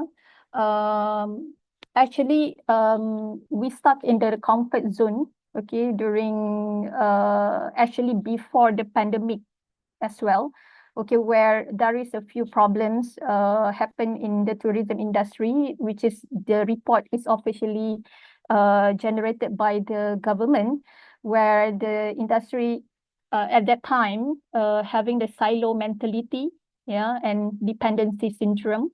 And we also having a lack of innovations, low service quality, and also poor destination management. And the last one, we have over reliance on the traditional marketing. So this is one of the official report by the government in 2020. And we can see it's heavily affected during the pandemic COVID-19. We can see the tourist arrival also decrease in the year 2020 and also 2021, but it start increase after that. And that's why the study came out, okay, because of the requirement, not just only on the academic base, but empirically, there is the transformation agenda that required by the government as well. Okay, the need of transformation in tourism industry. And there is a few suggestion or recommendation by previous study where they are emphasize or suggest that we should focusing on the domestic tourism, and also is specifically rural tourism should be strengthening. For my study, we are focused on the 4 domain of rural tourism in Malaysia, which it's we call as a homestay. All right, and the second domain is we call it as a campsite, or the current trend we call as a glamping site, glamorous camping. And also we have adventure activities, and also the last one, eco-tourism. So this is actually came from or generates by Osman Sazali and Muhammad, which is a modified from the rural tourism product of New Zealand. So basically we are mapping on the issues, okay, research gap, and we come up with the problem statement where there is a need to integrate the 4 domain of the rural tourism in Malaysia onto the holistic figure of predictors of the resilience of SMEs rural tourism in Malaysia, which we would like to see what is the factors or the predictors that contribute to their resilience, especially during the pandemic and also during the recovery stage. So based on the literature, the previous study, the research gap, so we able to identify the 5 main variables, okay, which is we call here resilient SME rural tourism, where we talk more about the strategic transformation. And then we have the 2 independent variables, which is the main factors that contribute to the resilience, we call as a spatial bricolage, and also the adaptive capacity. Spatial bricolage actually talking more on the resource empowerment, how the entrepreneur actually managing their resources, and not just only within their hand, but beyond their controls, okay. And adaptive capacity talking about more on how they can adjust with the current trend, with the system. And we have the digital ability. There is a one terms that it's generates by the European professor.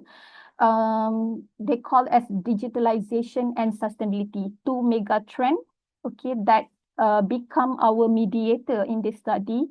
And the last one is knowledge absorption, which is a learning process, okay, how the entrepreneurs able to absorb with the knowledge, with the information, with the details in the process to be a resilient entrepreneurs. So whatever the variables, the literature that we had, we transform into the one theoretical framework. Okay, and based on this framework, we generating 8 hypotheses. And after we have the framework, we start developing the questionnaire, and we collect the data through online and offline. And me and our team, our research team, my supervisor, we we took about 7 months to collect the data, go to the rural tourism place, okay, meet the entrepreneur, do some preliminary interview, giving the questionnaire, all right, starting from May to December 2023. And we have actually the total population is 4,180 entrepreneurs of rural tourism in Malaysia. And we collect the sample 351 and only can be used 304 because after we screen, we clean the data. So we just only can have 304, okay, for analysis. And for the analytical base, we are using the structural equation modeling. We use AMOS software. And the outcome for this study, we able to generate empirical resilient model. So this is one of the sampling mechanism.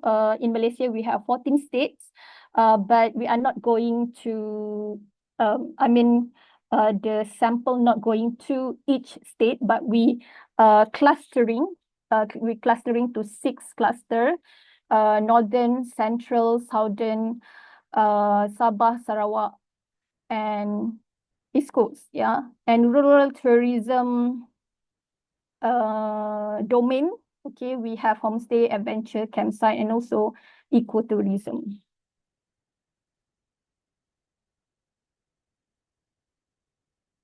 Okay, so this is our sample.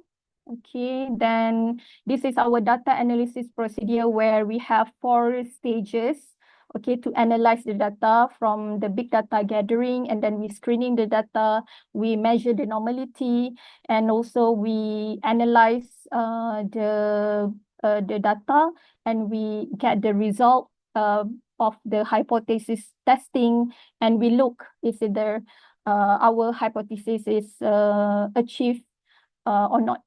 Yeah. And as a conclusions, based on all the process, I can't to be in details, okay, for the analytical process, but final for the end result, we able to conclude that all of it, our hypothesis and all the variables actually contributed to the achievement of the resilience of SMEs rural tourism in Malaysia.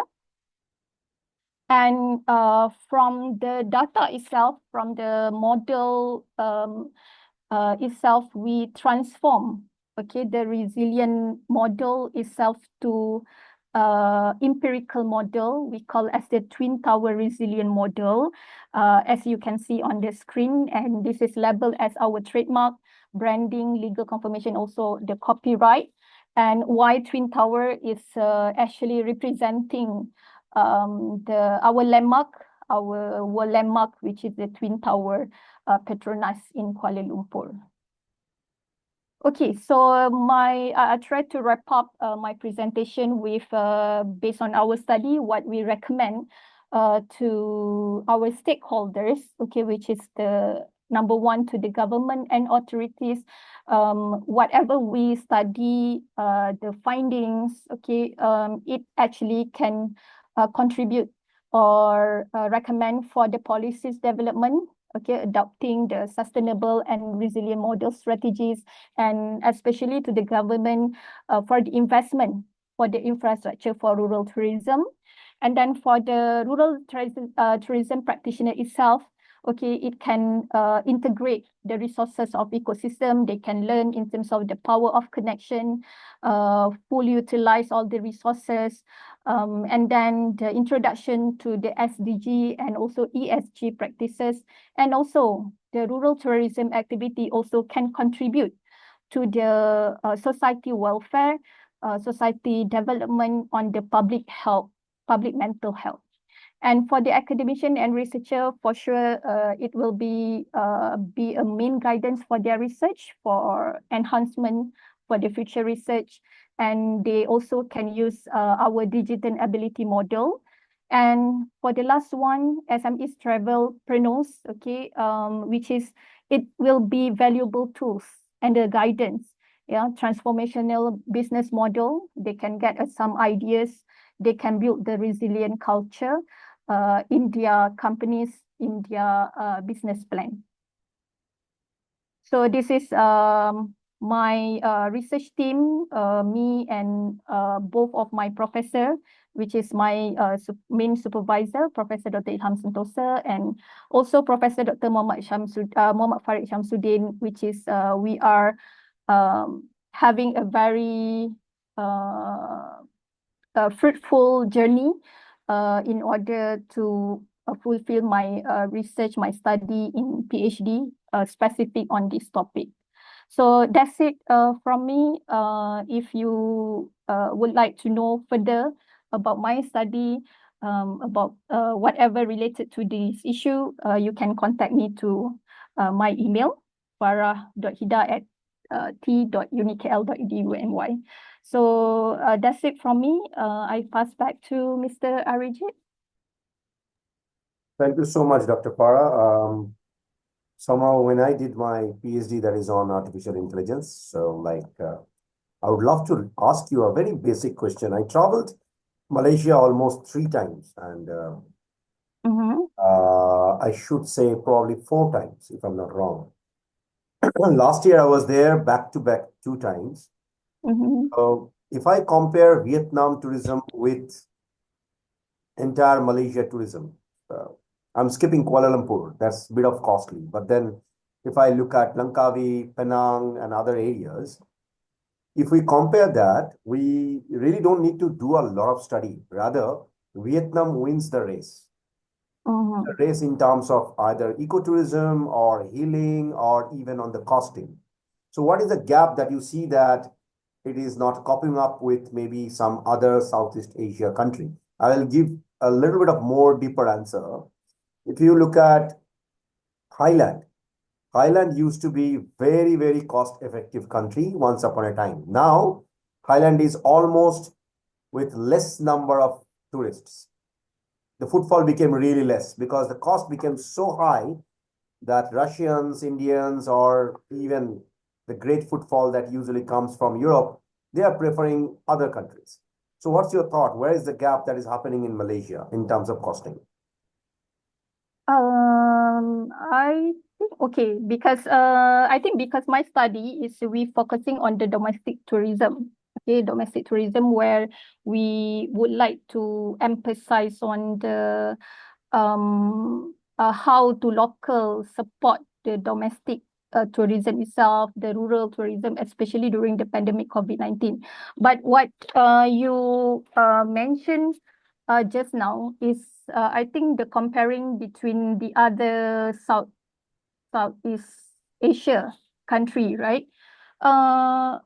As we detect from the official report, okay, so we can't to deny, okay, there is a problem, there is a challenge, but I think the lack of investment towards the tourism.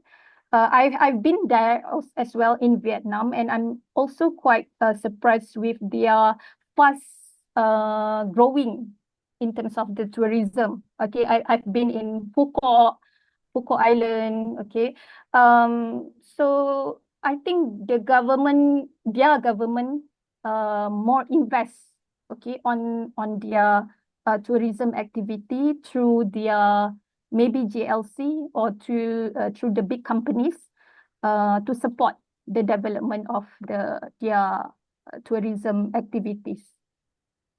So that's my Actually answer. more on is actually more on the effect of local SMEs who are making the cost really, really down. That's the reason Vietnam is going up in tourism compared to Thailand, Malaysia, Singapore. Yeah. It's Yes, not about correct. the huge investment. Anyway, let me go to our next speaker. If you can kindly turn off your presentation, Doctor, I'll be more than happy to invite our next speaker again from Malaysia. She's from Web3 World. Ines, if you can. Yes, thank you so much. Yeah. Hi, thanks, Dr. Arijit. Pleasure hosting you here. Dr. Farah, if you can kindly turn off your, let me do that for you. Yeah, okay. Can you turn off your presentation? I did that, no problem. Yeah, stage is all yours, ma'am. Okay. I would like to share my screen as well. Sure.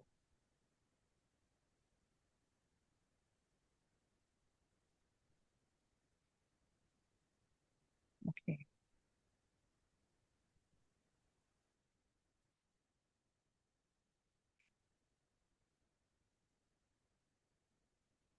Oh.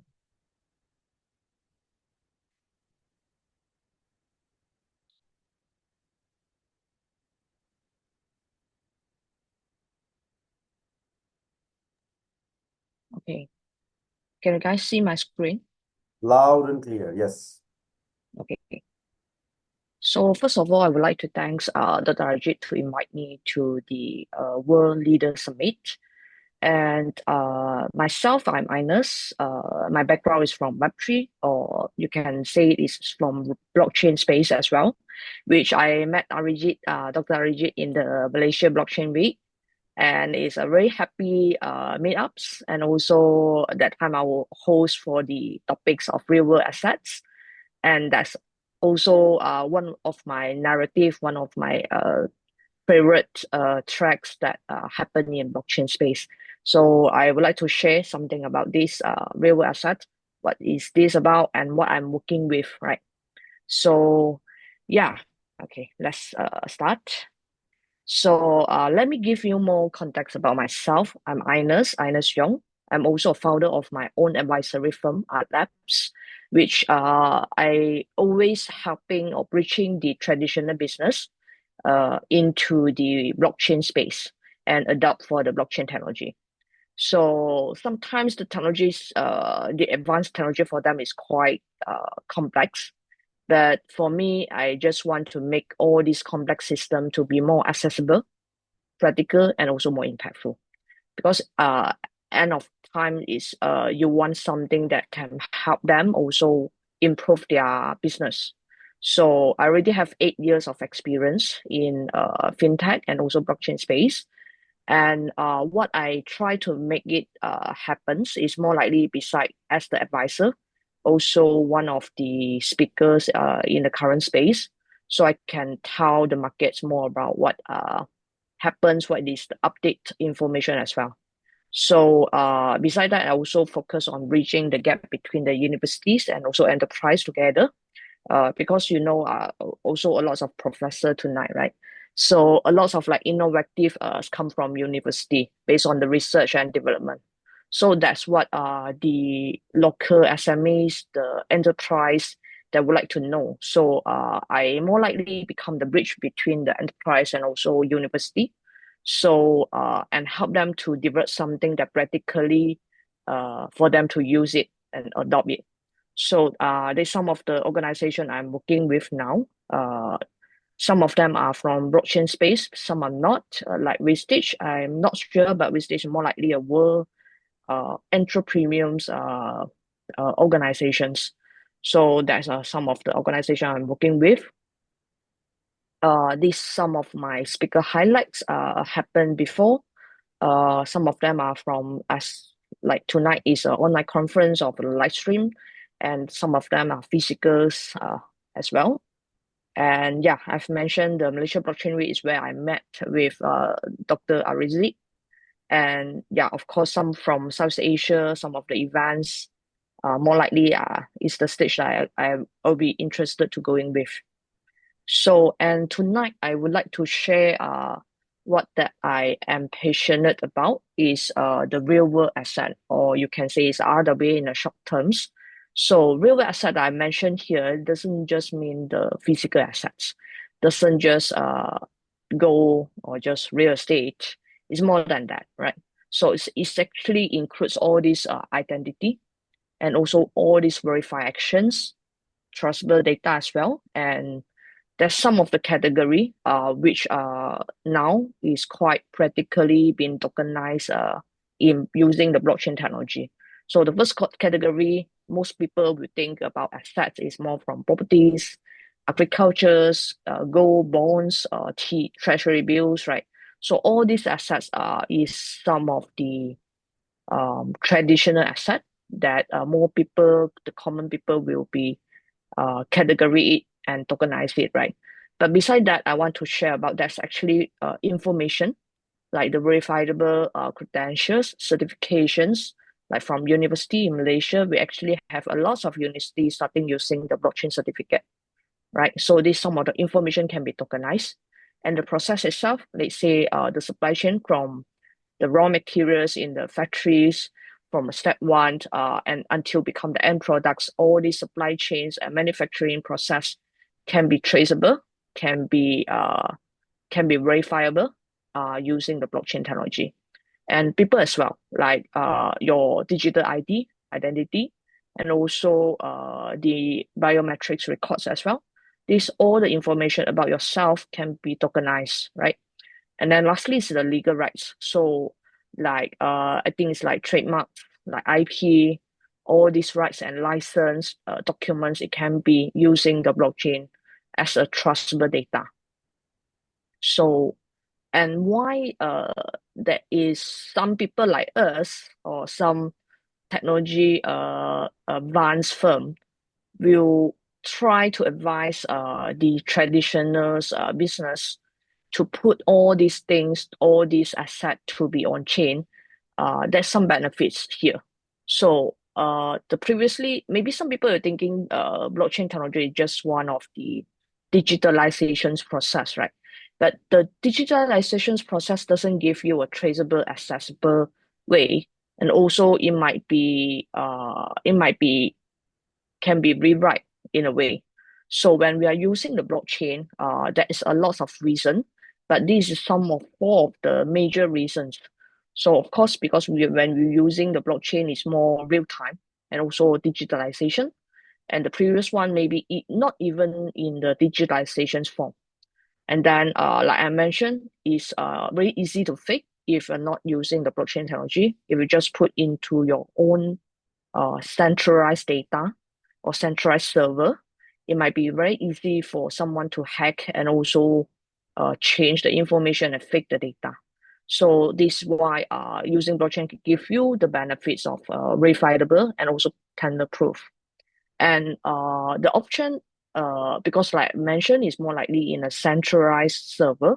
So the data stuck in silos. So when you want to do the integration, you might need to give some sort of like access for people going to your own centralized server and do it. But different language or different way, it might doesn't really give you a very good integrations ability.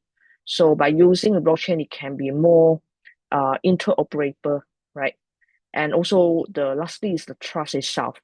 I think some who are not really familiar with the blockchain technology, they were still thinking this some kind of still have a lot of like negative thinking about it.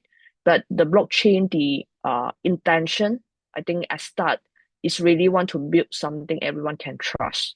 So it's the decentralizable, trustable, and also auditable data that we try to make it happen. So this is some of the reason why I think the blockchain is quite attractive, right? So, and I go with the use cases. More likely, the cases I'm showing here is some the clients or some of the project that I'm working with.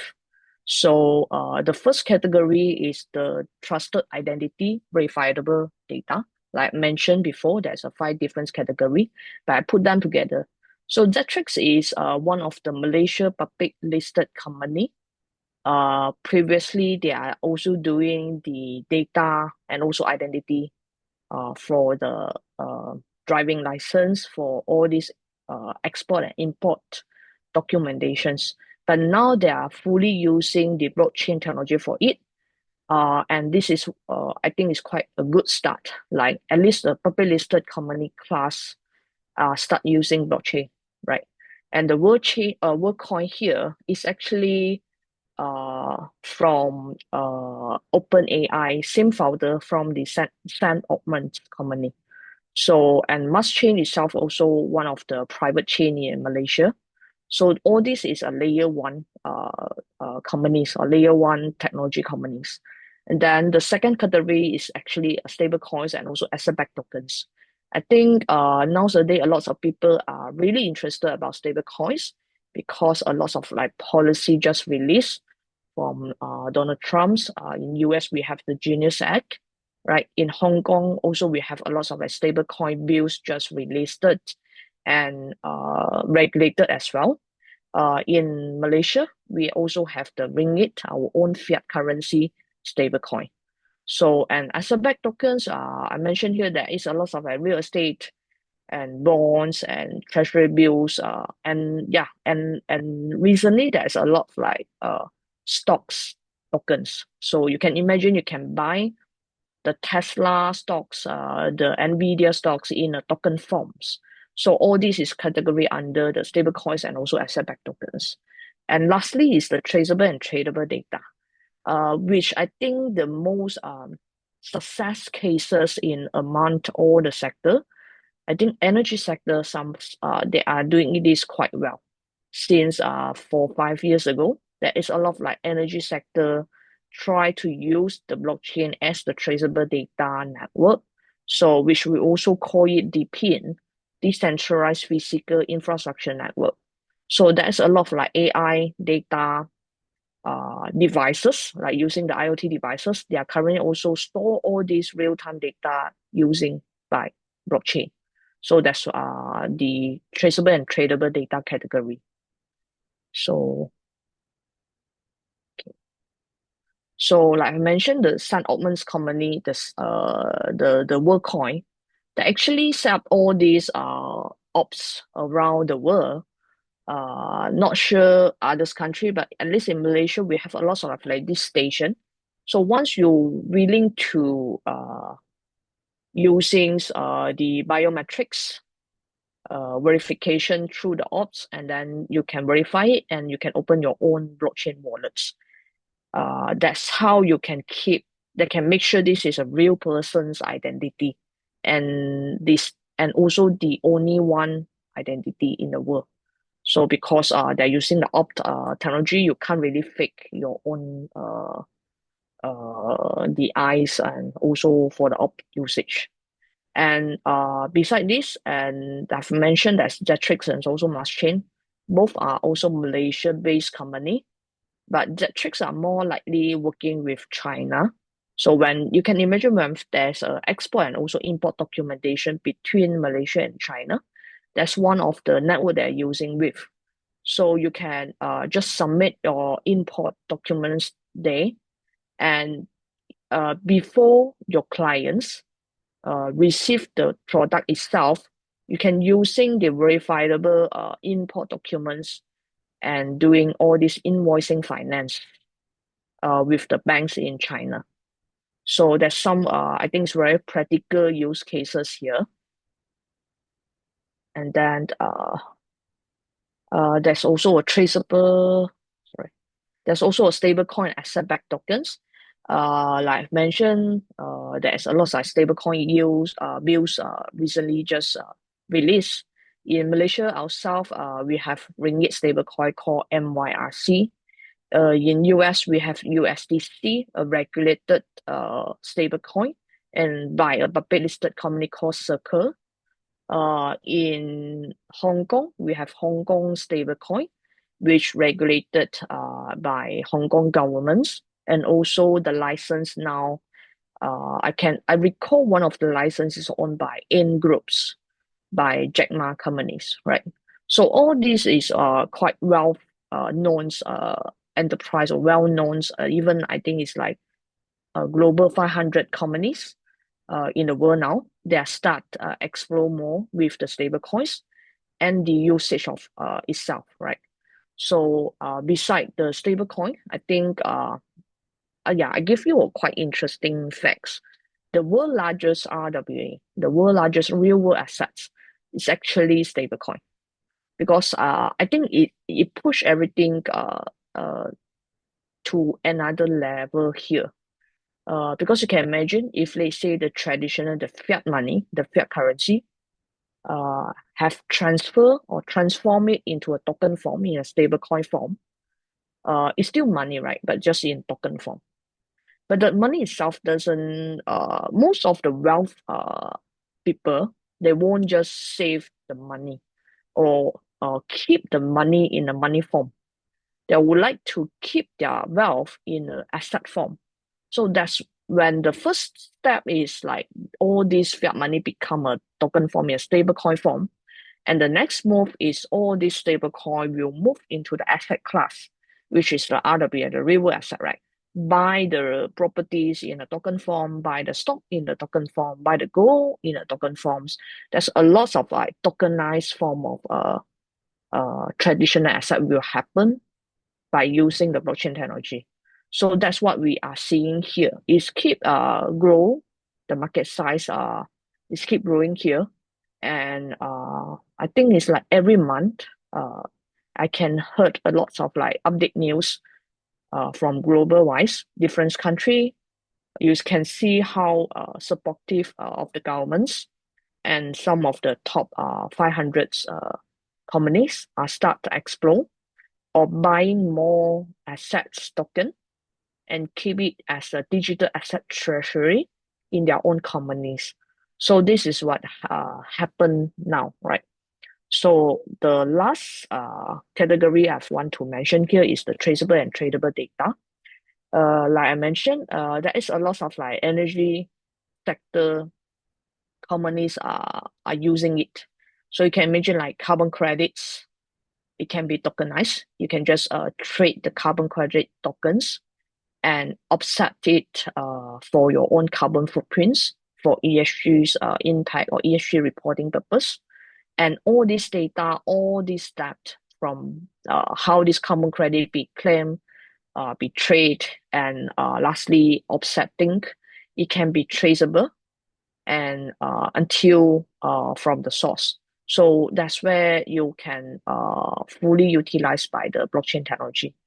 So that's why I mentioned the energy sector. They're still one of the most success cases or success sector currently are using the blockchain technology. And then I think go to the last pages. I just want to wrap up and also do some key takeaways by tonight. So when we all think about bringing all these real asset on chain, right? Like I mentioned, we are not just talking about buildings and or just gold, right? We are talking about bringing the trust itself on chain. So I think this is the initial motive, initial intention, why the blockchain be invent. That's the proof that this is the proof that you own something, or that's also a proof that the product itself is a real product, or the export is been certified or verified. The person that you are talking with a verifiable data is who they say they are. So this is all the trust can be realized by using the blockchain technology. And that's what makes the blockchain powerful in the current in the real world. So these some key takeaways that I want to wrap up. And if you guys have more questions about how blockchain was, or how I actually can provide the advice or some professional insights for your industry, you can contact with me by the link tree here. You can scan the QR code. I have put all my WhatsApp, LinkedIn, Telegram, Twitter account in my link tree. Right. So thanks again for the World Summit, World Leader Summit, and also hosted by Dr. Arijit. I give you back the stage. Thank you. Thank you. And I had the pleasure of being in the same panel with you in Malaysia. She was an amazing moderator and definitely a great human being. Gave me a ride towards my hotel in the late evening itself. That talks about her very big heart. So people who don't understand about RWA, I believe that you got a bit of understanding about it. So I'm into blockchain technology from the technology perspective since 2016. And I was sharing the concept of real world object and connecting that dot with the crypto world. That's how eventually, slowly, in today's world, the RWA concept, when it emerged, I'm really, really happy. This is what it needs to be done. The real world products needs to have a connection with the tokenization method. And the decentralization is one of the key factor which will bring lot of disruption in the industry. And now in today's world, powered by Gen AI, that is going to happen in a big way. So probably we'll have another session very soon, Anis, with you. We call it as Leaders Meetup, which is only on a specific subject, purely B2B. People who comes, they are looking for mainly business networking and then grow their network with one country to another country. Maybe we can conduct it with you very soon. Can I kindly request you to turn off your presentation screen, and then can I request our next speaker coming from Africa? If you're there from Ghana, Mr. Maxwell Ado, if you can kindly turn on your microphone and your video, we'll be more than happy to listen to you. Mr. Maxwell. All right, thank you. Just want to confirm. Sure. Awesome. Thank you so much. Let me turn on my video.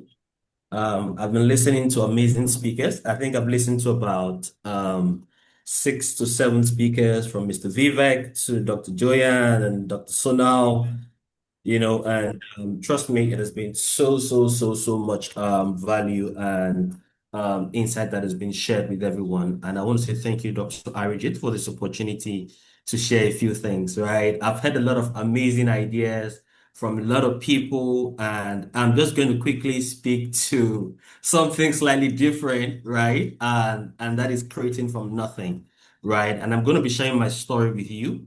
And trust me, there'll be something that you're going to take from it, right? And funny enough, seems like Dr. Sonal, for some reason, already started speaking to some amazing things I'm going to be saying, right? And I'm like, okay, this is the best place to be, which is the World Leaders Summit. And trust me, I'm so excited. Okay, so I'm just going to go ahead and share my screen. Dr. Arjit, can I go ahead and do that?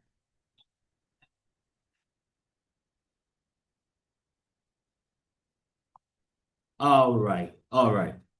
Okay, so I just want to confirm if anybody can see my screen, so I'm not alone. Can anybody see my screen now? Am I good? Awesome. So I'm going to speak into creating from nothing and how ordinary people achieve extraordinary results. So my name is Maxwell Ado. I'm from Ghana, presently based in Nigeria, but I have a couple of companies across Africa.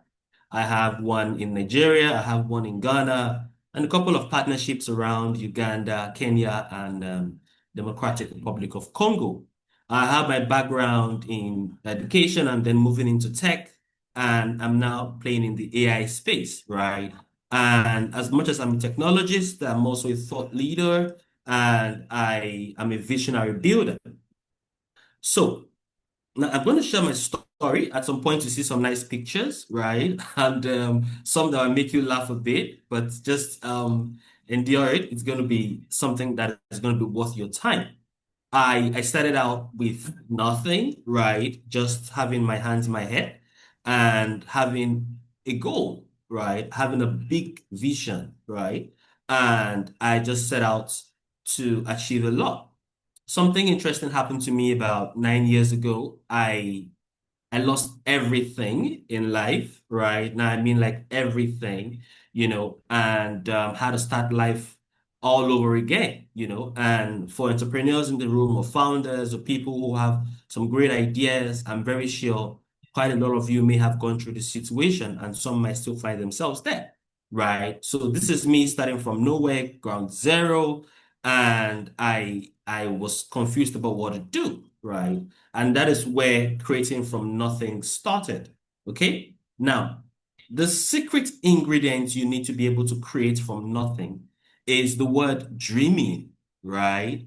And funny enough, most people think that this dreaming, or you might think this dreaming, is what you experience when you go to bed. Now, it's not what you experience or what meets you when you go to bed, but what visits you when you dare to imagine, right? When you dare to imagine the possibilities that exist in the world, right? Now, this is a picture of myself to the extreme left. Okay, this was me in a depressed and discouraged state, right? Told you I was going to be sharing some pictures. And at this point, at some point in time, I was beginning to think maybe suicide might be an option or a way out, because I didn't see any meaning in life, right? But I decided to change the narrative and I decided to start dreaming, right? And that was where the whole process of creation started. So all the fantastic things you had and accolades and positions you had and all those things and companies that run across Africa, none of them was there 9 years ago, right? So I actually created from nothing, okay? Now, I'm going to speak to the protocol of dreaming, okay? So now, the dreaming I'm talking about here is not what you experience when you go to bed, but what actually visits you when you begin to imagine. Now, when you begin to imagine things that are possible, the first thing you need to do is give it residency. And what does that mean? Begin to accept the possibility of it happening, okay?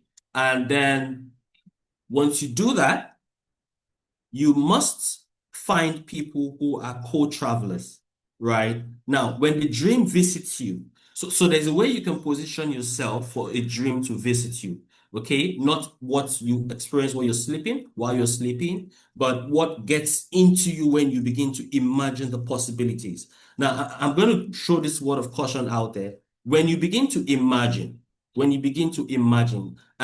you begin to think of things that are possible, you need to be sure to position yourself properly, because if you don't, then you might not have those dreams visiting you. Okay? Now, I'm going to speak to a few things down my slide, right? But position yourself properly. Give yourself residency. When I say position yourself, put yourself in communities, in rooms, in places where you begin to think outside what is presently in your reality. Okay? That's how you position yourself. And when you begin to position yourself and dreams begin to visit you, right, you give it residency by accepting the possibility in that, right?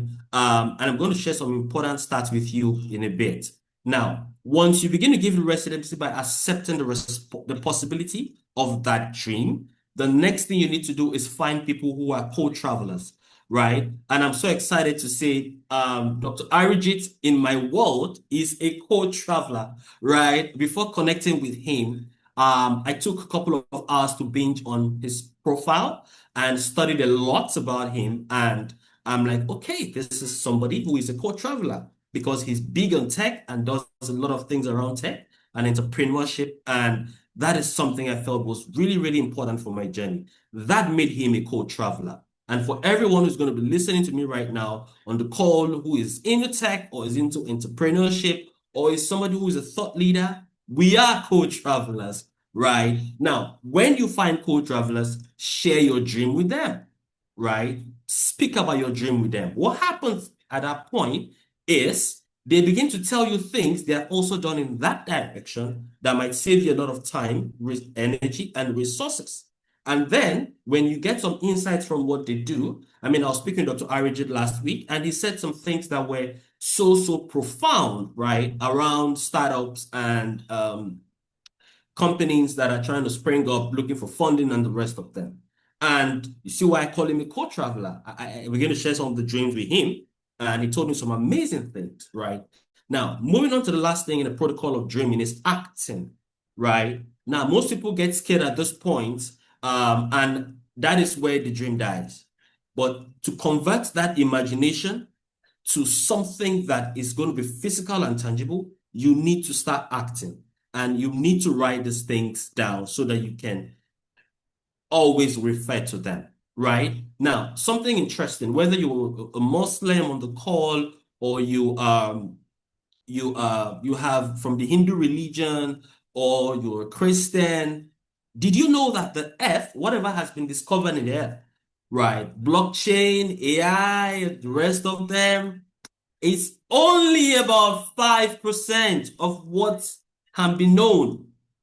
That means people, doctors, professors, everyone on the call listening to me at this point, there is still 95% that is yet to be known. Google this. right? And the part that is yet to be explored are around dark matter and dark energy. Dark matter and dark energy, right? And these things, this space is where a lot of ideas or things are locked in. But guess what? How can you connect to this? Through the supernatural, right? Whichever religion you belong to, you need to tap into the supernatural and then ask for revelations. What they do is you begin to get things that drop into your mind, right? Like ideas, like things that you can do, right? And these things are revelations to you, not just things that come to your mind. They are revelations into the 95% that is not known. So to get or tap into that realm so that you can explore the 95% that is left, you need to stay connected to the supernatural. It's important. And there is a lot that is yet to be discovered.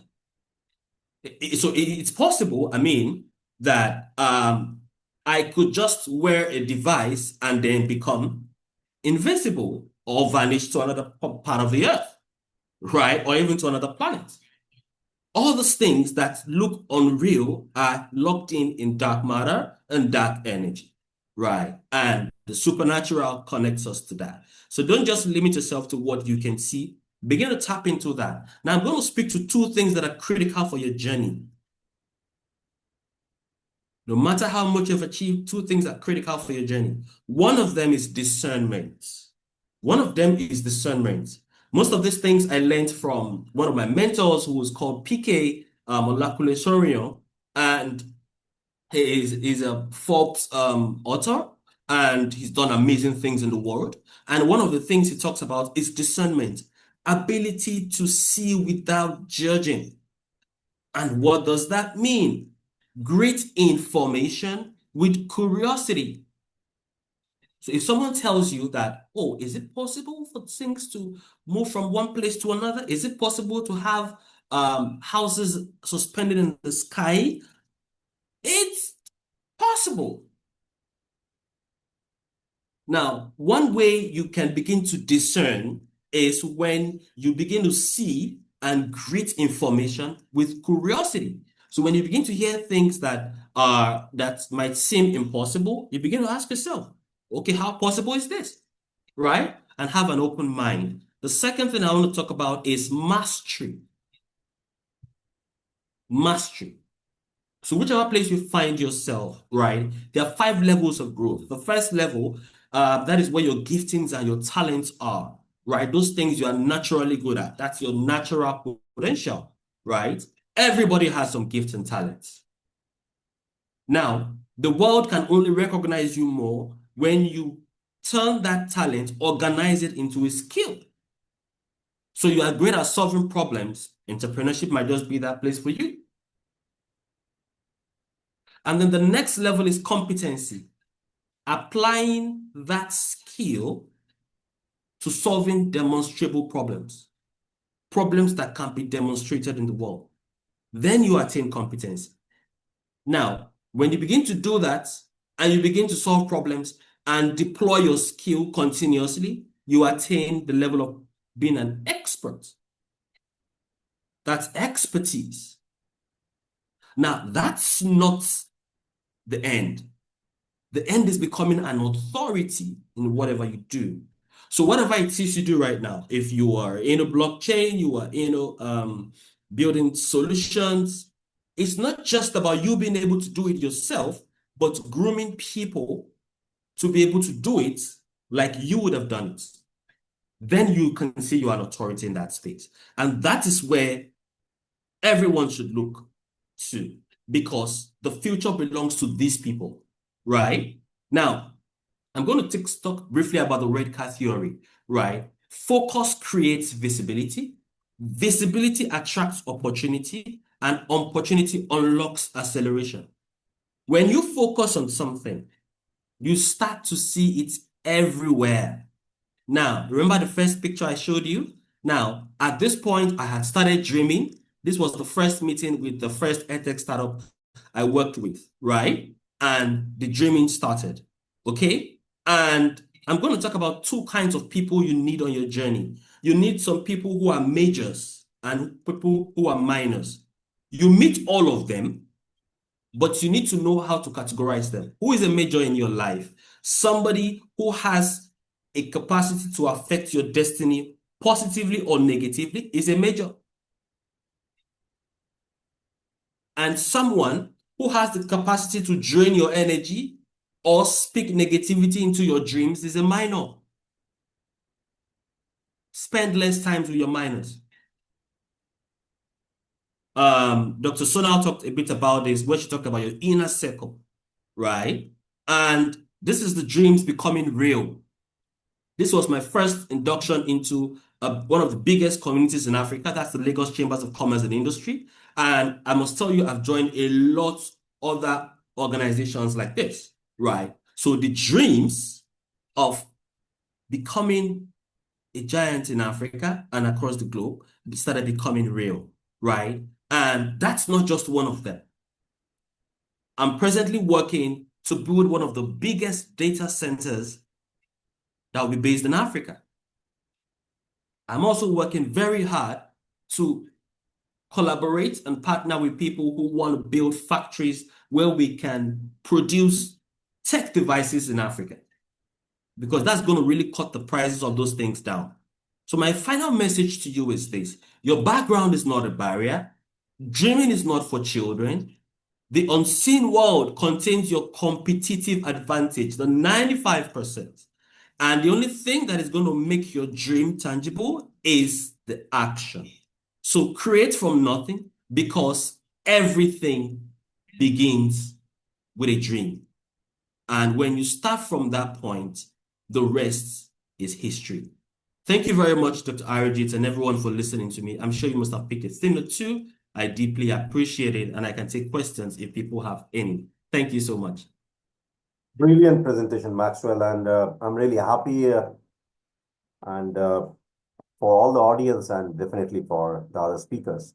Yes, we had a prior discussion, and I committed to Maxwell that I'll be more than happy to help on uplifting their own community. We'll be more than happy. We have been working together with another friend of mine. His name is Farooq. Farooq and me, we created a few bit of things together, trying to help the African community to grow. Maybe I will skip my thoughts over here. Let's work it out together, Maxwell, with each other, and then make it happen. Can I kindly request you to turn off your presentation? I'm so sorry, I'm not going to take any more questions from anywhere. Let me manage things on the time scale. Can I request Silvana? Silvana is a friend, a dear friend of mine, coming all the way from Argentina. Can you please turn on your microphone, dear? And then we are waiting for your presentation, please.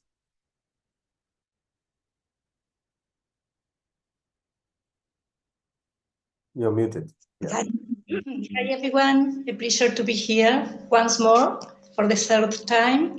So I just want to know if you can hear me and can watch the presentation. Yes, we are. Yes. So it's a pleasure to be so aligned with all the people that were speaking earlier. Just let me know if I can see the full is loading, the full display. And what I'm talking, sorry, what I'm going to discuss today is a practitioner session that started with myself, yes, because when we are talking about entrepreneurships, businesses, life in itself, we need to be sure if we are doing what is the best for us, the best for others, and the best for everyone. And being sustainable, the best decision to be successful, it was a question that I do myself, and I did myself some months ago, because I remember the definition of Disney Latin American CEO when he said, the businesses that are going to last are the ones that has a good storytelling and inspirational good storytelling to tell others and to share with others. And today, Dr. Shinu was talking about design thinking. And I think that one of my works and my roles is to help people to redesign themselves using design thinking from a long time when nobody tell about design thinking. Because what I want to help them, to assist them, and myself also, is to not just to have the best storytelling, but the best story doing and the best story being. Because if we have our best story being, we can be probably sustainable and successful. So the question is, this is the question that I made myself. To be sustainable or to be successful? For me, it was a millionaire question, because is there any difference between both? What does make the difference? And being sustainable and being successful in a comprehensive sense. Today, I'm going to talk about human beings, because we can be entrepreneur, we can be women or men business, but everyone is a human being. And for me, the kickoff is the human being. If we are not sustainable as humans, probably the impact in all the things that we do is going to be a reflect. So we have been taught to be a successful person, but nobody taught us or explain us or guide us about how to be sustainable. Yes, in ourselves, in the truly sense of being sustainable, furthermore than the sustainability we are talking about now. From some years ago, I'm an agricultural engineer, and I remember that 30 years ago we were talking about the three legs of the sustainability, the ecology, the economy, and the social one. But nobody talked about the sustainability as a human being. So what is the price sometimes we pay for sustain a business with a lack of our own sustainability? And what is the true definition for each one of you about success and to be sustainable? For me, both should be walking aligned in a coherence. And I'm going to explain you and to share my acrostic that I have created for explain and for have in mind daily what are the keys for me that result have good results, yes, and to put the focus daily in my way to be, in my way to think, and in my way to do. We know that sustainability can be named and can be related to all these topics. Today, I'm going to just focus on the human being that, as I told earlier, is the kickoff. So what is the sustainability and what is so important? We know if we are not sustainable, the future is not sustainable. So can we be sustainable in a non-sustainable world? A crucial question to ask ourselves. And my focus is to be sustainable in a comprehensive sense. Yes, ecology, social, health, everything that is inside the term. But first things first. Where is the chicken? Where is what is the egg? Or what is the beginning? Yes, and we need to think that we are the kickoff, and we are the what for. So bearing in mind these two first and last word, I have created the different topics, the different items we need to bear in mind, and I experienced this acrostic.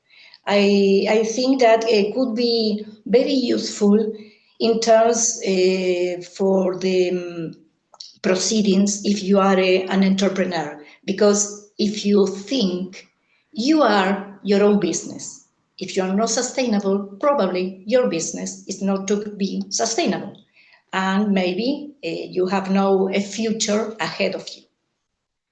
So the kickoff is to have, for me, is to have self-love, is to work from the self-love.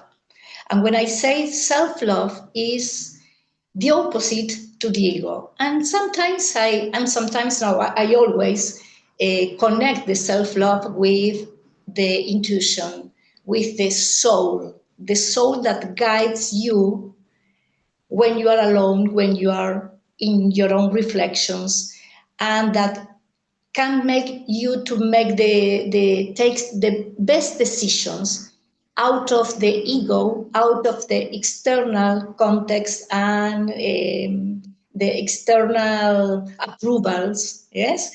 So we are in a matrix, and there are a lot of facts that are impacting in us and in our sustainability.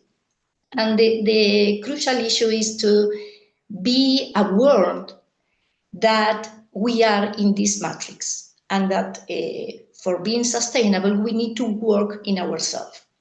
And this is then the reflect in our business.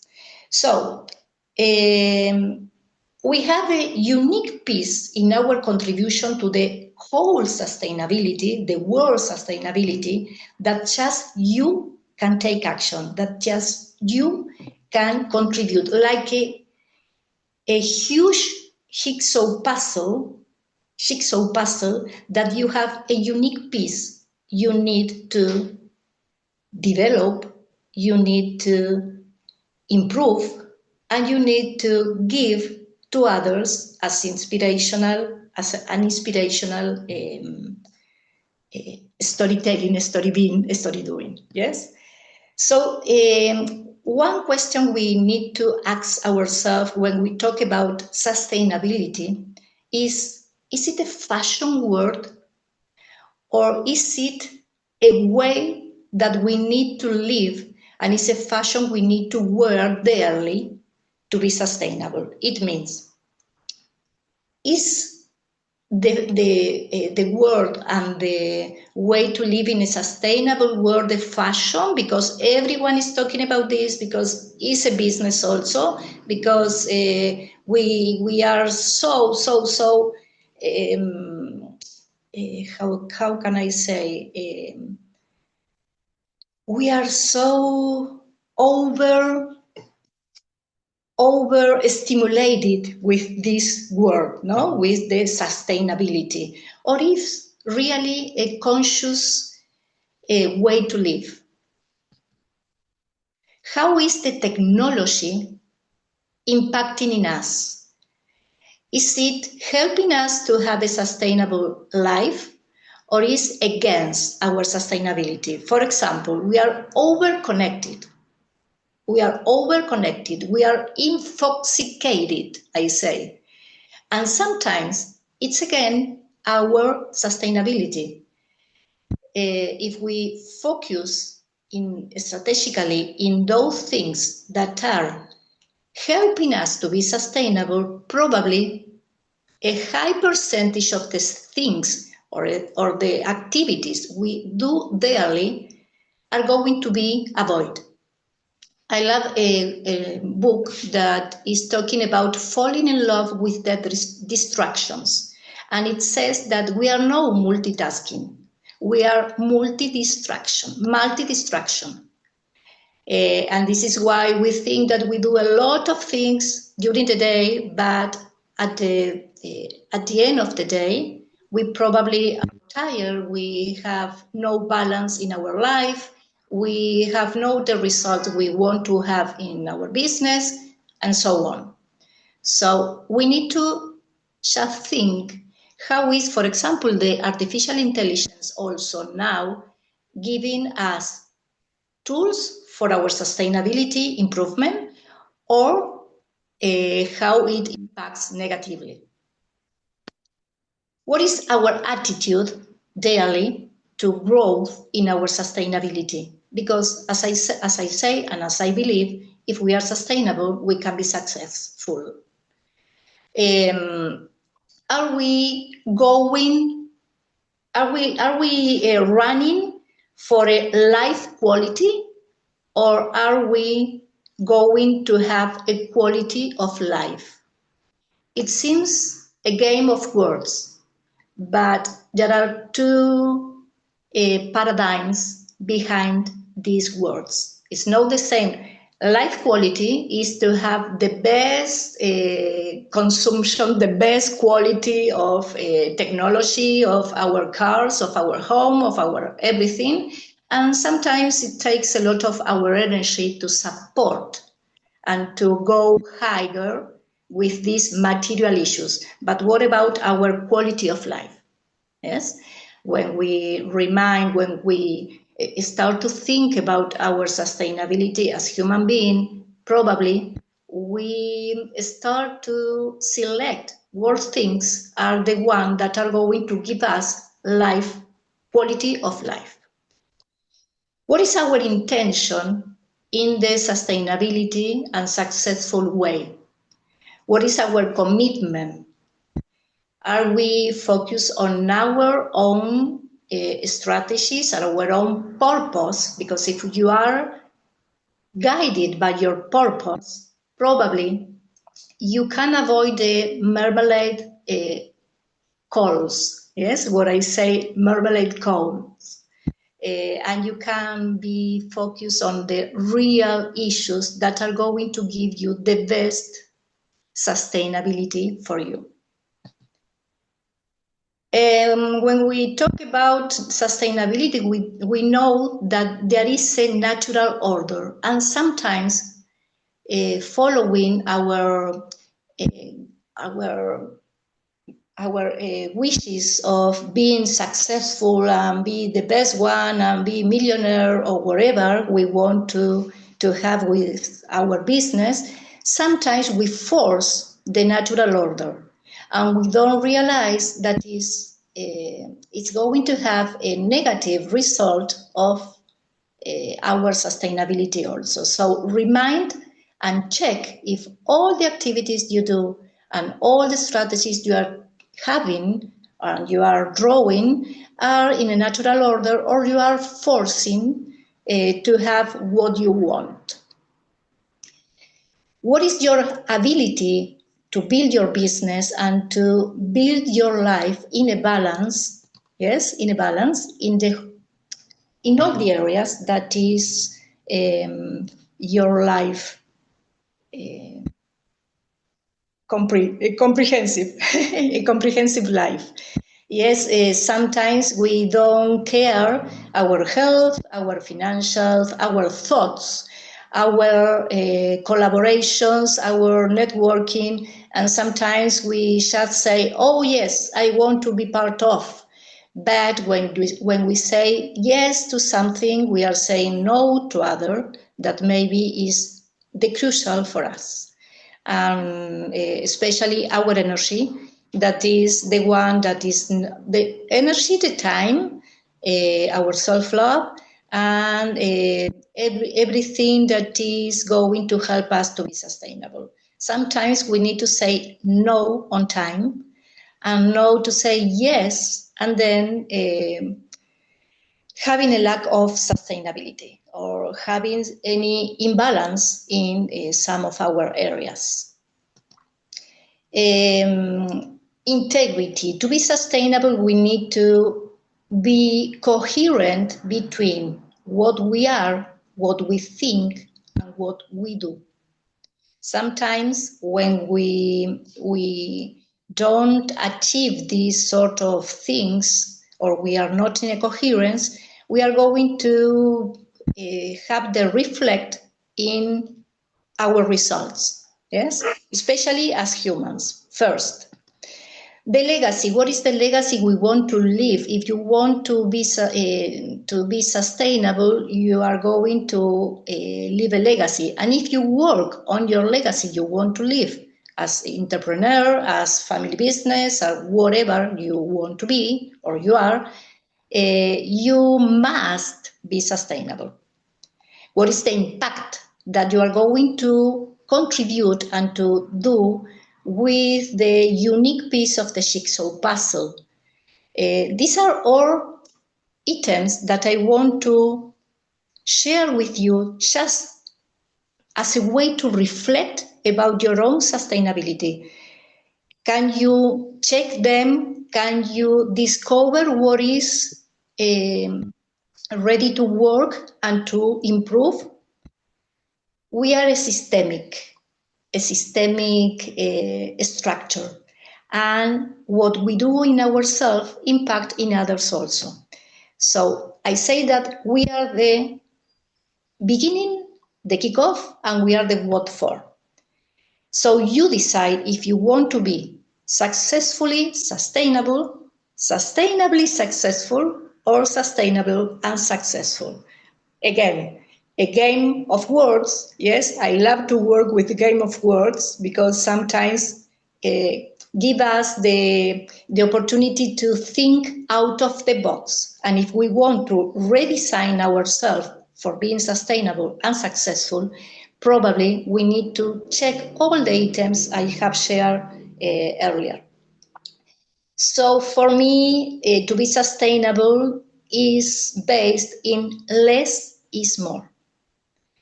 Less distraction, less multi-activity, multitask, less stress, less diversity, less simultaneity, less, just give me a second because I have the display that is over, less ego, less looking for external approval. The first that need to approve is you. Less serial project in a day, less over-connected, because if you can get this, you are going to have more in the priority of your life, in the relax and enjoy the life. You are going to have more focus, you are going to have one thing at a time with better results. You are going to get your self-love, confidence, concrete projects, and not just ideas. You are going to have your own space, your own time, and the possibility to disconnect, to reconnect. Yes? And this is, as I told earlier, we are systemic. So as we are part of a system that is the world, that is the life, that is the huge jigsaw puzzle, and we are a unique piece that anyone else has this piece. And this is why I say that we are no competitors, we are collaborators. We need to be collaborators to figure out the whole image that is the life. So if we are sustainable humans, we can be sustainable families, sustainable education, sustainable culture, sustainable businesses. We can get sustainable economies, sustainable life, sustainable beings. Summing up, sustainable world and future. This is the way we impact in others, even when we don't know that we are impacting in others. And this is the legacy we can leave to others while living, and we can build with others while we are living. But first, we need to work and we need to build our own sustainability to be successful. So my question is, what is your decision focused on? What is the decision focused on? Are you going to be sustainable? Are you going to be sustainably successful, or you are going to be sustainable and successful? They are not exclusively, yes, they are in parallel. We need to work both in parallel. And I want to to call you to help us to encourage the next generation. I work a lot with families and business and next generations at the universities, in the companies, whatever. And what I love to do is to encourage them, as we hadn't the opportunity to have a guide to be sustainable, to being sustainable and successful. And they need to focus on this, to reflect then to the world and to last for a healthy life. Yes. So go, be, love, because the world need you. The world need us. Here is my data if you want to connect me. And it was a pleasure to share you this just reflection about my own practice daily, just to be successful, just to be sustainable, especially, and leave my legacy while living. Thank you so much. Thank you, Silvana, for your beautiful presentation. Can I request you to turn off your screen sharing so that you can proceed further? Thank you so much. Yeah. So I was waiting for Mr. Ravikant from India. Probably he joined and then I can't see him. So I'll next call upon our next speaker, Solomon. Mr. Solomon, if you are there, kindly turn on your microphone and your video. And then next I will go with Mr. Vishnu from Indonesia. Mr. Solomon.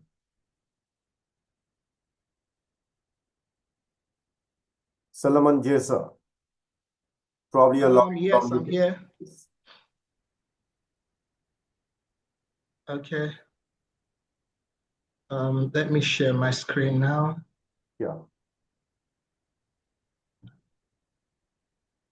Okay.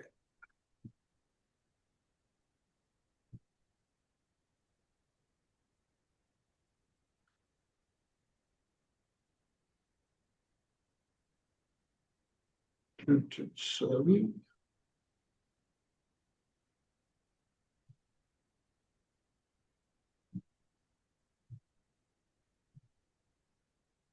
Okay, I believe you can see my screen here.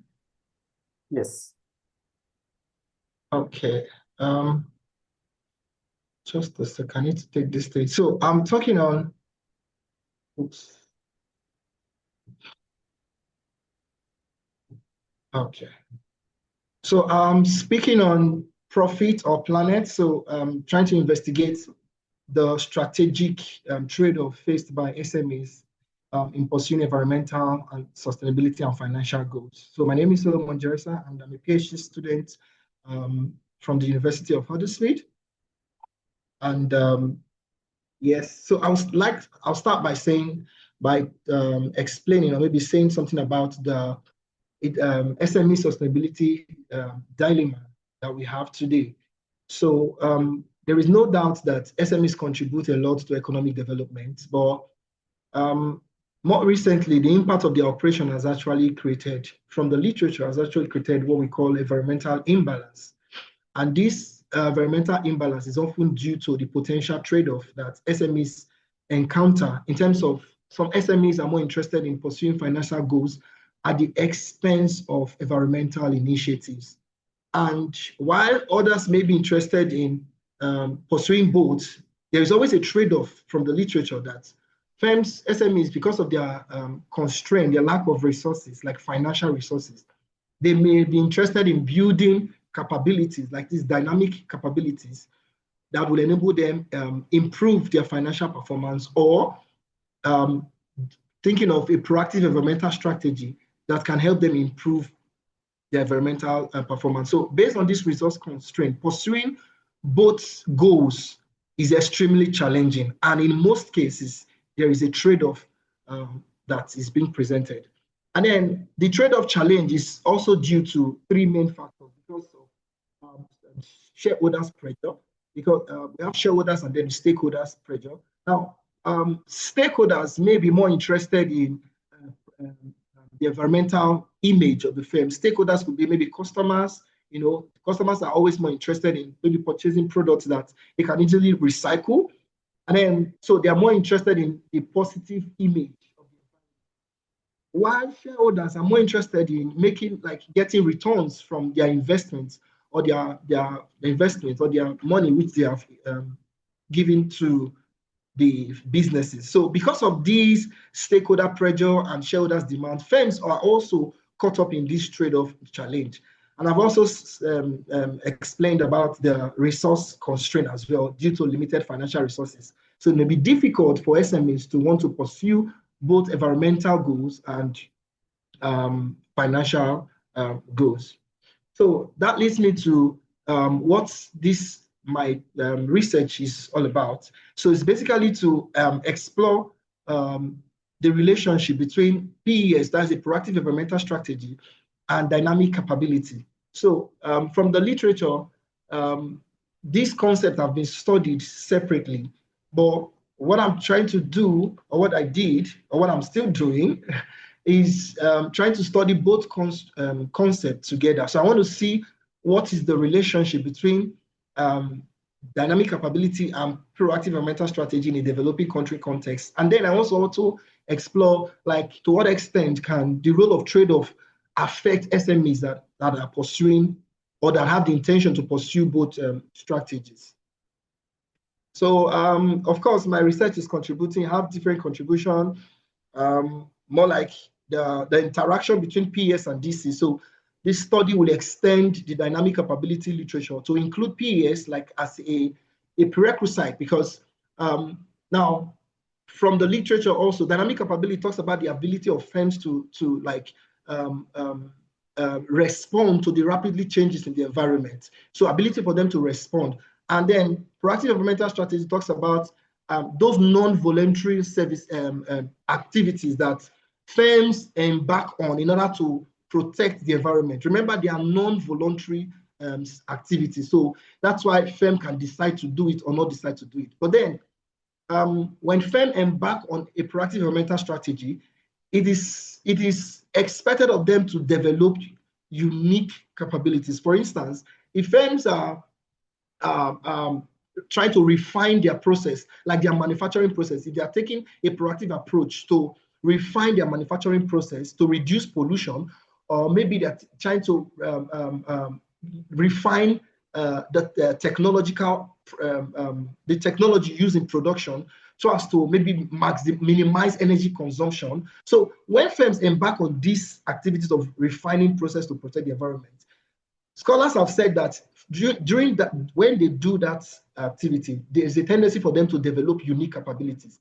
And Tees 1997, which is the founder of this concept, dynamic capability, has classified that unique capabilities as what we call dynamic capability. So my research is now studying the relationship between this PES and DC. That is, we want to actually see if PES can lead to the development of dynamic capabilities. Because if firms are proactive, if they embark on proactive measures, there is always this tendency that they will develop unique capabilities. And those unique capabilities is what scholars have also referred to as dynamic capabilities. So this research is trying to, it would extend the dynamic capability to include PES as a prerequisite in the development of capabilities. And then I've talked so much about the trade-off literature. So I want to explore what is the different relationship.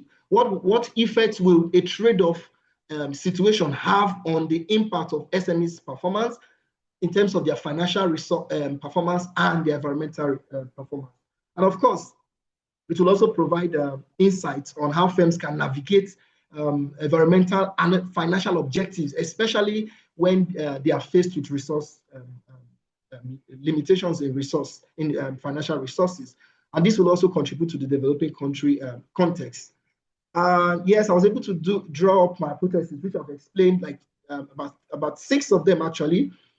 And then the first one is just talking about the relationship that exists between DC and PES. That is, PES is now positioned as to positively affect the development of firms' dynamic capability, which can now serve like as a micro foundation or like an antecedent to dynamic capability. Then the second trade-off talks about, so I'm going to explain more on this trade-off when I come to the model which I've used for this research. So let me not just take so much time in explaining the model here. But this number 2 and 3 hypothesis simply talks about when firms go for dynamic capability, what impact will it have on their environmental performance and their financial performance? On the other hand, when firms go for proactive environmental strategy, if they sacrifice dynamic capability for proactive environmental strategy, what impact will it have on both their financial performance and their environmental performance? So yeah, so of course it's a positivist, since it's quantitative, it's a positivist philosophy. And these are some of the research processes, the methods that I went through. I did a pre-test to test for reliability first, like a pilot study, then got SMEs managers to also refine the questions and for experts from my supervisors. And then the Chromback Alpha shows that all of the constructs are reliable. And then I collected my data because I'm focused on SMEs in Nigeria and basically the manufacturing sector. So based on the model, based on the technique of my analysis, structural equation modeling has been chosen because that's the only model that can explore the interaction of variables, multiple interaction of variables within a model. Yes, so I displayed my questionnaire. I did the very important test, to test for bias, to be sure that there is no bias. And I used the Hammers one-factor test, and I got about 35%. So, and the threshold is not more than 50%. So, and then I have 35% from my Hammers one-factor test to test for common bias. And of course, my VIF is my variance inflating factor, ranges well below 5, which talks about the multicollinearity. So it shows that there's absence of multicollinearity. So which means that my data is valid and is free of bias as well. So yeah, so this is the model. And then the first thing to do in a SCM is to do a CFA, that's a confirmatory factor analysis, which I did. And of course, I had to drop some items to ensure that I meet the threshold to get my model fitness, which, they all met the different tests, the absolute fit, relative fit, and the parsimony fit index. They all met. And then, because this is the first step to do before I drop my model. And then when I finished the model, when I finished the confirmatory factor analysis, the values, the values, that is the regression, the estimates, the estimates was what I used to check for validity. And I did both convergent and discriminant validity, as well as composite reliability, as you can see. And they all met the minimum threshold. The AVA was more than 0.5, and the MSV was less than, that's the maximum shared variance and the average variance extracted, AVA. And then I have my composite reliability, which, if you can see, all of them are more than 0.6. So which shows that this data, the model is reliable and is valid. Now this brings me to the main analysis, which is testing for my hypothesis, which I did. Now, if you look at it very well, you will see this is the structural part analysis. If you look at it very well, you will see PES, you will see DC, and then you will see this is PES, that's proactive environmental strategy affecting dynamic capability. And then you would see dynamic capability affecting ESP and FP. So what I did here, first, this relationship was positive, that's PES affecting DC. So confirming the fact that when firms truly embark on a proactive environmental strategy, there is a tendency that they will develop unique capabilities. That is, when firms are involved in refining, if they develop methods and processes or technologies that can enable them to refine their process, they will end up developing unique capabilities. And then, of course, that's so my hypothesis one was supported. Now, how did I now test for the trade-off situation? So what I did was, from this model, the entire model, I compared estimates of environmental, that's ESP, which is this one here. ESP, that's environmental, excuse me, ESP, environmental sustainability performance, and I compared it, ESP and FP. I compared the estimates as it is in a full model where there is PES and DC. That is, I'm assuming I use differential-based modeling as a theory, that as a model that supports this approach, where you can make inferences based on the data you have collected. So now, in the presence of dynamic capabilities and PES, what is the firm performance like? So that's just what I'm just explaining. So I checked what the firm performance would be like in terms of what is their financial performance, what is their environmental performance. And then this is the trade-off model. Now, if you check this first model here, it's PES. Now, this is when dynamic capability is traded off for PES. And this is when firms sacrifice dynamic capability and they just go with PES. What is the impact? What would that impact have on their ESP and their FP? Now, the same thing with dynamic capability in this other model. If firms decide to sacrifice a proactive environmental strategy and decide to only focus on dynamic capability, what will be the effect of ESP and FP? Then from this table, first and foremost, all relationship was significant from this first table. That's the first thing. So which means that whatever conclusion I'm going to make from this, it's also going to be relevant and significant.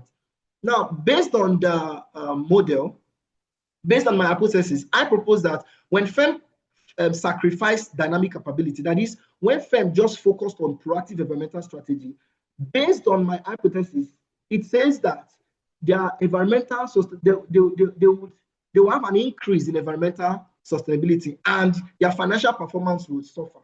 So I now compared that result with the, if you see, this is PES and ESP, this is the complete model. The estimate is 0.315. And then when they trade dynamic capability off, that is, when firm focused on only ESP, you can see the values increased. So which means that in the absence of dynamic capability, firms can also improve their environmental sustainability performance if they are proactive, if they embark on a proactive environmental strategy. And then contrary to, if you look at the hypothesis 2, HB2 talks about PES. Now, in the complete model, it was a negative relationship, and it's 0.17. But in the trade-off relationship model, it reduced to 0.14, which means a less negative. And our hypothesis was supported because we proposed that when firms pursue a proactive environmental strategy, they would, their financial resources would, the ability to make profits will reduce because of the limited finance that they may have. So their focus on PES may affect their financial performance. So that hypothesis was supported. And the H3 says that when firms sacrifice a proactive environmental strategy for dynamic capability, now it is expected that because they develop dynamic capability so that they can improve financial performance. But if you look at the model now, that's not the case. Now, if you see in the complete model, it was 0.75, but in the trade-off model, instead of financial performance to increase, it reduced.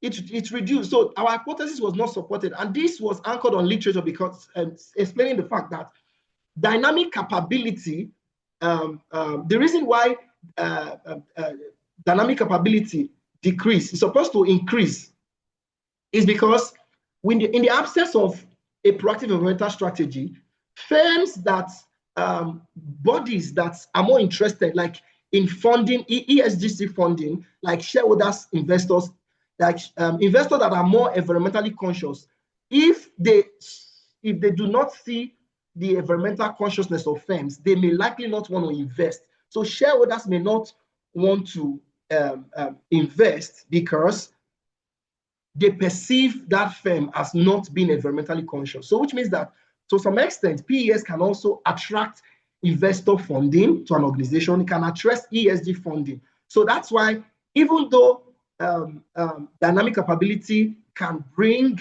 financial performance, in the absence of PES, financial performance may suffer. And then the HB3 talks about because dynamic capability is the ability of firm to respond to the rapidly changing environment, which means that, and then it's the ability for firm to sense, seize, and transform resources, right? And then when they transform these resources, dynamic capability is supposed to bring innovation, and innovation will lead to profit. So that's our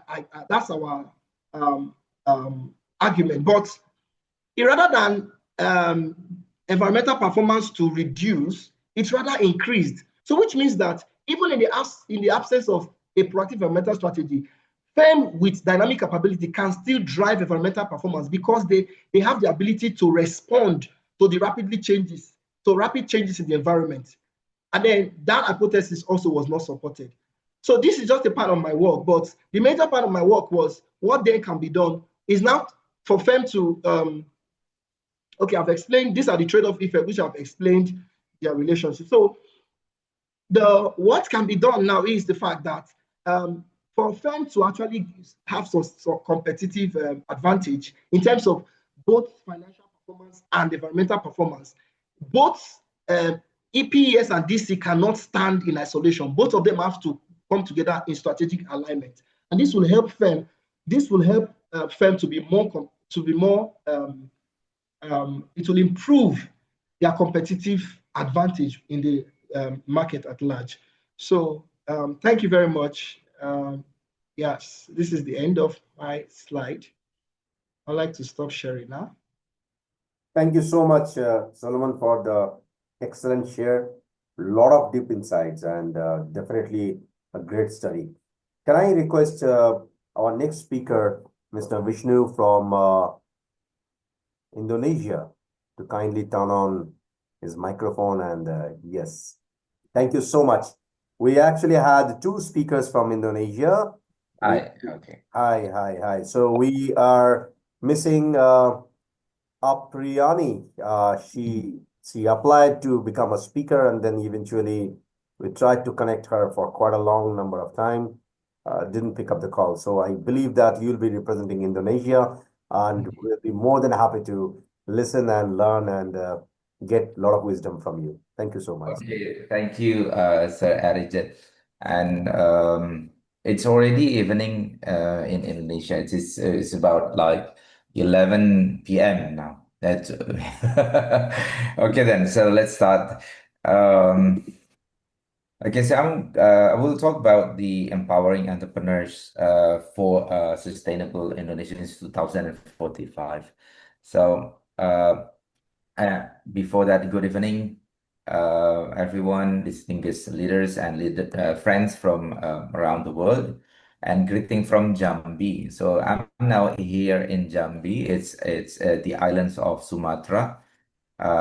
It's near Padang, West Sumatra. Okay, then. Tonight I'll share about the Indonesian's journey towards 2045. That's actually centennial years of independence, our independence, futures that we call Indonesians or Golden Indonesia.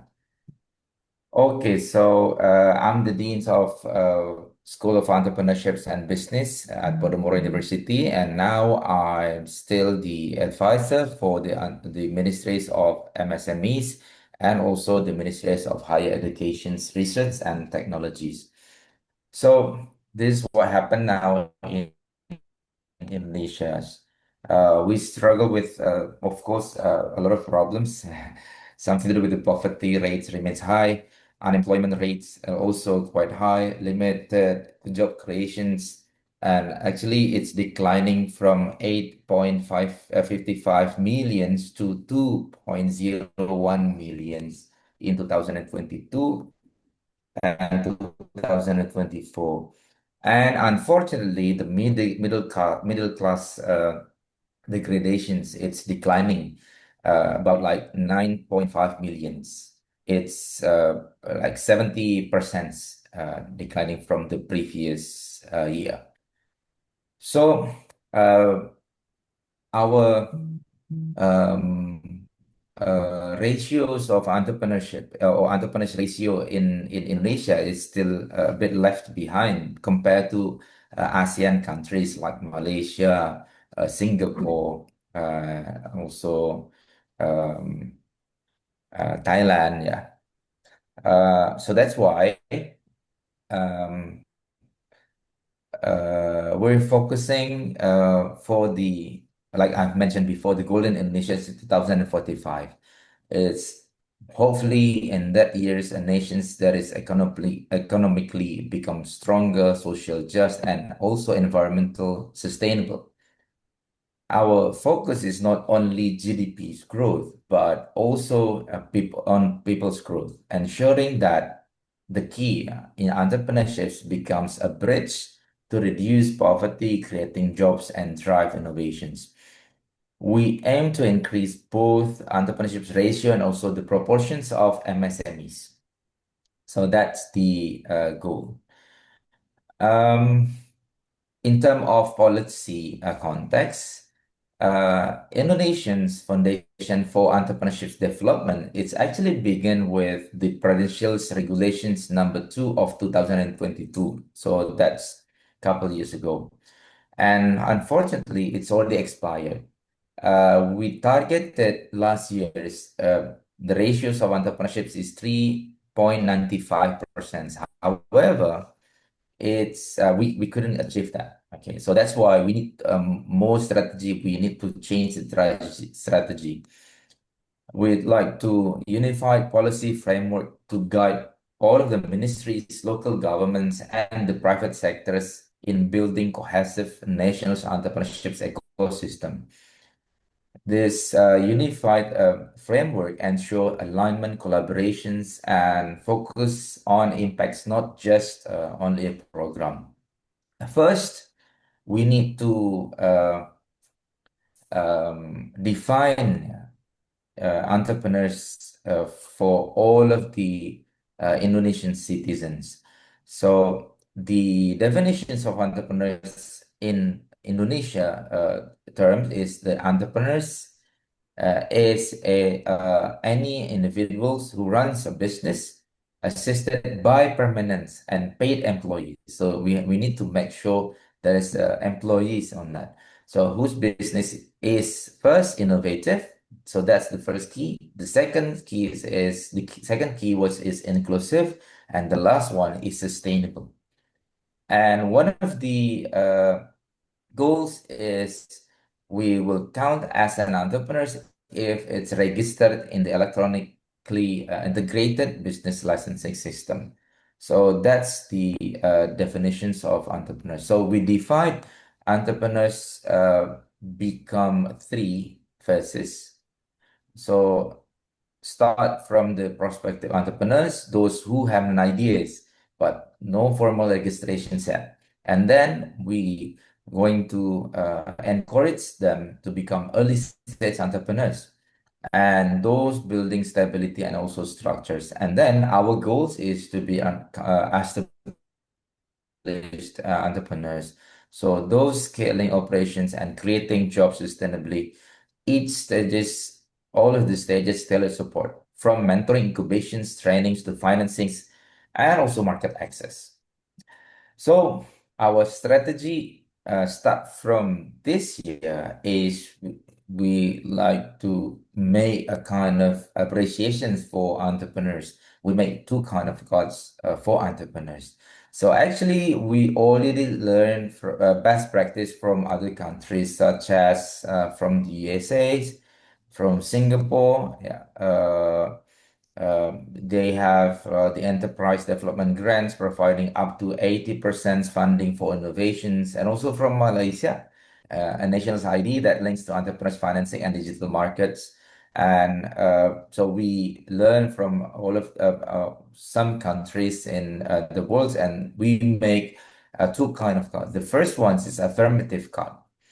The affirmative entrepreneur card is more than just a policy. It's a platform for empowerment. It connects entrepreneurs to first training, mentorships, financing, investment, legal, institutional assistance, digital business ecosystem,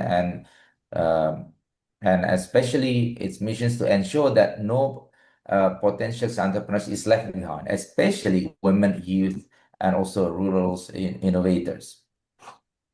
And the next one, we empower, of course, the workforce and also MSMEs. Okay, so we cover two main groups. The first one is job seekers, prospective entrepreneurs, focusing on training, apprenticeships, certifications, job placement, and also beginners entrepreneurs, supported by access to capitals, facilities, and also legal assistance.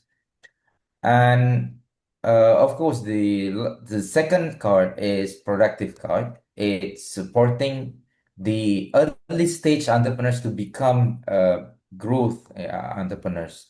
So for early stage entrepreneurs, the focus is deeper more than just strategic. It's enhancing production capacity, product innovations, marketing, capital access, and business management. So our goals is to help them become a supplier to established entrepreneurs, suppliers to government's procurement. So there's regulations behind that, and also leaders in locals and also regional ecosystems.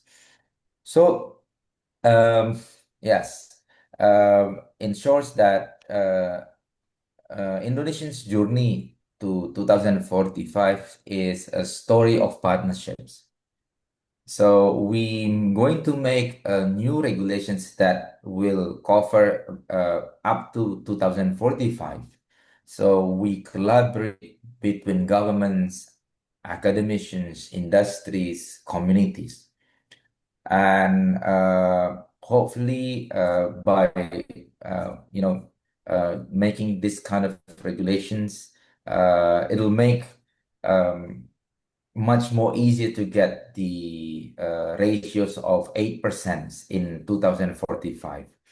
So fortunately, there is a huge number of entrepreneurs increasement ratios last years. So I cannot give you the information yet because it's not official. But later on at this end of the years, the presidents will tell about the increasements of entrepreneurs, and hopefully in 2029, so we will reach the 3.60%. And in 2045, by making kind of new regulations and also providing these cards, and also the super apps or platform for entrepreneurs, so we will reach the numbers of 8% ratios of entrepreneurships in 2045.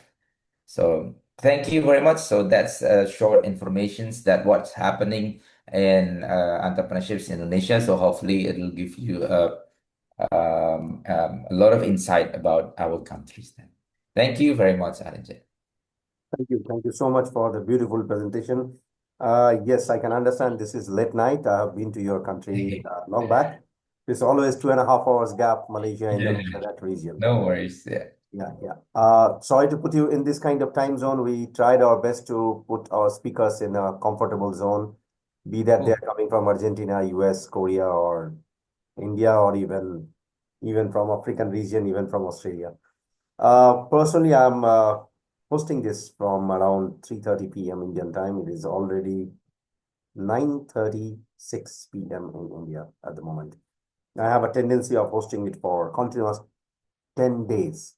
If you look at the earlier World Leaders Summit, that's called the entrepreneurial mind and working as an entrepreneur. Agreed. And the brilliant presentation. Love to ask questions to Solomon and you both sequentially. We have time now. Well, the first question goes to you. What we can do for Indonesia? To be very honest, we run a private incubator, we run an accelerator, we have access to capital, we run a fund based out of US. Probably I will share a little bit about entrepreneur space. Many of the speakers personally maybe may know me. Some of you probably don't know the details. I'll be happy to share. So this is our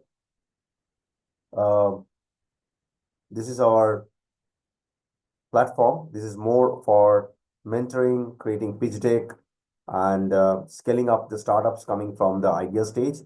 We did several different kind of events like this. If you can see multiple different Europeans who actually traveled to Middle East in 2021. We helped them growing to that particular part of the world, and then we conduct sessions, we do hackathons.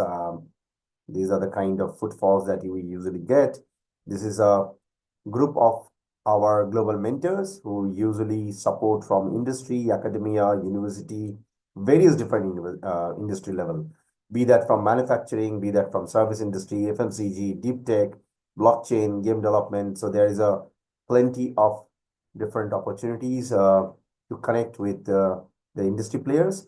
We have multiple partners who are mainly coming from industry and trying to give back to the community.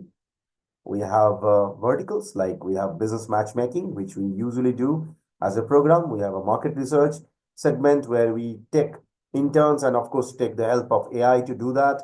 Less number of human capital rather than utilizing the technology at its best. We do exit planning for companies who are there, probably trying to take an exit by selling their equity.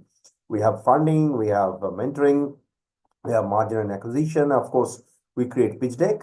So feel free to connect, and there is a huge number of resources, like around 3,500 different kind of write-up that we did for the startups, whoever is willing to learn and understand regarding what to do, how to do step by step. For an example, how to create a business plan, to understand the nitty-gritties of tokenization. I mean, those are the kind of deep level thoughts that we share.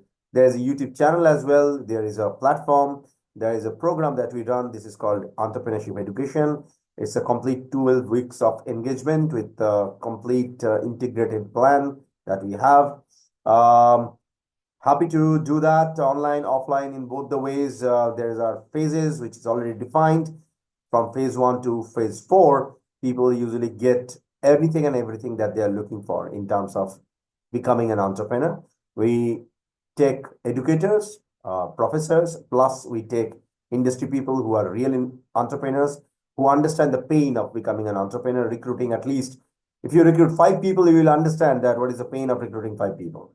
So we take it as a combo mode. Of course, there are certification mode. There is a accelerator that we run it. There is a pitching opportunity. There is a global community that we run. So there is a Facebook group. Let me share that to everyone. Give me a moment. I think it will help a lot, many of you.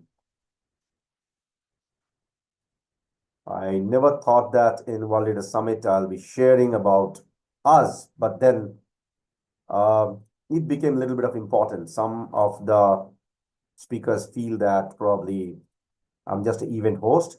Well, World Leader Summit took birth because I wanted to bring all the entire world together in a common platform. That's why I started World Leader Summit in 2019. This is the Facebook group that we run, the name called Entrepreneur's Story. Even though the name is like this, you can see the number of members and the activities. In fact, your speech, Dr. Vishnu, is there. I mean, it was live, you know.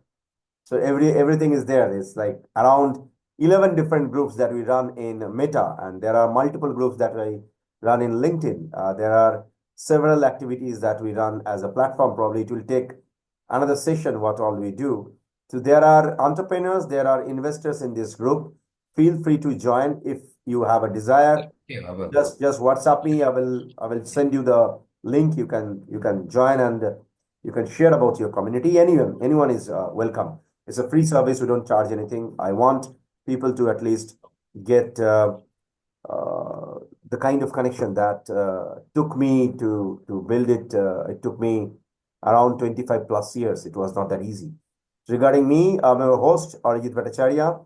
I'm a serial entrepreneur. I'm a bootstrapped entrepreneur. I'm probably one of the craziest guy from India who thought that we'll be starting things, and I have got friends and enemy both. And I personally believe that if you don't have enemies in your life, you're not doing enough things. So in the top, sometimes I'm alone, definitely, but I got a lot of these kind of alone people who have done something remarkable in their life. I started back in 1998 when I was 17 years old. While doing my graduation, I started a training academy. I started giving training to students. Maximum times my students' age was older than me. I started training on technology. Eventually, I started making games, and then launched a game situated from Calcutta itself, which is probably India's first 3D car racing game. You could have played it in PC. Eventually, we made it sizable. We became a little bit of sizable, I would say. We became software development partner with Intel, Microsoft, to name a few. Started making our own IPs. And then in 2008, I felt after running Virtual Infocom for 10 years, I should give it back to the community. So that's how the entire aspect of giving back started. So like that's the solo reason.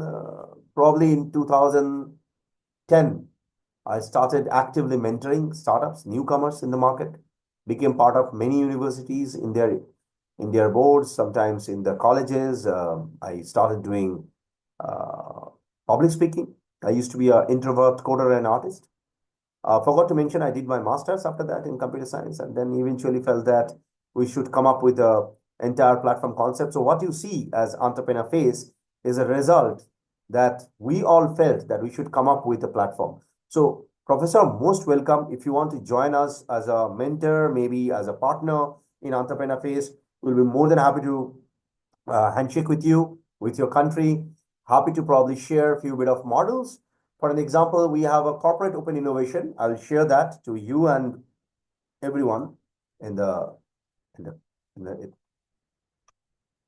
seminar. Allow me to load it. Yes. So this is the corporate open innovation model that we run. It's still loading. Yes. So what we do, we connect with multiple different corporates in the industry, and then we bring opportunities for revenue stage startups to scale up and get work from the big companies, MNCs, big tech giants, or sometimes manufacturing units, so that they can sustain. So it is important to make profit, as the earlier speaker was sharing. Why profit is important. Without profit, you can't run a company. It's not that easy. So we did very actively collaborating with several different industry players like this. And definitely we have different verticals. We usually try to see that if we can actively either invest or probably handshake with these kind of industry verticals: education and skill, clean tech, energy, sustainability, agriculture, fintech and blockchain, real estate, health, wellness, movies, sports, entertainment, and industry 4.0. More than happy, more than welcome to join our group of crazy people. And I'm really blessed that all of you have participated in World Leader Summit. Some of you who couldn't make it, probably we missed you, definitely. Few bit of important information regarding WLS. WLS always happens for 5 days. Till last year, we used to do it with multiple number of speakers only, and then sharing as a knowledge sharing platform. And parallelly, we did few bit of pitching session in the pitching rooms, which never ever get published because of NDAs and a lot of different legal compliance. But then eventually this year, we decided that we'll be doing it for 2 days knowledge sharing session from the speakers. So this is the second and last day. Tomorrow onwards, we'll be having the pitching session, which is completely closed door pitching in front of the investors. So more than welcome to come, and probably if you have good pitch to pitch in front of our investors, happy to host you. There is a process to do that. The website is actually closed now, but you can send me message directly. We'll be more than happy to host you over there. I'm really happy that I knew Mr. Vivek through the social media. He's all along there talking very straight. All the speakers spoke very nicely. Really happy to shake hand and collaborate with anyone and everyone who feel that they want to do things together. We'll be more than happy to handshake and collaborate with any of the universities who feel that they need a little bit of entrepreneurship development cell to be uplifted, boosted. They need a little bit of joint research with some other university. They need international students. We'll be more than happy to do that. If they feel that they want to conduct a joint certification, we'll be more than happy to do that. Open invitation. So I will make this evening as a good night to everyone, and good morning and good afternoon. Thank you so much. See you soon, maybe next month in our leaders meetup. Thank you so much. Sayonara. Good Goodbye.